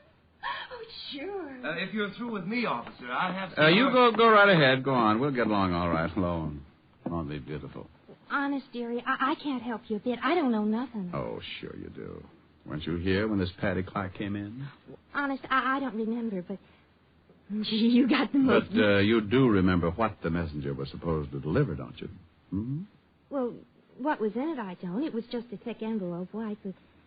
Listen, honey, I'd like to... Anything unusual about the envelope? I wish I could remember for you, but I really can't.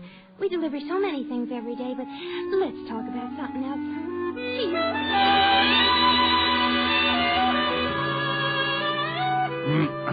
Well, after all, there was no reason in the world why she should remember one particular envelope, so, making like a good cop for Walt's sake, I scribbled down her name and address. Then headed for my office at the corner of 51st and Broadway.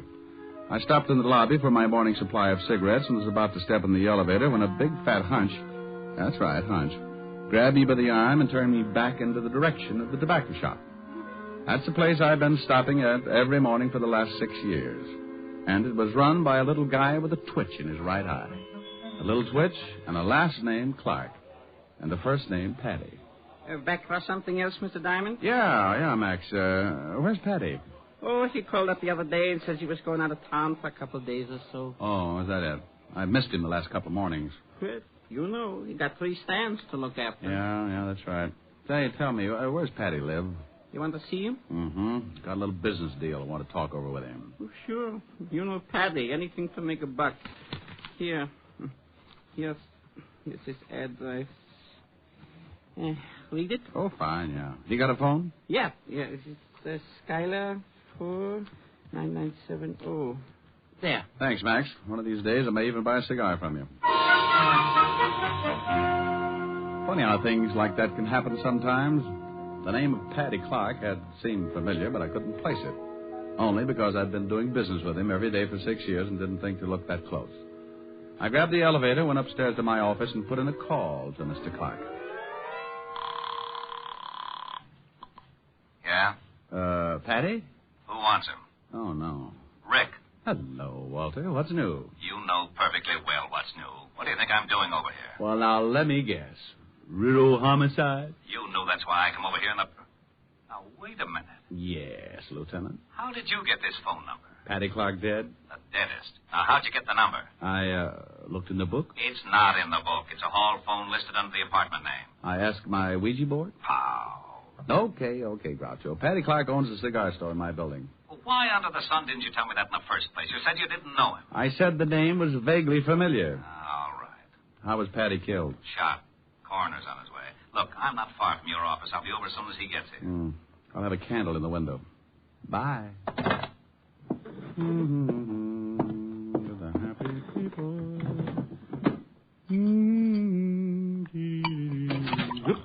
Something wrong? Oh, no. Come in. Just filling my lighter. Okay, Agnes is alone. Hello, Mr. Diamond. Well. And in came Agnes. And this was the type of girl easily recognized. About 5'5", with more curves than the World Series. And the one thing that really set her apart from the rest, a great big .38, complete with silencer. Her boyfriend took out a cute little .45 and leaned against the door, while Aggie swayed over to my desk like a mull cobra. All right, Diamond. Let's have the envelope. Honey, could you point that thing the other way? My skin is beginning to crawl out of my shirt. I want the envelope, Diamond. And if you refuse to give it to me, I really wouldn't mind killing you. You know, I think I'd like to give it to you if I knew what you were talking about. I hope we're not going to have to play games, Diamond. Well, something like post office might not be so bad. Drill him, Aggie, and we'll search the place. He's got to have it somewhere. I'll handle this. I want the white envelope Patty Clark sent you this morning. And I thought you, too, got it after you killed the messenger boy. Now, I don't know what you're talking about. Seems to me I chased you into the street. Saw you climb into a car and take off. The guy in the white robe. So if you two knocked off the messenger boy, you must know I don't have the envelope. Too bad, but I didn't even get to the door until after you'd shot him. We didn't shoot the messenger. What was in the envelope? You know what was in it. Go on, Aggie. Show him we ain't kidding. Oh, shut up. We didn't shoot the messenger, Diamond, but we are going to get the envelope. Where is it? Hey, that siren's pulling up out in front. Why didn't you search the messenger? You had a gun. You didn't have to worry about me if I showed at the door. Well, we got an envelope off him, all right. Empty. Hey, what are you doing, Paul? Taking a look out in the street. Hey. Police. Prowl car. Two guys coming in this building. Some of your friends, Diamond? You say the envelope was empty? What if they are some of his friends? What if they found Patty? I told you to shut up. Why'd you kill Patty? You knew he'd already sent the envelope. Knock him off, Agnes. Quiet. Hey, somebody getting out of the elevator. You keep your face shut, Diamond. Paul, get over behind the door. What are you going to do? Diamond, you stay right there at the desk. Say one wrong thing, and you and a couple of more get dead. My. Hello, Rick. I got over here just Good night, Lieutenant. Good night. Good night. Oh, what you mean is good afternoon. Ooh. Believe me, Walt, I meant good night.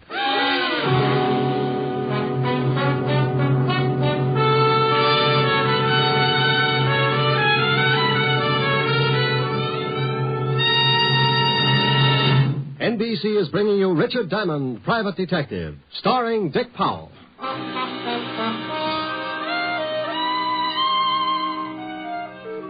Yes, dear sweet little Agnes had slipped out from behind the door and let Walt have it right behind the ear.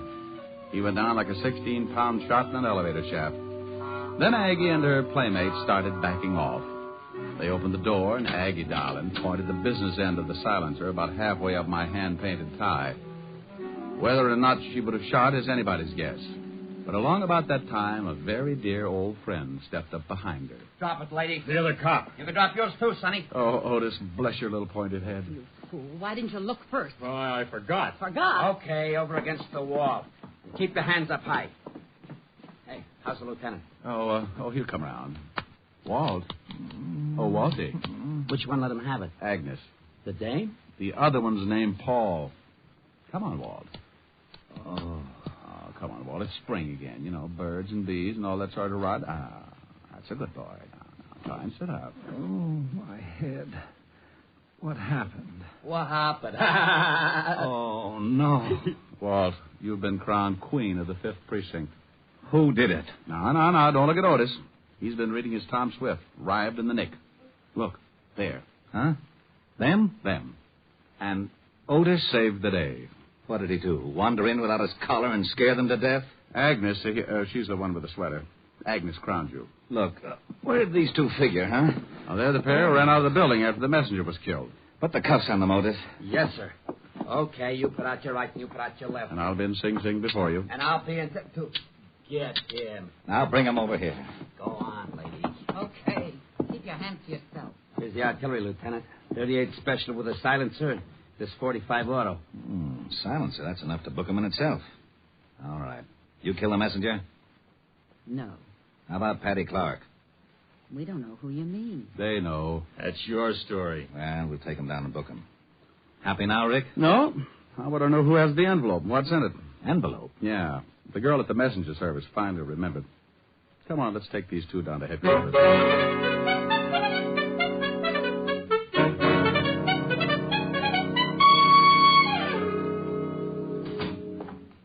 is still not talking. Did you find anything in the file? Both have records.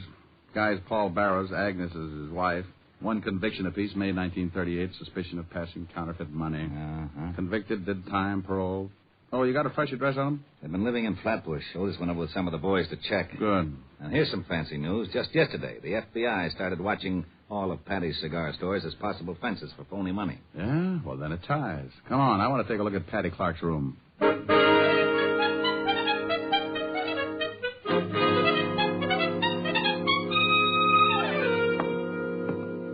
Patty was lying right there beside a couple of bags he'd packed for the trip. Oh? 4 slugs in the chest, no struggle. Anybody in the building hear the shots? No, and the .38 your little girlfriend had wore a silencer, remember?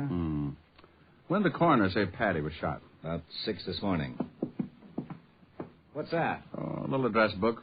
Patty must have used the speed messenger service more than once. Look, see here? Here's the address and phone number. Now, Walt, let's go over and take a look at Agnes and Paul Barrow's place in Flatbush. See what Otis has found out.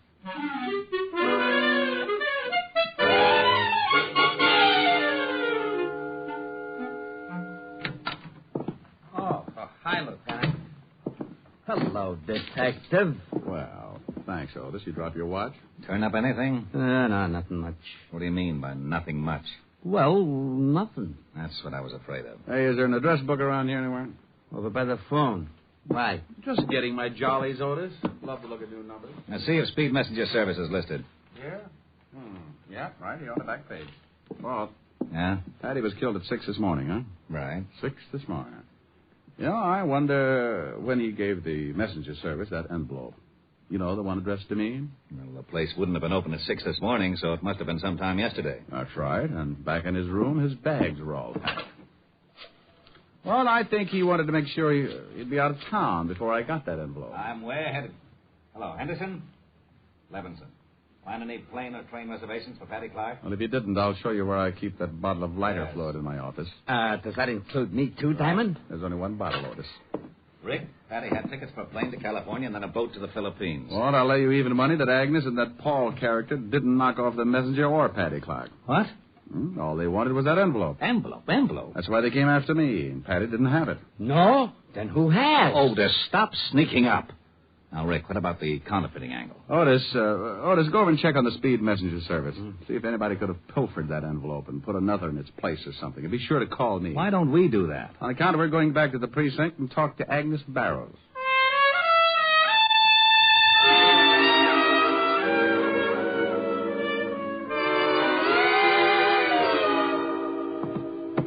Waiting outside. Good.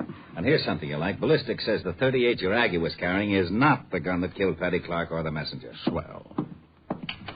Okay, show them in. Hello, Aggie, darling. I'm sorry I didn't shoot a hole in your head. Isn't she a doll? What do you want out of us? We ain't got nothing to say. We'll see. Now, we know that Patty Clark was fencing counterfeit money for you two. Now, ain't that peachy? Walt, get the phone. Yeah. Hello? Lieutenant, I'm down to the speed messenger service. Well, congratulations, Otis. We thought you'd get lost. Walt, let me talk to him. Sure. Otis? Yeah? Mr. Cartwright there where I can talk to him? He's right here. He isn't? Yeah. No. He's right here. Well, if Cartwright isn't there, put the girl on. Cartwright is here. He's standing right next to me. She isn't? She? No, he. Cartwright say he. Can't you get anything straight? They've skipped? Huh? Whole place cleaned out? No, there's plenty of people. Oh, now, wait. Hold the phone a second. They've skipped, Walt. I'll pull out a general. Skipped? Why, those dirty... Oh, shut up. Didn't you hear? Didn't you hear what he said? They skipped. How do you know? You're going to take his word? Henderson, put out a general on Cartwright and his girlfriend. That dirty, no good, double-crossing Cartwright. Look, kiddies, that guy's framed you two from the very first. Why don't you talk? The state will make it easier for you. Agnes? I don't know. Sure, tell him. We've been getting the runaround ever since he got us in this deal. Hello? Okay. Okay. Hold it, Otis. But, I said hold it. Go on, Agnes. Well, I don't know whether Cartwright killed him or not, but Paul and me sure didn't. What about that envelope that Patty Clark sent to me? What was in it? Counterfeit dough. Some of the stuff we made with Cartwright. Why send it to me? Oh, because Patty got sore at Cartwright and wanted to blow the racket wide open. He was crazy to send it through the speed messenger service. Sure he was. Yeah, I think I get it now. When Cartwright found it out, he killed the messenger and had you two there just to make it look like you'd done it. Sure, the lousy. Otis. Hey, Listen, how long can a guy hold Otis, you want to be a hero? Huh? How close is Cartwright standing to you at this minute? He's about a foot away. Well, just reach out and slap the cuffs on him. Really? Yeah, and something else, Otis. What? You may use the siren all the way home.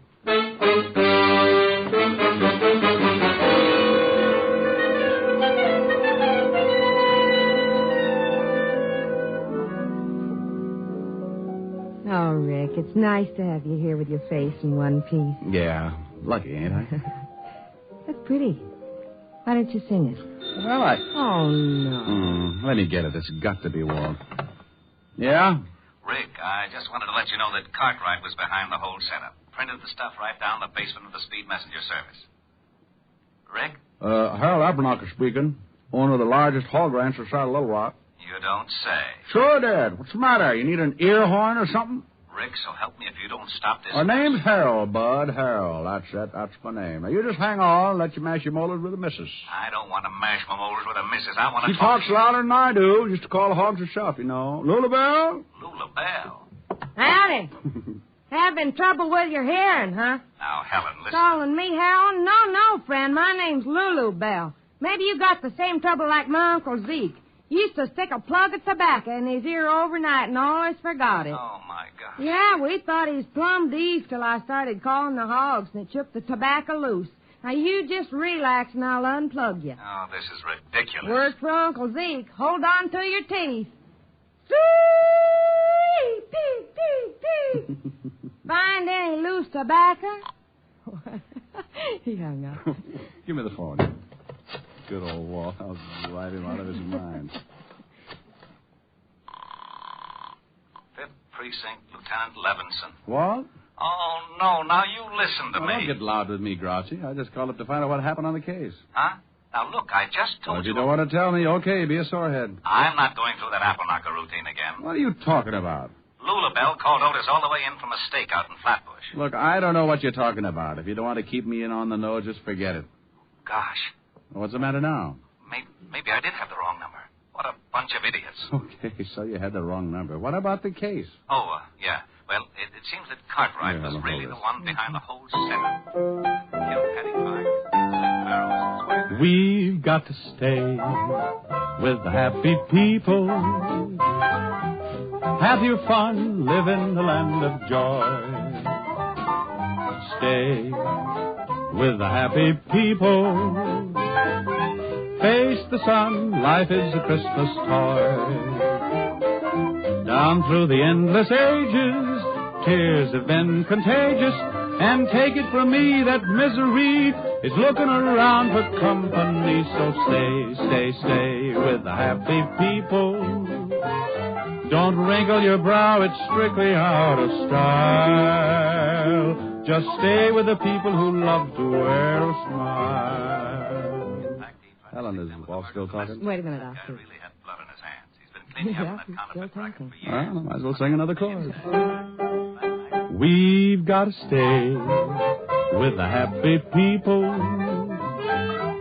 Have your fun, live in the land of joy. Stay with the happy people. Face the sun, life is a Christmas toy. Down through the endless ages, tears have been contagious. And take it from me that misery is looking around for company. So stay with the happy people. Don't wrinkle your brow, it's strictly out of style. Just stay with people who love to wear a smile. Arrived at, Otis says there must have been more than 100,000 in phony bills. We got the plates and everything. You don't say. Yeah, that just about ties it up. Well, Walt, I'm sure glad to have heard all that. Oh, wait a minute. Someone wants to say hello to you. Oh, yeah?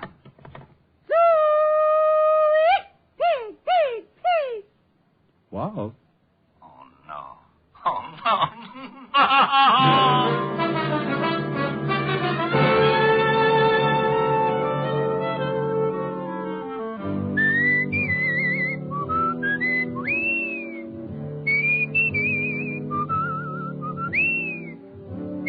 You have just heard Richard Diamond, Private Detective, starring Dick Powell. Lieutenant Levinson was played by Ed Begley. Also in the cast were Virginia Del Valle, Wilms Herbert, Lucille Meredith, Michael Ann Barrett, Carlton Young, and Frank Gerstle. Music was under the direction of Frank Worth. Tonight's show was written by Blake Edwards, and the entire production was under the direction of Jack Johnstone. Dick Powell currently may be seen in the motion picture version of the best-selling novel, Mrs. Mike. There's more thrill-packed listening for you throughout the week when NBC presents other great adventure mystery dramas. Night Beat and Dangerous Assignment are two action-filled shows you'll want to make a steady date with every Monday night over most of these NBC stations. Yes, on Monday, travel the Night Beat of the Chicago Star with newsman Randy Stone. There's poignant adventure as Randy searches the city at night for an unusual and intriguing story. Also on Monday, join Brian Donlevy in Dangerous Assignment. As Steve Mitchell, soldier of fortune, Donlevy journeys to the corners of the earth in search of adventure, fortune, and fair play. Yes, now on Monday, hear two great adventure mystery programs, Night Beat and Dangerous Assignment, on NBC. This is Eddie King inviting you to be with us next Wednesday at this same time, when we will again bring you Dick Powell as Richard Diamond, Private Detective.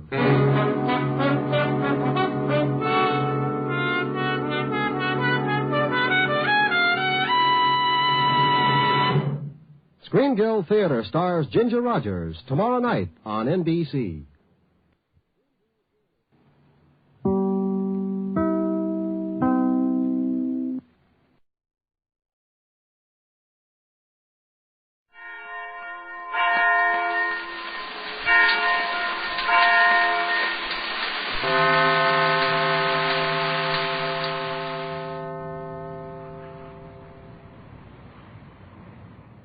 Wild Root Cream Oil Hair Tonic and the new Wild Root Liquid Cream Shampoo present The Adventures of Sam Spade. Sam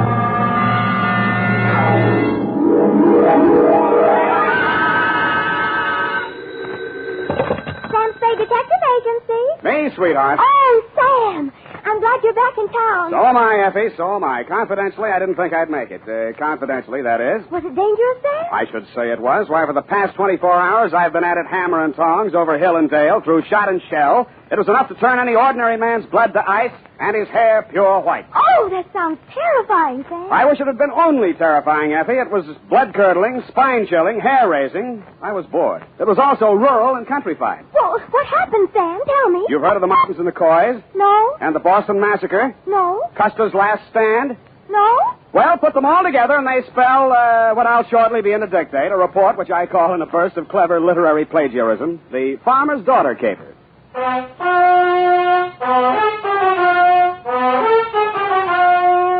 The Adventures of Sam Spade, Detective, starring Howard Duff. Produced, edited, and directed by William Spear. Presented by the makers of Wild Root Cream Oil Hair Tonic, the non-alcoholic hair tonic that contains lanolin. To look your holiday best, friends, be sure to use Wild Root Cream Oil, America's favorite hair tonic. Wild Root Cream Oil grooms your hair neatly and naturally, relieves annoying dryness, removes loose, ugly dandruff. What's more, it's non-alcoholic and contains soothing lanolin. Get Wild Root Cream Oil in the big family-size bottle or handy tube. Ask for it at your drug or toilet goods counter very first chance you get. For the holiday and all year round, use Wild Root Cream Oil Hair Tonic. Again and again, the choice of men and women and children, too. And now, with Howard Duff as Spade, Wild Root brings to the air the greatest private detective of them all in The Adventures of Sam Spade.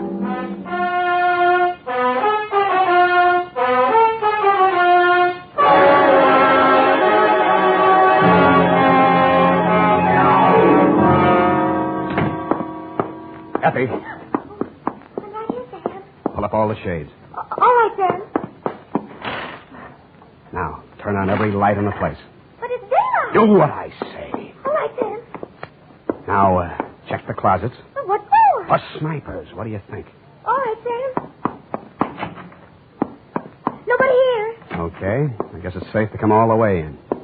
What's this all about, Sam? I don't understand. Effie, it's just that I don't ever want to be caught in the dark again, especially when people are shooting at me. I want to see every nook and cranny of every square foot of land that surrounds me. Sam, who was shooting at you? Where? They were shooting from the left, from the right, from up above, down below, everywhere. death was winging in on every breeze that blew, and they all blew my way. Oh, Sam, now stop this. I'm just dying of curiosity. When my time comes, I hope that's all I ever die of. Ready?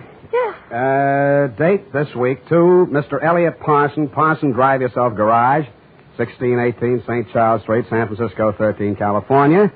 From Samuel Spade, license number 137596. Subject, the farmer's daughter caper. Dear Mr. Parson, I fear you have an explanation coming, one that you can pass along to your insurance company as to why the car I rented from you last week appeared as late as it did and in the condition it did. As you know, I rented said vehicle to drive to Middletown to bail a client out of the drunk tank.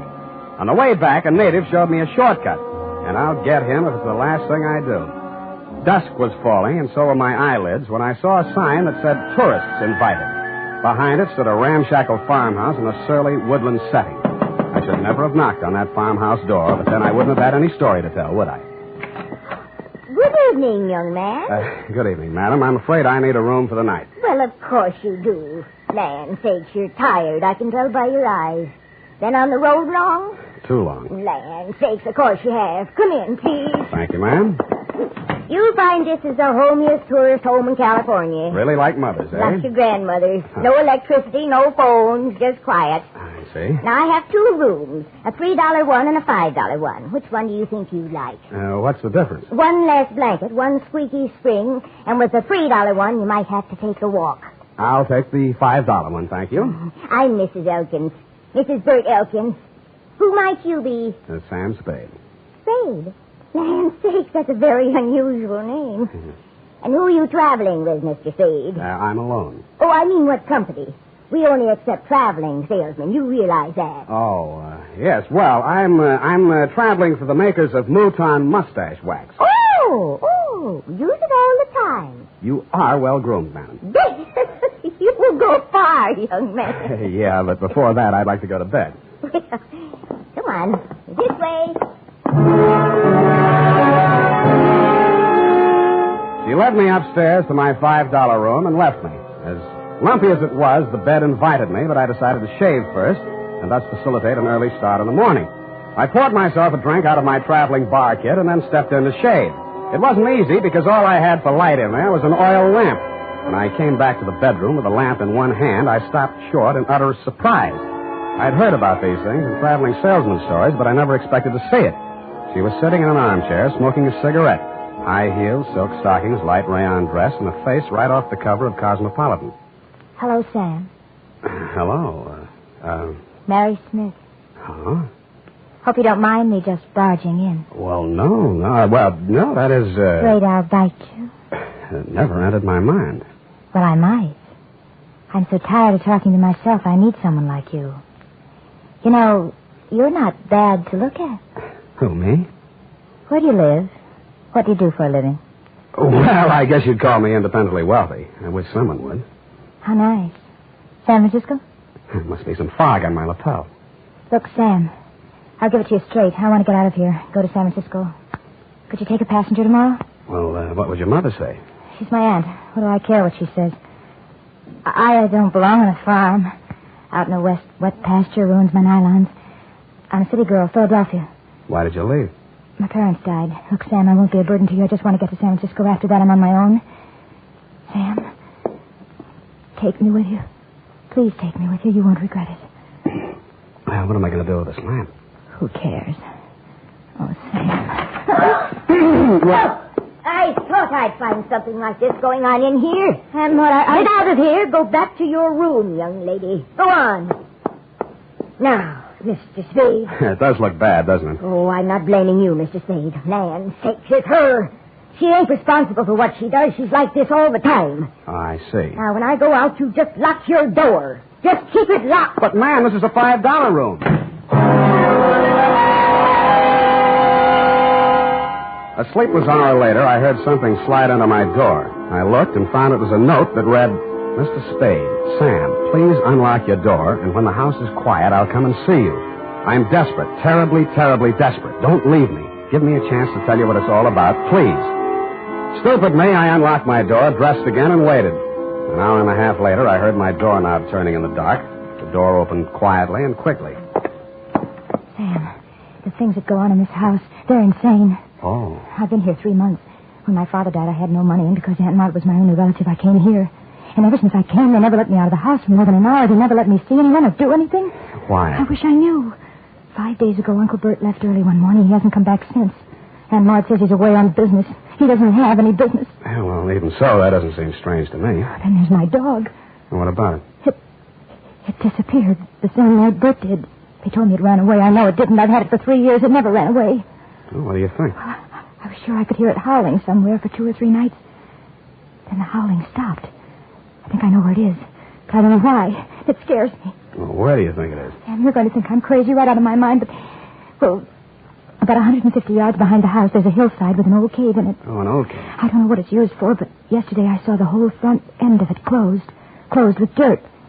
Sam, they buried that dog alive in that cave. I know it. Oh, wait a minute now. Did you ask Mrs. Elkins? Yes. All she said was the dog ran away and mind your own business. She told me to leave the cave alone. Sam, let's go out there and look. Please. Well... So big, brave, stupid Sam, idiot boy, allowed her to show me the back way out of the house, and we sneaked to the barn together. She found the shovel, and we walked to the cave. When my eyes got accustomed to the dark, I saw the entrance had been covered with dirt, and recently. I took the shovel while she stood watching. I cleared half of the dirt away and worked as quietly as I could, but apparently not quietly enough. A flashlight suddenly hit both of us in the face, and a shotgun barrel flashed in the beam. Get away from there before I shoot your head off. Point that thing someplace else, please, ma'am. What do you think you're doing, mister? Digging. Mary, you get back to the house. No.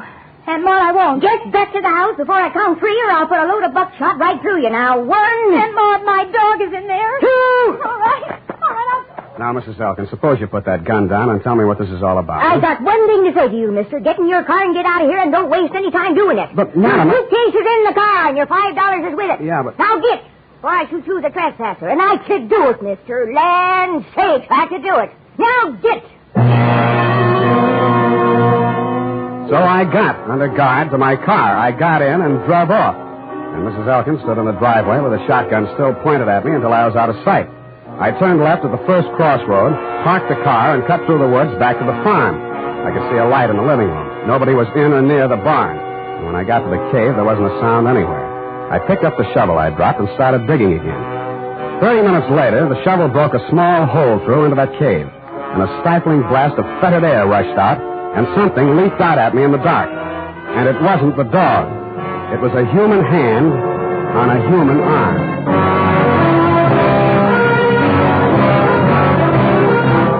The makers of Wild Root Cream Oil are presenting the weekly Sunday adventure of America's favorite private detective, Sam Spade.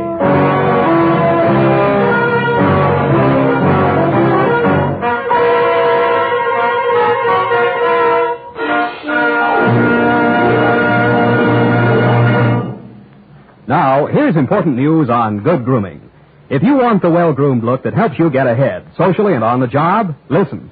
Recently, thousands of people from coast to coast who actually purchased Wild Root Cream Oil were asked, how does Wild Root Cream Oil compare with the hair tonic you previously used? The results were amazing.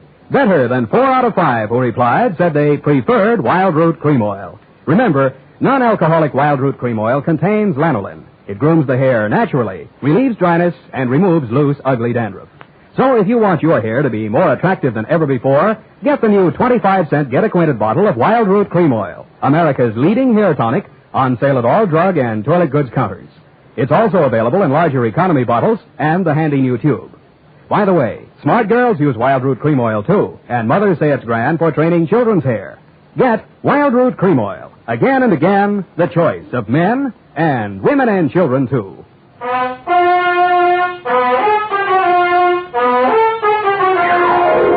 And now, back to the Farmer's Daughter Caper. Tonight's adventure with Sam Spade. A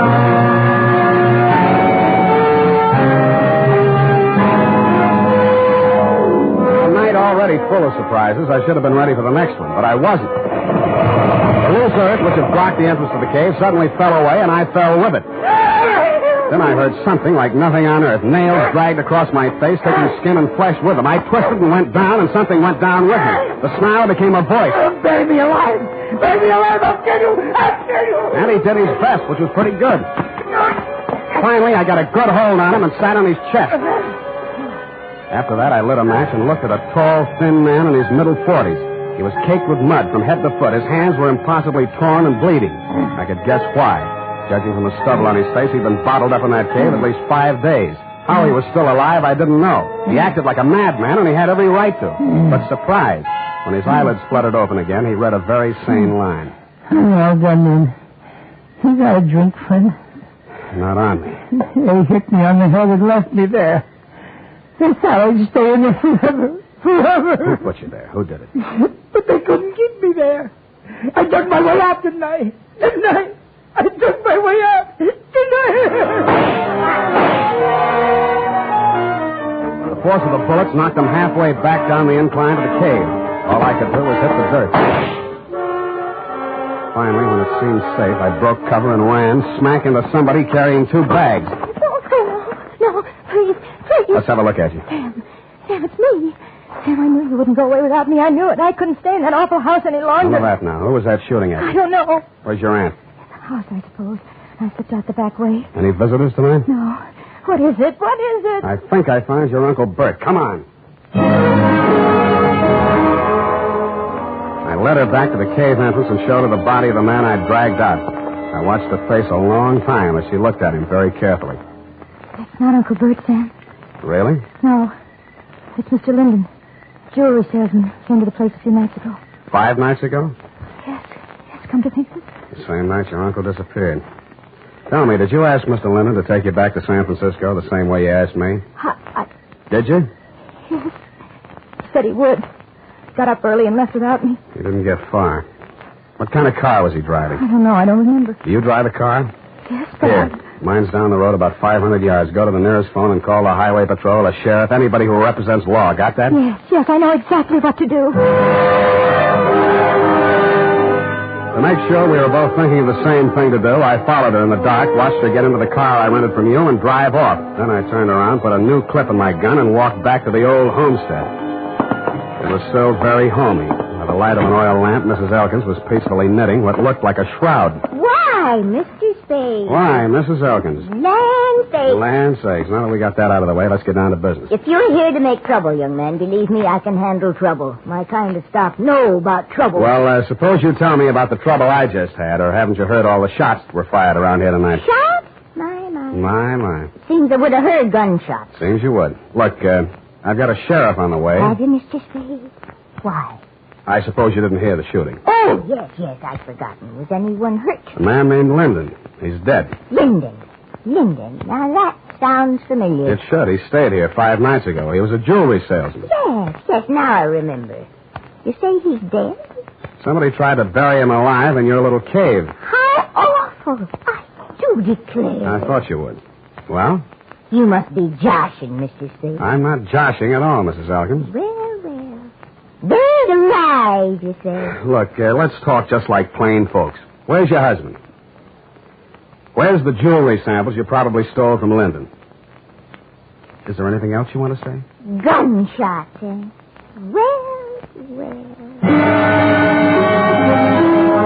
I left the sweet old thing knitting and rocking and made my way through the house looking for guns, jewelry, and killers.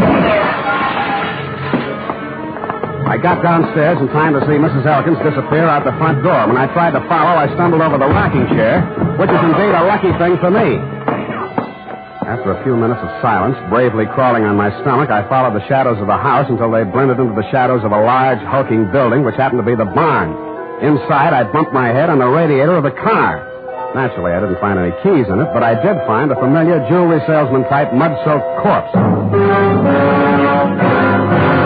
I was trying to remember how to cross ignition wires. I heard the hum of a motor and saw 2 headlight beams swinging up the driveway. They lasted as long as any other lights. The car came to a lurching stop, and a thick-set figure in a Stetson hat stumbled towards me, tugging at a gun. That burned dog-blame cuff thing, Undo the flap. Oh, thanks. Huh? Put your hands up, whoever you are. You be the sheriff? You're dead blame right on the sheriff. You're dead blame right on the sheriff. Who are you?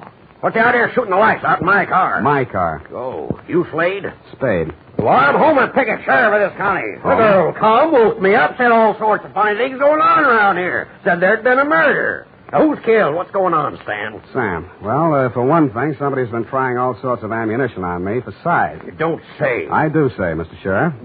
Why? Because I found a man in a cave who'd been left there to die. Want to look at the corpse? You can look at him right here. He's sitting in this car.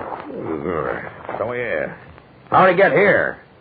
Somebody moved him here. Shouldn't have moved a corpse till the police examine it. I didn't move it. Huh? Now, listen closely. Listening? Huh? I found the man. He was still alive. Then somebody shot him. Shouldn't have moved him. Then they tried to kill me because I found him. When they didn't kill me, they decided to hide his body. Illegal. They probably intended to drive away and dispose of it so there'd be no evidence when an efficient, smart, alert, courageous police officer like yourself came around to ask questions. That sounds reasonable. Who's behind all this? Well, Mrs. Elkins threatened me once and tried to kill me once. More! Well, land say. Well, that's her, yes. I want to talk to her. Where's she? Roaming the countryside with a gun, no doubt. Well, let's clear all this up. See what it's all about.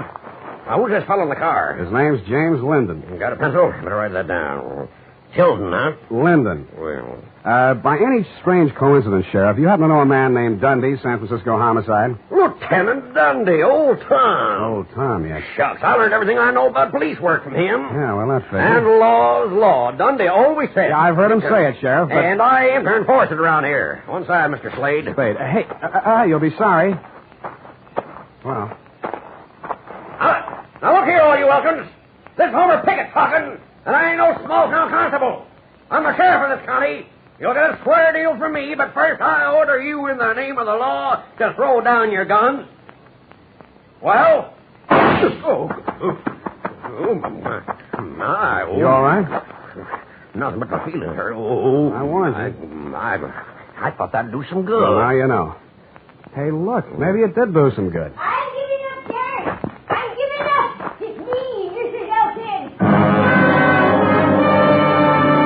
She came across the farmyard as the first light was showing in the eastern sky. Her hands were above her head. One held a shotgun. Get back where you belong, Maud. We could hear, but we couldn't see him. Maud stopped, hesitated for a moment, and then began running towards us. She almost made it. I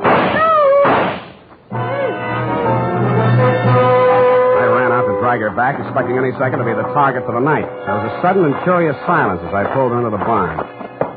She was still alive. That man's been missing everybody all night. Never thought he'd be able to hit me. Easy. I come from good stock. I'm no criminal, Mr. Spade. Sheriff, you know that. Yeah, I know, Maud. I know. Let me take a look at you. You'll be okay. Don't blame Bert too much. He wanted to have money once in his life. So when this man came along with all the jewelry, Bert went out of his mind. He put the man in the cave. And the dog, too. So the dog wouldn't call attention to him. And then he took the man's car, went into San Francisco to try to sell the jewels and the underwear. No luck, huh? Bert says they laughed at him. The jewels were just paste. Samples. And he came back and found me at the cave, and he figured he had to knock us both off. I just stuck by him all the way. Now he's like a tiger that smelled blood. No telling what he'll do.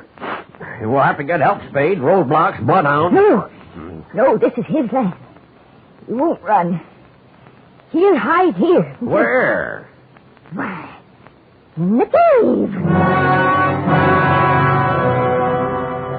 Well, I reasoned, one, that no matter how much a man loved his land, he was not going to let himself be trapped in a cave with only one exit. And two, it followed, therefore, that if he did hide in the cave, there was more than one way out, which the late Linden hadn't found. Sheriff Pickett volunteered to watch the front of the cave while I looked around for a rear exit. After a 20-minute search, which netted me nothing, I remembered the car parked inside the barn and how quickly Elkins had carried Linden's body to it. I went back there and took a look around. In a corner of the barn, I found a trail of dirt leading to a bale of hay. When I moved the bale, I found, you guessed it, a trap door. I pulled it open, caught a familiar whiff of used-up air, and lowered myself into a black hole that turned out to be a passageway. I cautiously made my way forward in the darkness for a few yards. Who is it? Who is it?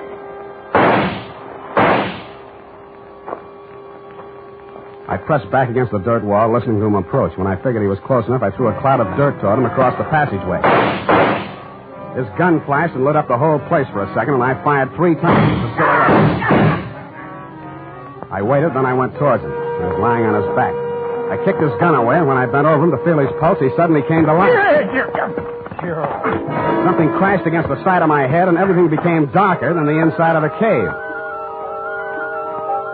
The next thing I knew, I was looking at a pair of red-rimmed eyes. Several minutes had gone by. Thought you was a goner for sure. You ain't used to this country fighting, are you? Is this country liquor, Sheriff? Yeah. Give me. Yeah, country liquor. Tell me, Sheriff, did you by any chance... Well, sure. Of course I did. I got him, Slate.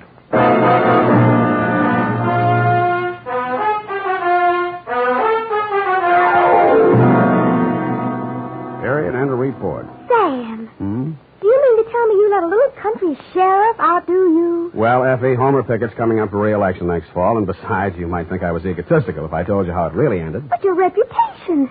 You're the greatest private detective of them all. And so I can afford to be generous. Now, not another word. Scoop, type that up.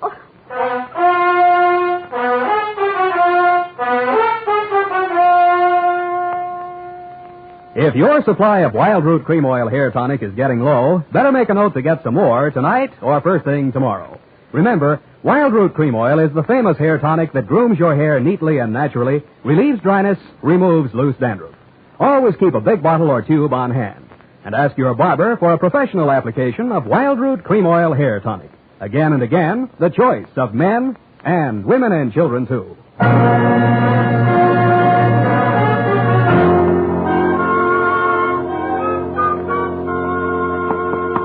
Here it is, Sam. Let me see here. F, you rewrote the ending. I had to, Sam.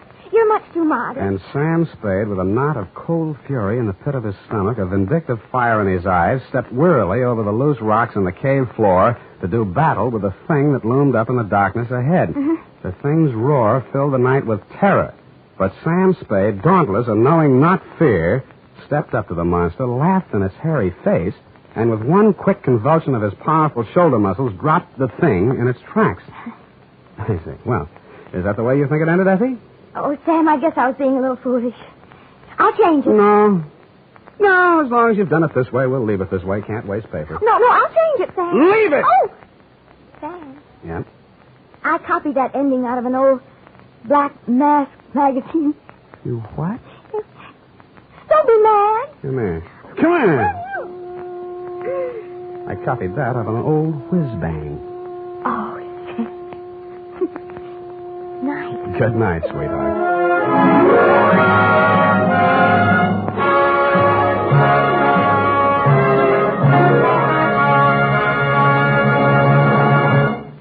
The Adventures of Sam Spade are produced and directed by William Spear. Sam Spade is played by Howard Duff.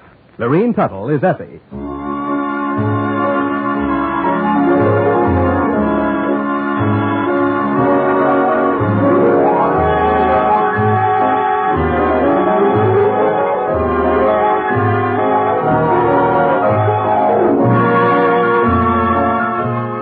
Tonight's adventure with Sam Spade was written for radio by John Michael Hayes and E. Jack Newman. Musical direction by Lud Gluskin, with score composed by Pierre and Rene Garrigan. Join us again next Sunday when producer William Spear presents another adventure with Sam Spade. Brought to you by Wild Root Cream Oil. Again and again, the choice of men and women and children, too. This is Dick Joy speaking. Here's an exciting new shampoo that's grand for all the family. And here's our own Squeaky to tell you about it. Look at your hair, is it stringy and dull? Does it only cover your skull? The Wild Root Liquid Cream Shampoo, it's just the thing for girls like you. Cleans your hair, know what I mean, and leaves your hair squeaky clean. Squeaky clean? Squeaky clean. Wild Root Liquid Cream Shampoo.